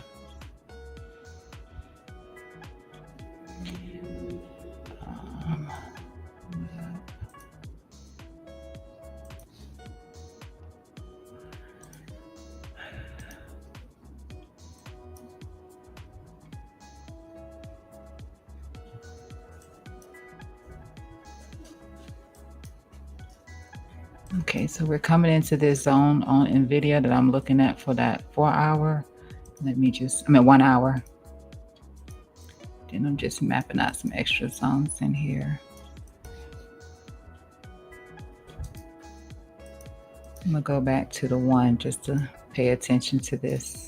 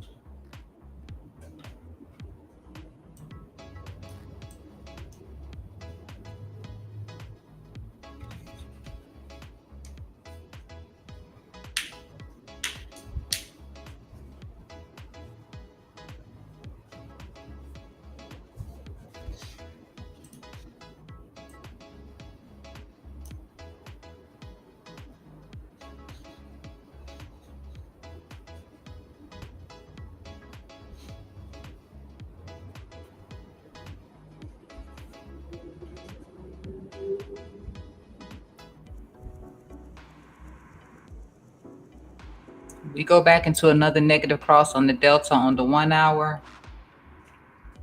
then I probably wouldn't think about it. You can look at the yellow one here for a faster one. The actual signal line, which I don't have on, it would basically be this orange one here. So last time we got it, we were over here. And this was yesterday, and I was saying, you know, this time frame looked bearish, and as long as we still had that negative delta, that, yeah, it's no bueno. But yeah, we'll see how we do here. As long as this hasn't crossed that orange one here, if we come down here again for a sweep, we fill in the rest of that gap, we can get a move.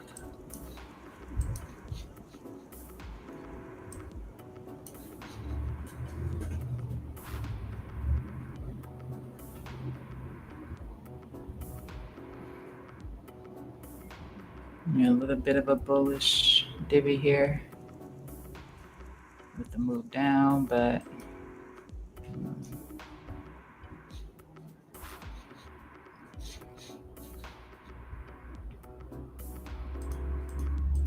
oh, let me check this on the 1. Sorry.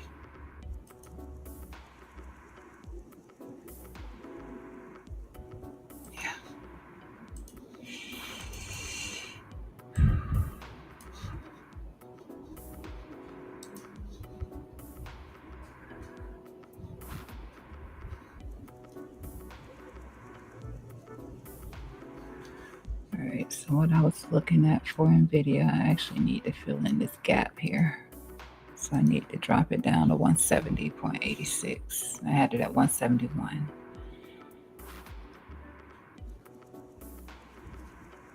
I had it at 171.21. So I just dropped it down to fill in the rest of this gap over here on the 1 hour.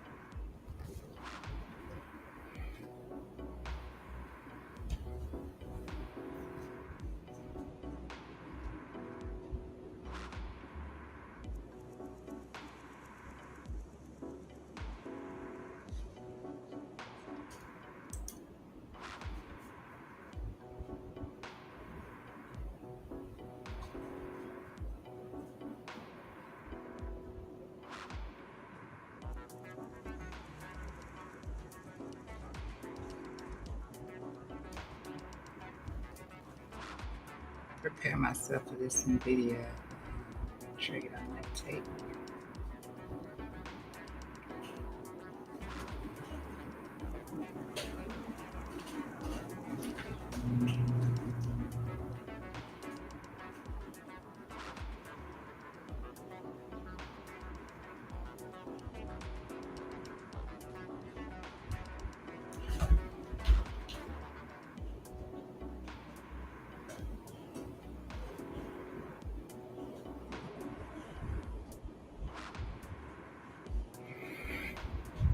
And we just hit the low of that gap too.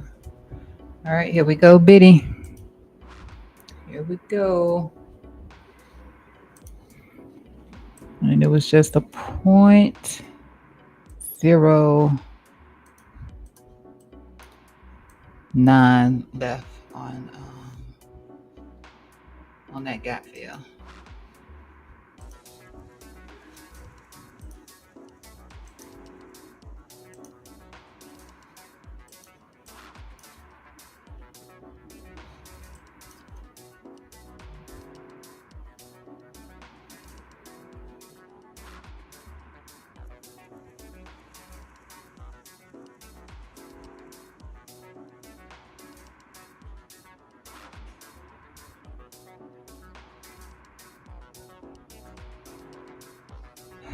All right. I'm in this NVIDIA. I should have did it as soon as it touched that gap fill.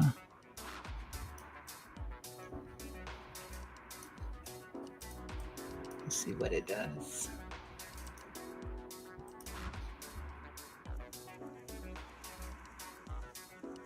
Let's see what it does.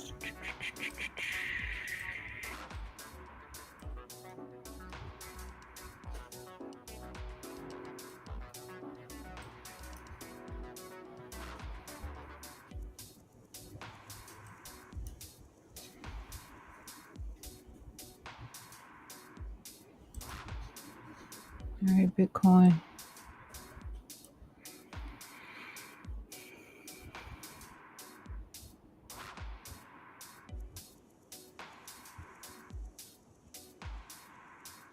We're already starting to get a bit of that delta cross there.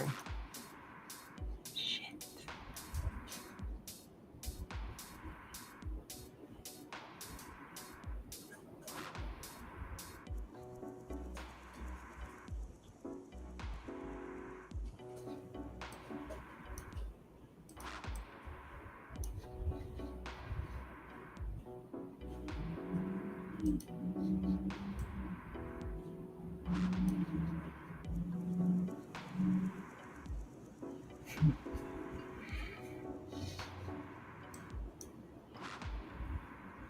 I'm just looking at something that I should have did that I didn't do.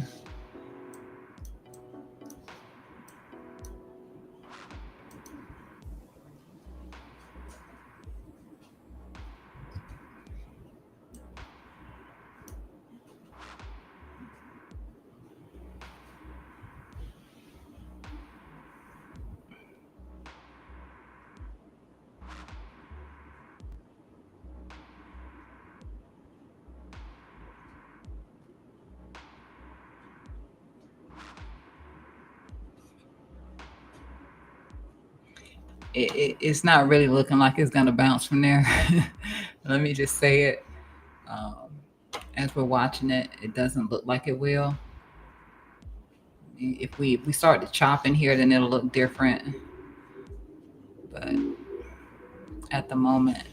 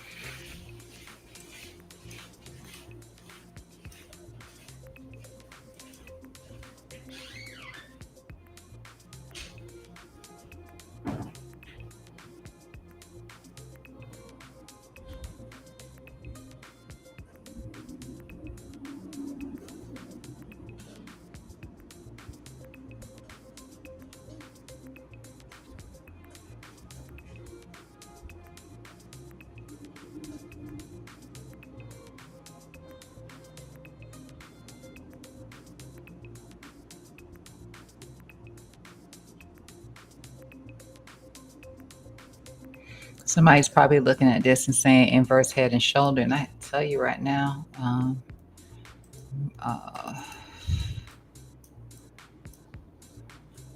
let's put this on a 15-minute with this.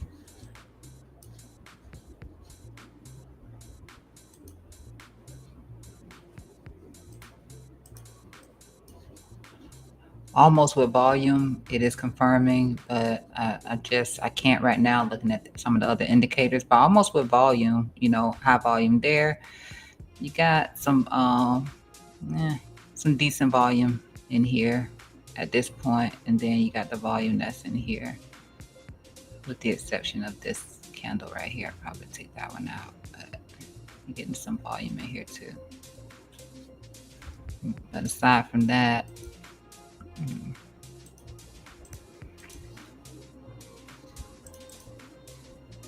we already had the negative cross here on the 15-minute. And we saw all of this over here. We're talking about this rejection zone here, which happened. And then that drop. Let's see how we do here.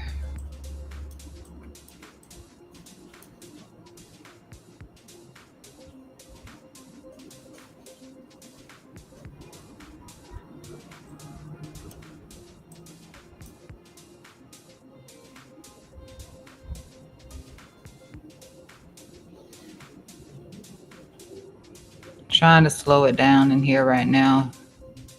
How the RSI crossed that. We're trying to slow it down. Still got bearish indicators, but it's trying to slow it down.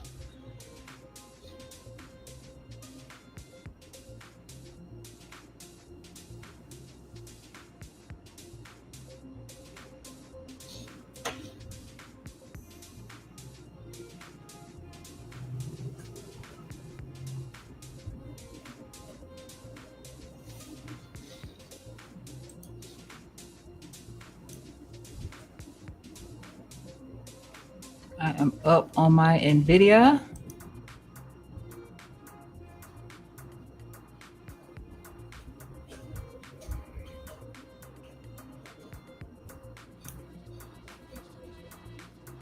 For now.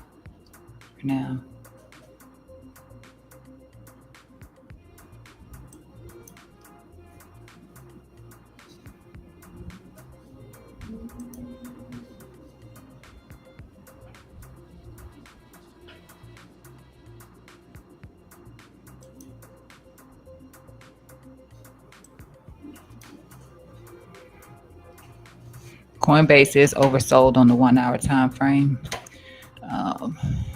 318 is a little stiff for me,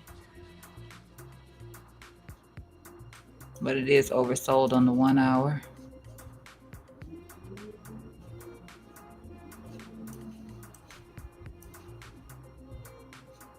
Tends to pump whenever it gets oversold on the 1 hour. It gives a pretty decent move when it gets oversold on the 1 hour too. Let me just add that in there.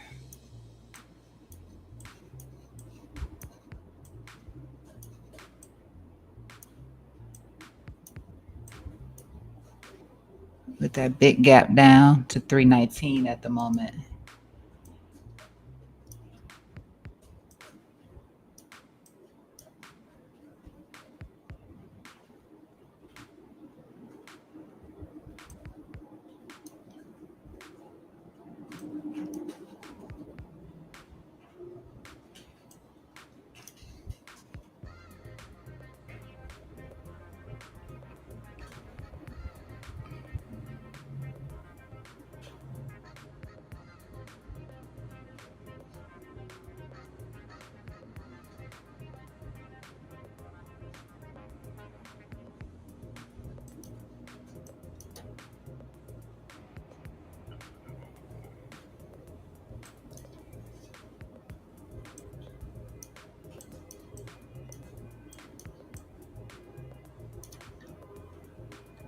So we did get that pattern right. That other pattern from the 1 hour time frame, I didn't even come back over here to look at it.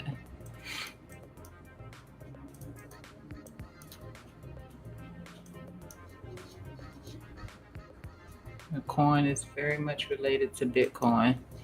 And you can see, remember, I don't know who's here that been here before, but we had this 1 hour ascending Broadening formation here on the 1 hour time frame, and it looked like we were coming back inside of it, but we ended up rejecting anyway, back down below, and currently oversold here on the 1 hour time frame. The next zone of interest is at 301 to 272.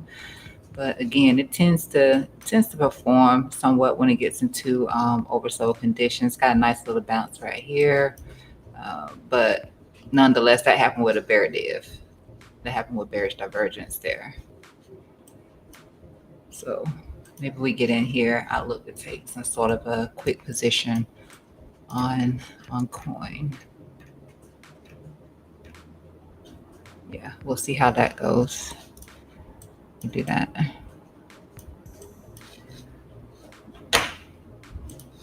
And then this was that NVIDIA that I was over here watching, all the way down here to this little gap fill right here. And you can see how we drop down into here. So I open that up, position up, but we can, I got some couple of other levels in here.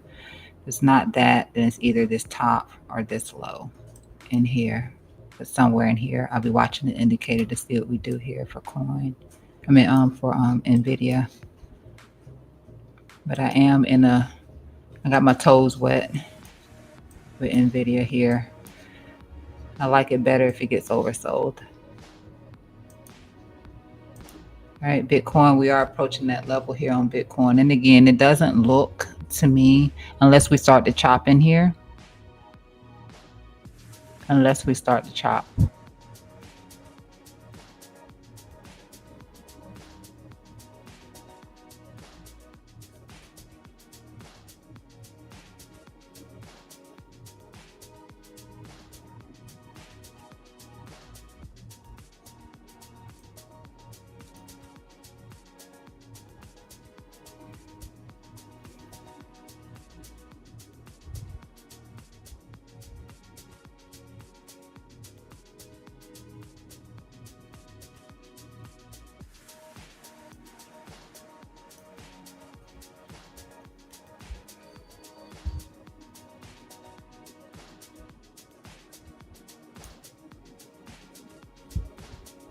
May have been that complete fill. I'm just going to check that from here just to see.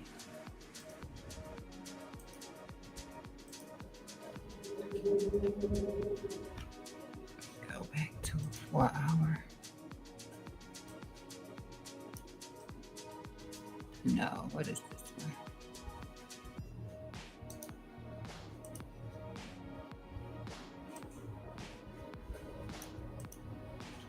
Still not yet.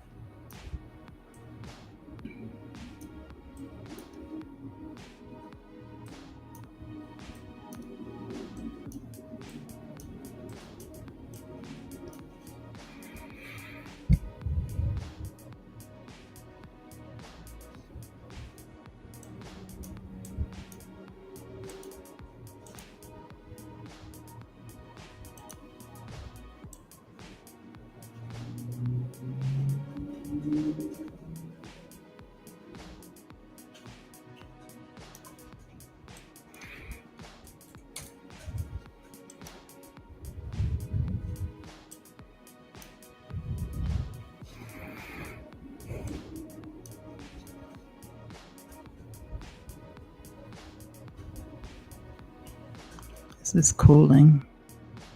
That's cooling off.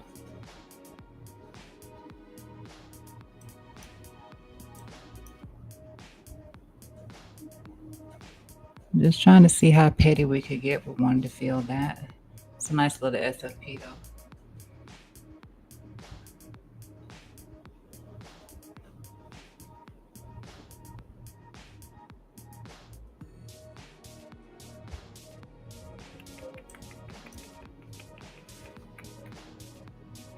Did get that break back above here. See if we get that closure above it. Could just be that 1 minute. 9 minutes left over here on the 15 on it. That saving grace of this lower signal here. Let's see.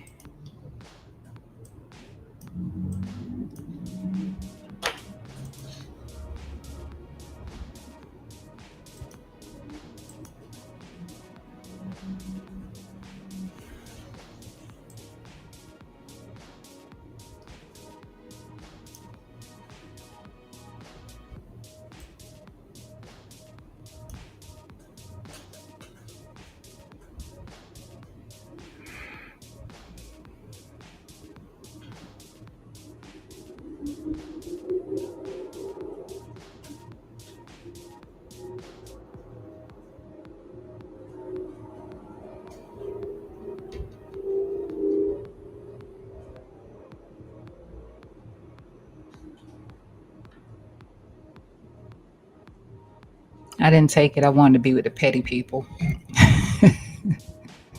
I wanted, I wanted to be with the petty people for that little 0.09% that was left on that gap. Yeah.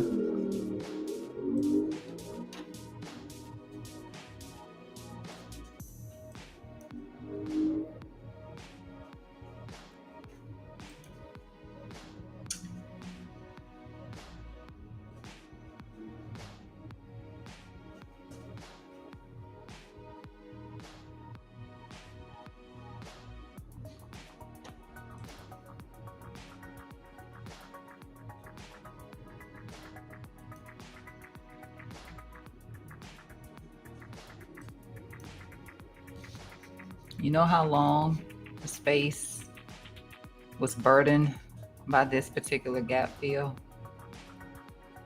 So that's why I'm going petty. You know, how petty we're going to be. Just waiting on this gap fill forever, forever and ever, waiting on this gap fill. And now it's here. And everybody's trying to jump in the long already instead of allowing it to fill.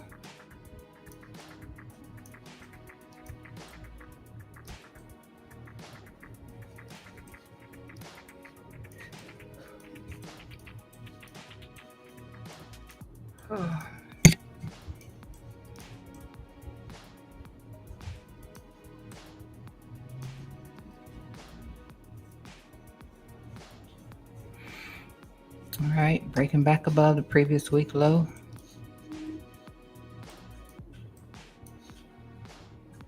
$200.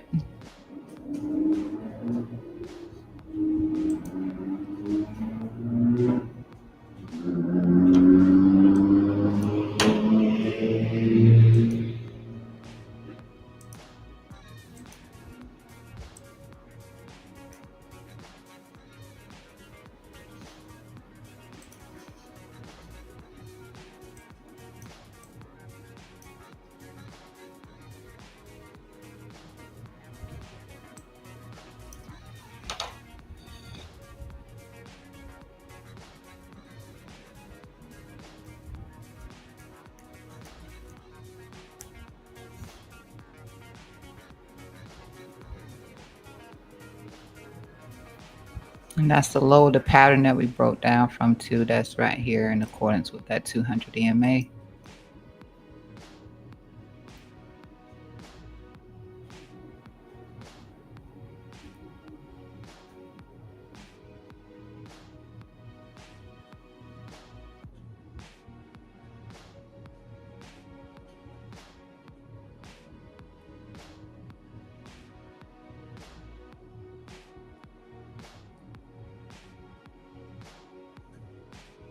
I didn't think that V shape was going to happen. It's almost engulfed that entire candle from that drop from that 15 minute. Yeah, got a full outside bar on that 15-minute time frame. So nice.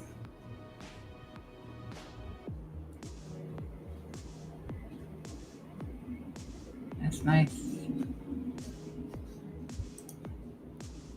Oh, baby. I was over here worrying about NVIDIA. Which, shall I say, NVIDIA is at 173 now. So it has a nice little pin bar on that 1 hour time frame at this moment. It's about to eat up that entire candle about to eat its own tail right about now. So I like that. I like that for Bitcoin too. Popping back up with the stock market. Let's see. Getting a reaction with the stock market at least.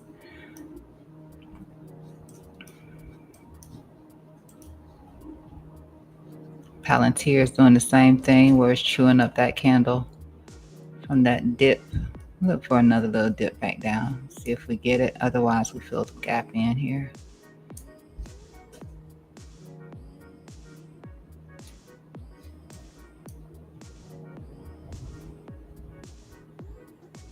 Hold on. Palantir dropped to 151. What am I waiting for?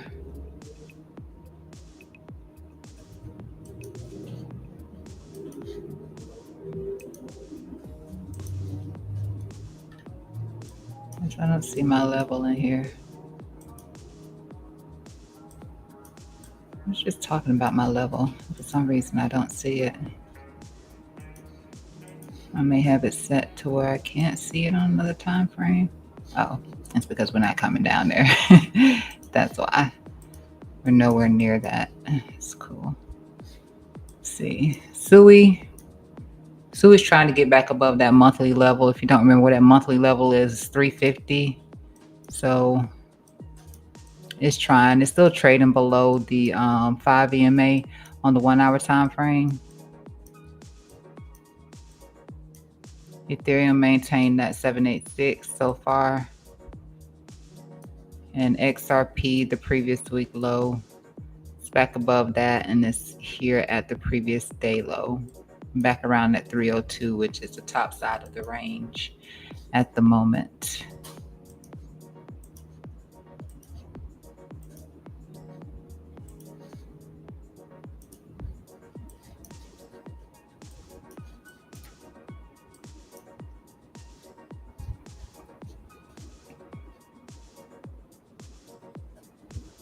Nvidia's candle just ate its own tail. That whole candle from that gap down just flipped back to green, from red to green. I got in on that trade, at least.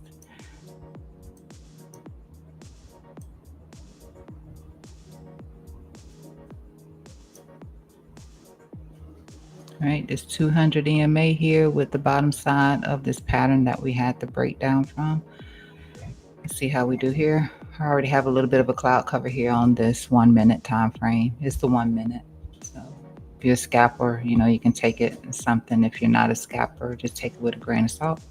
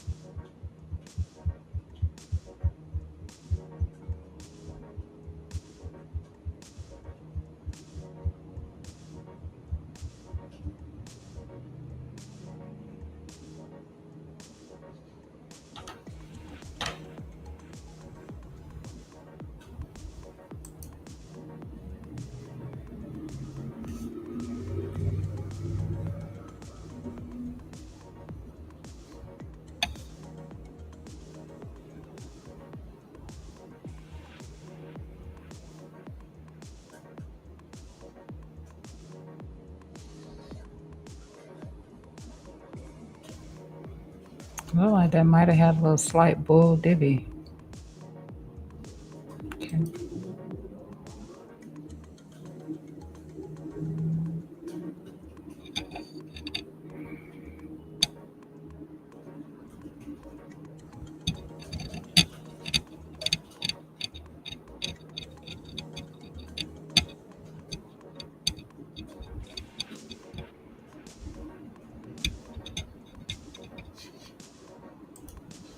Got a few shorts coming in as we are hitting this 200 EMA right here, and that previous, well, the trend line from the rising formation that was here.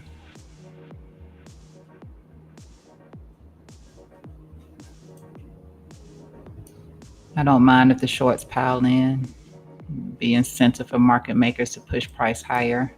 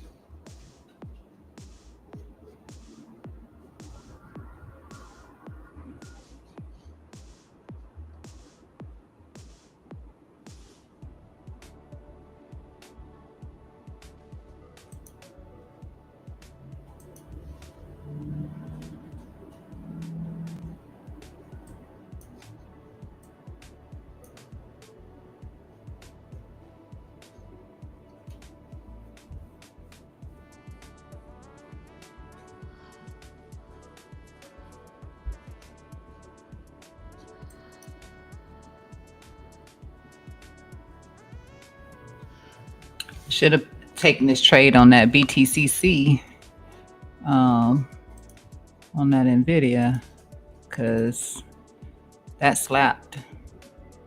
That slapped. I'm gonna have to do that going forward.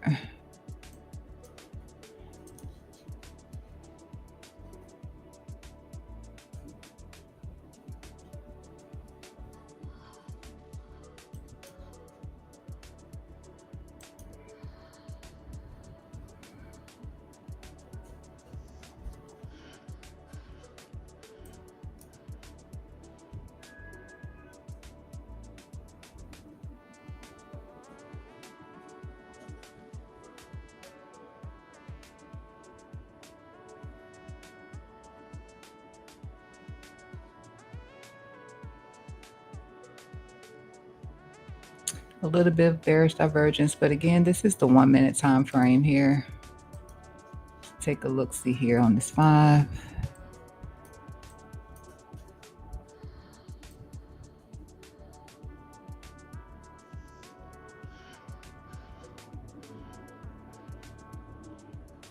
So the resistance is still up here.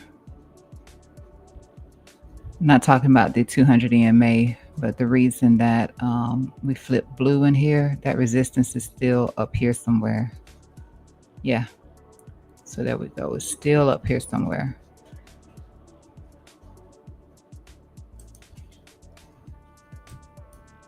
Come on, shorts. Push the price up.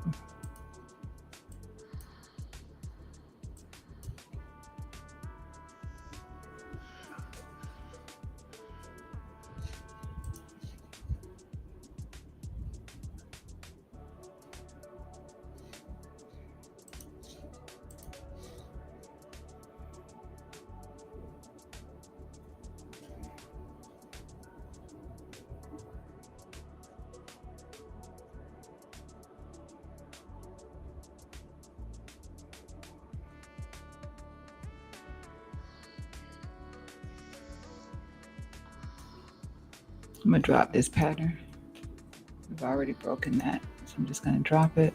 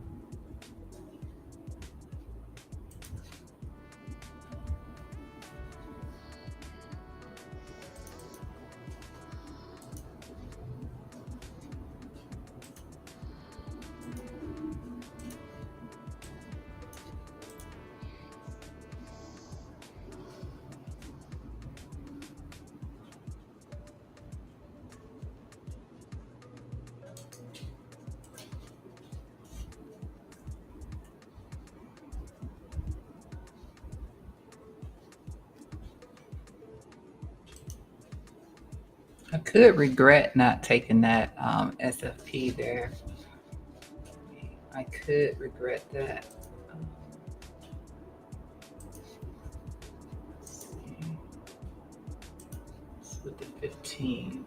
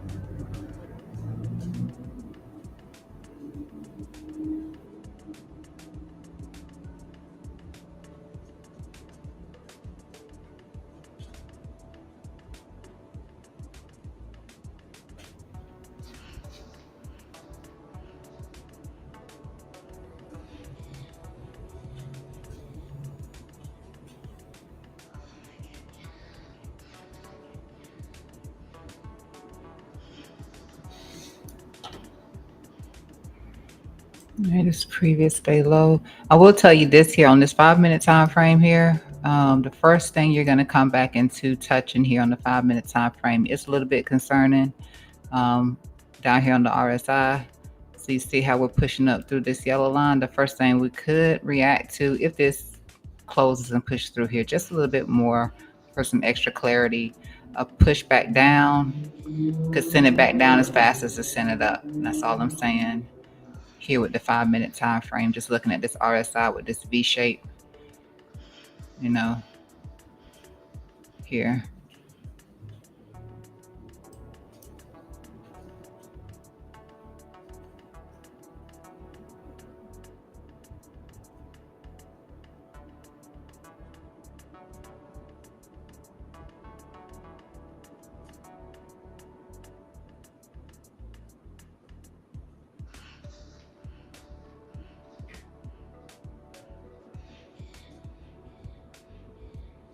Decline in volume on this 5 minute as well.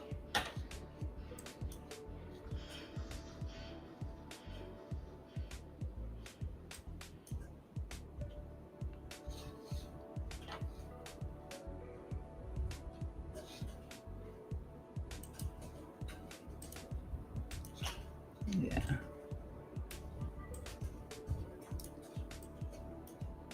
That was a nice capitulation volume bar right here, but volume is declining on this push up here.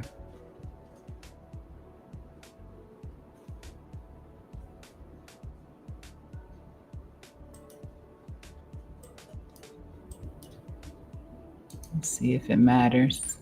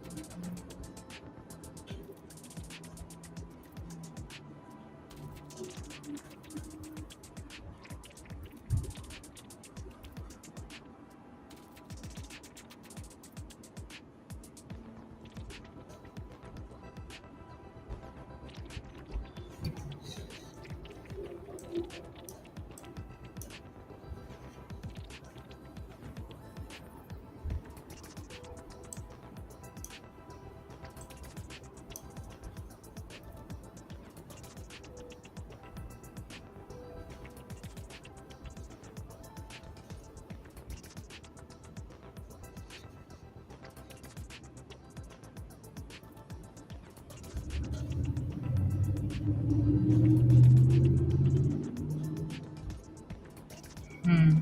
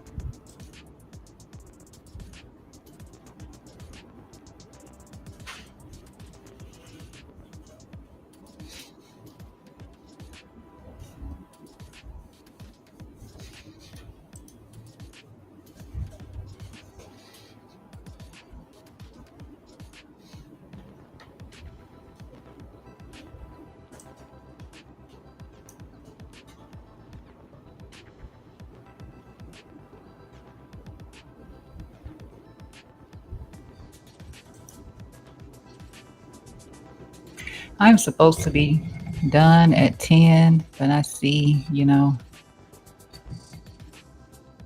lot of people might be struggling right now, so I'm staying on just a little bit longer.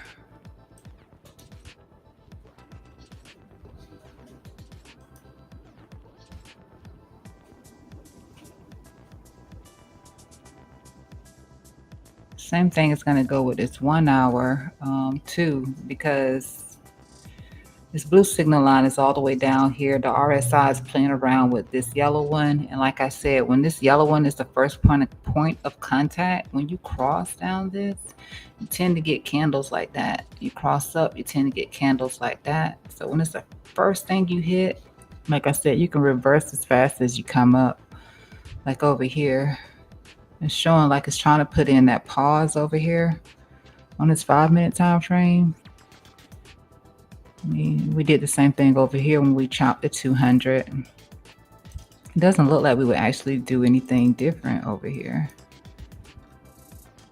I turned these off, but let me just turn them on for a sec and decide what I want to keep on. These are too cluttered, so I'm just going to take off the 26 and the 60. And I'll do it like that.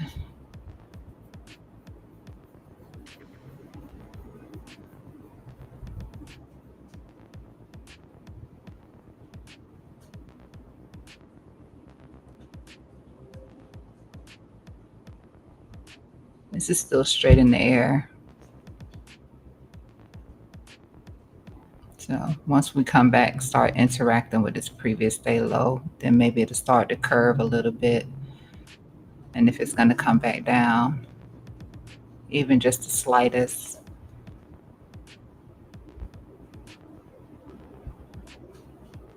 For now, they look really strong.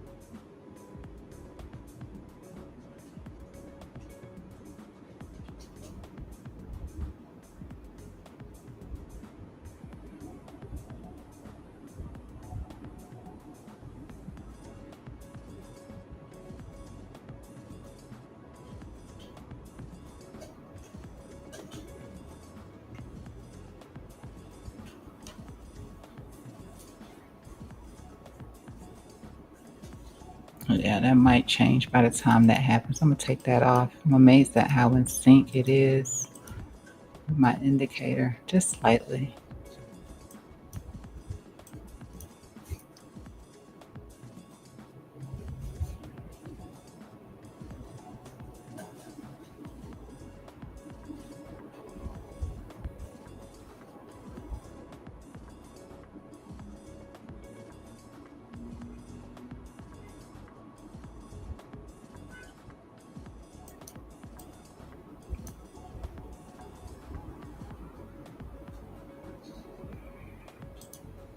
Look at 7.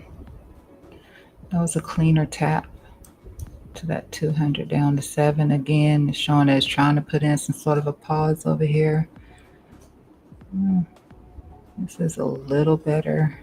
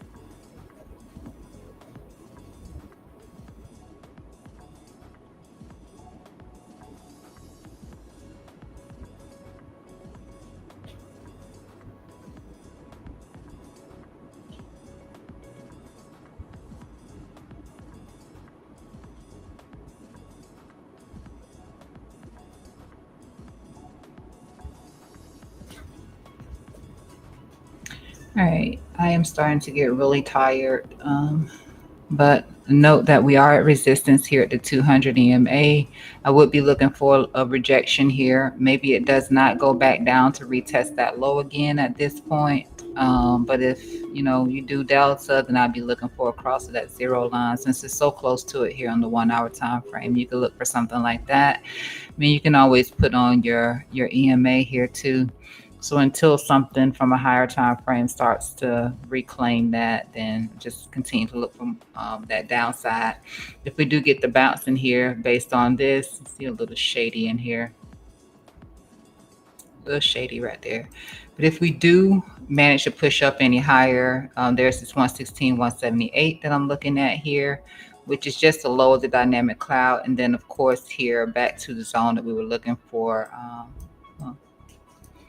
Back to one of the zones that I was expecting for price to hold, unless we came down here. These were both on the table, but the low of this previous support, and that's 117, 192.19. So I would just watch that. I would just watch this, and you can see in here, somewhere in here, as resistance. If we get a push back up into this, which again, this still indicates some selling pressure is slowing down. 4 hour could be looking to get a positive delta cross. That could be met with some bearish divergence. So let me just make you aware of that. Could be met with some bearish divergence. But a couple of time frames in here where we are completely overextended with all of these E's to show for it. Could be what drives price back up here to retest these lows here. That could be what drives price back up there. So I'll watch for that.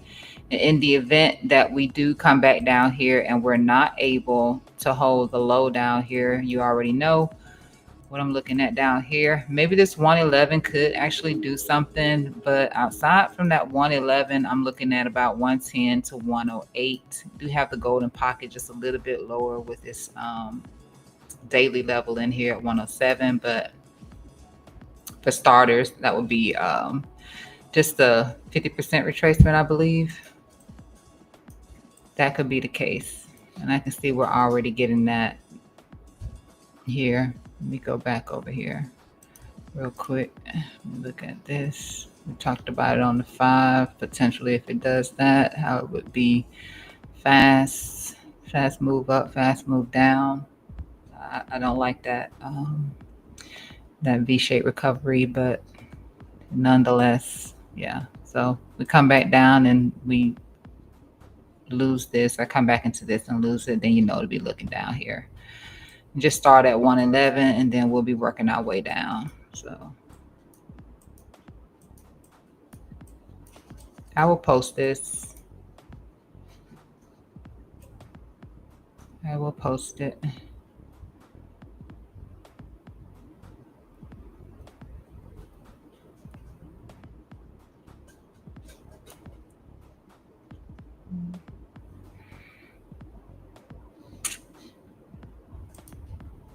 Take this away now. We had the alert to the top and to the bottom. This was momentum break. Watching there.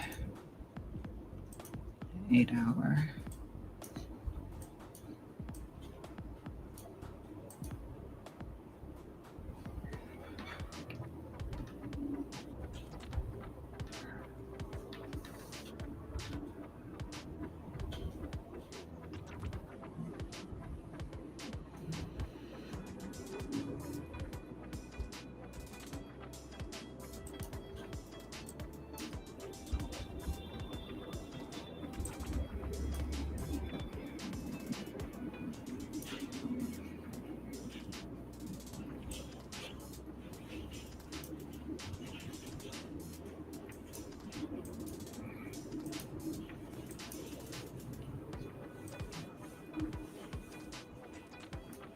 Okay, so this was a range that we were looking at yesterday.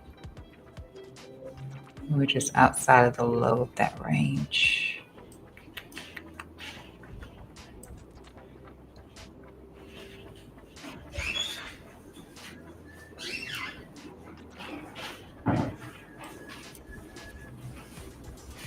Yeah, the RSI does look like just another lower high, just another lower high if we get that push up. I'll just be looking back here again. Look to those lows. Look to that low.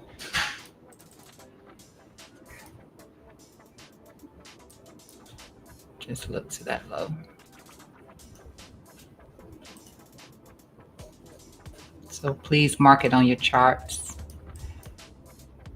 And then look down here, 110 to 108, that zone. And then of course, I don't know what this is gonna do, but maybe it will work if we start to lose it down here.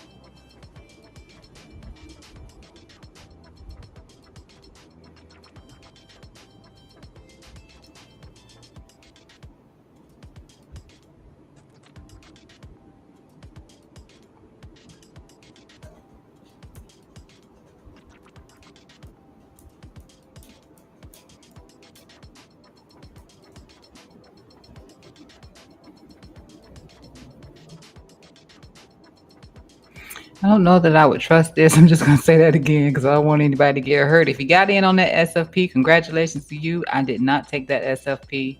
I tried to be a little petty. I did say it could be a good place to get long, but I just didn't do it. I was being petty and I wanted to see if we could fill in the rest of that little gap. We didn't do it. So that's on me. But nonetheless, at the moment, it is a nice little scalp. And again, if it pushes up to here to these lows, then you made a nice little lit here. This would just be halfway through the move here for taking some profit. Just in case we do lose this and then we get a chance to see lower, which I hope that's not the case, but that's where we are right now. So, with that said, thank you. And I see you at 5 o'clock in the morning. Yeah, I might come back on and do another stream just to see where we're at or see if there's anything good coming up in the charts. Look back at some of the altcoins or something. Definitely the stock market is looking pretty good. SUI at the moment with that Bitcoin pump as well. Got back above this monthly level over here. Let me minimize myself again. I'm sorry. SUI got back above that monthly level over here. I still see SUI with the potential to come down much lower. And I've already discussed that, but I do see SUI with the potential to come down much lower. At least for the first time, it's doing something it wasn't doing before, and that is potentially about to get a close above this 10 EMA. It wasn't doing that at all. Not on the 5, not on the 1 hour, on the 15. Okay, I just saw that. Hold on. 200 EMA here on the 5-minute time frame. That's what is coming up here too. SUI.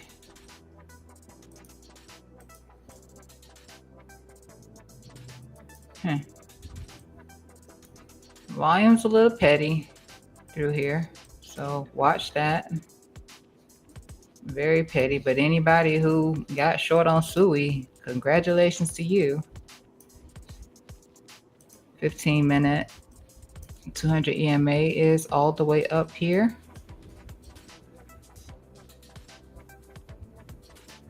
All right, this is the first time it's actually got a cross above that 20. I think I set this to a 20. I think I went in and did that. No, 26 I meant, yeah. If I don't get a cross above that 26, that's a change. That's a huge change from this entire drop here.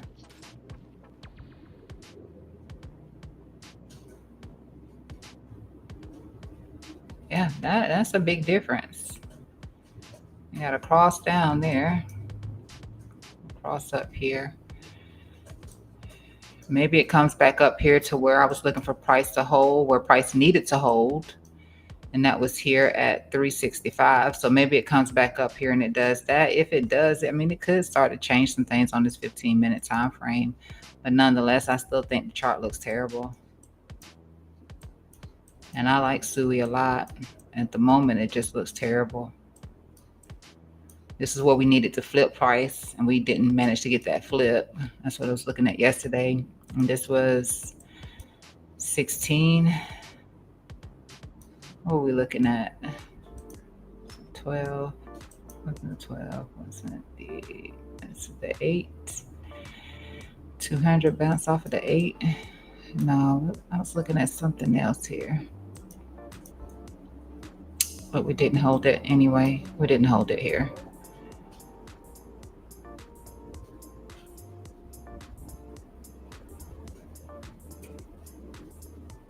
So yeah.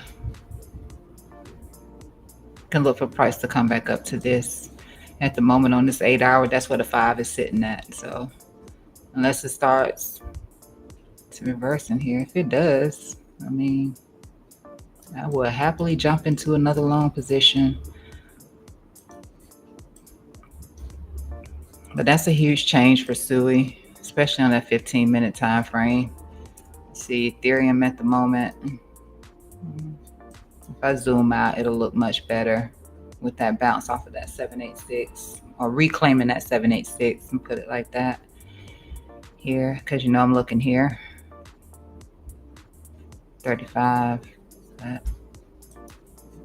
A better performing chart nonetheless. XRP.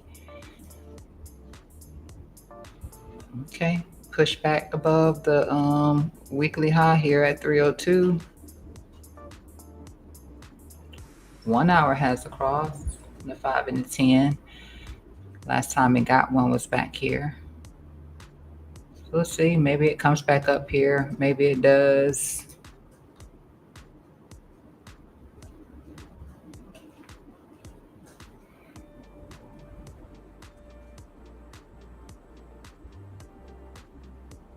Yeah, maybe it comes back up here into this momentum line here, somewhere between there and let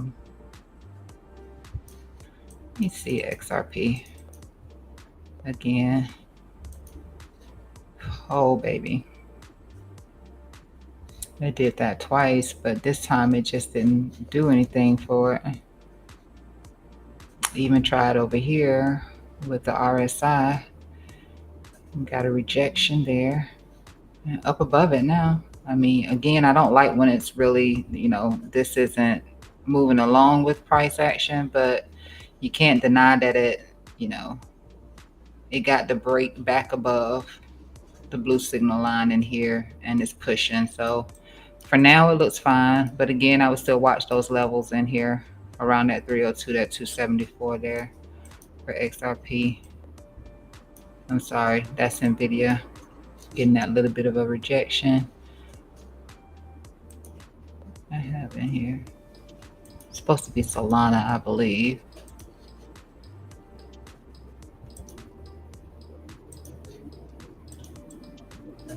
So Solana here on the, and I have to fix these levels. I think it was something in here, but I have to fix these levels. And I said I was going to do it while I was streaming, but I didn't get a chance to. Something's missing.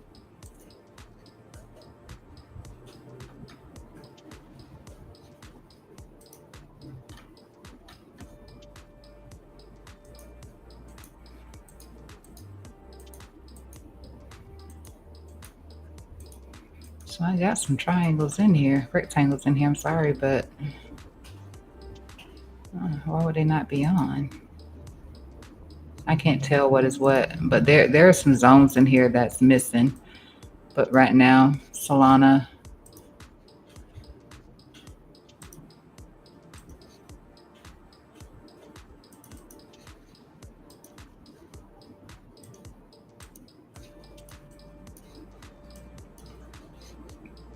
just trying to get above that 10, in and out here. So your most important ribbon at the moment is going to be this probably a 20, probably a 26. Let me make sure. Nope, it's just 60. It's just 60. 5, 10, 26, 60. So it's going to be your 60. And then you can look as far up here to about this 171. Notice how the stock market was doing that too, how the 1000 was in between the 60 and the 200 EMA. That's interesting. But yeah, this 60, that you're not getting much interaction with this one. And the last time it did get that rejection off of that 1000, so that's why I'd be looking possibly up to about this 171 for now.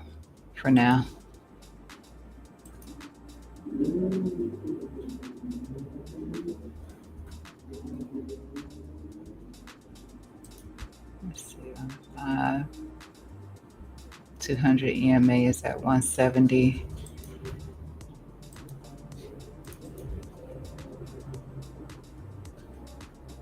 RSI basically looking the same, indicating that selling pressure will cool off, but it's been doing that all the way since back here.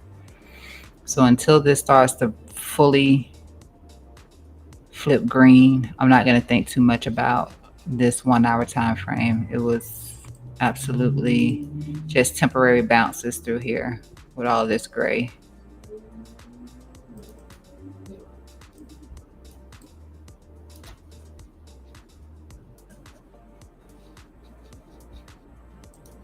Do I need to look at anybody else before I go?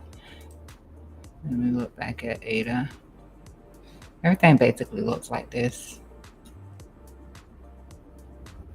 Yeah, everything basically looks like that. So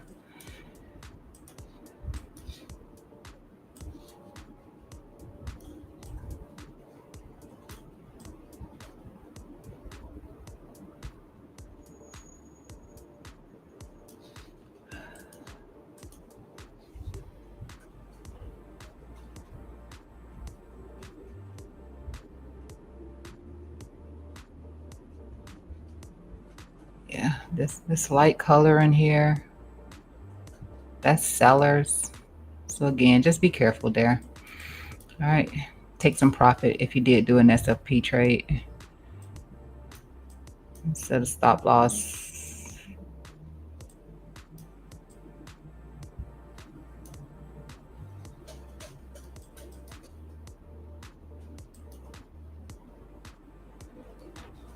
I'll be here in the morning. Thank you. Unless I come back later.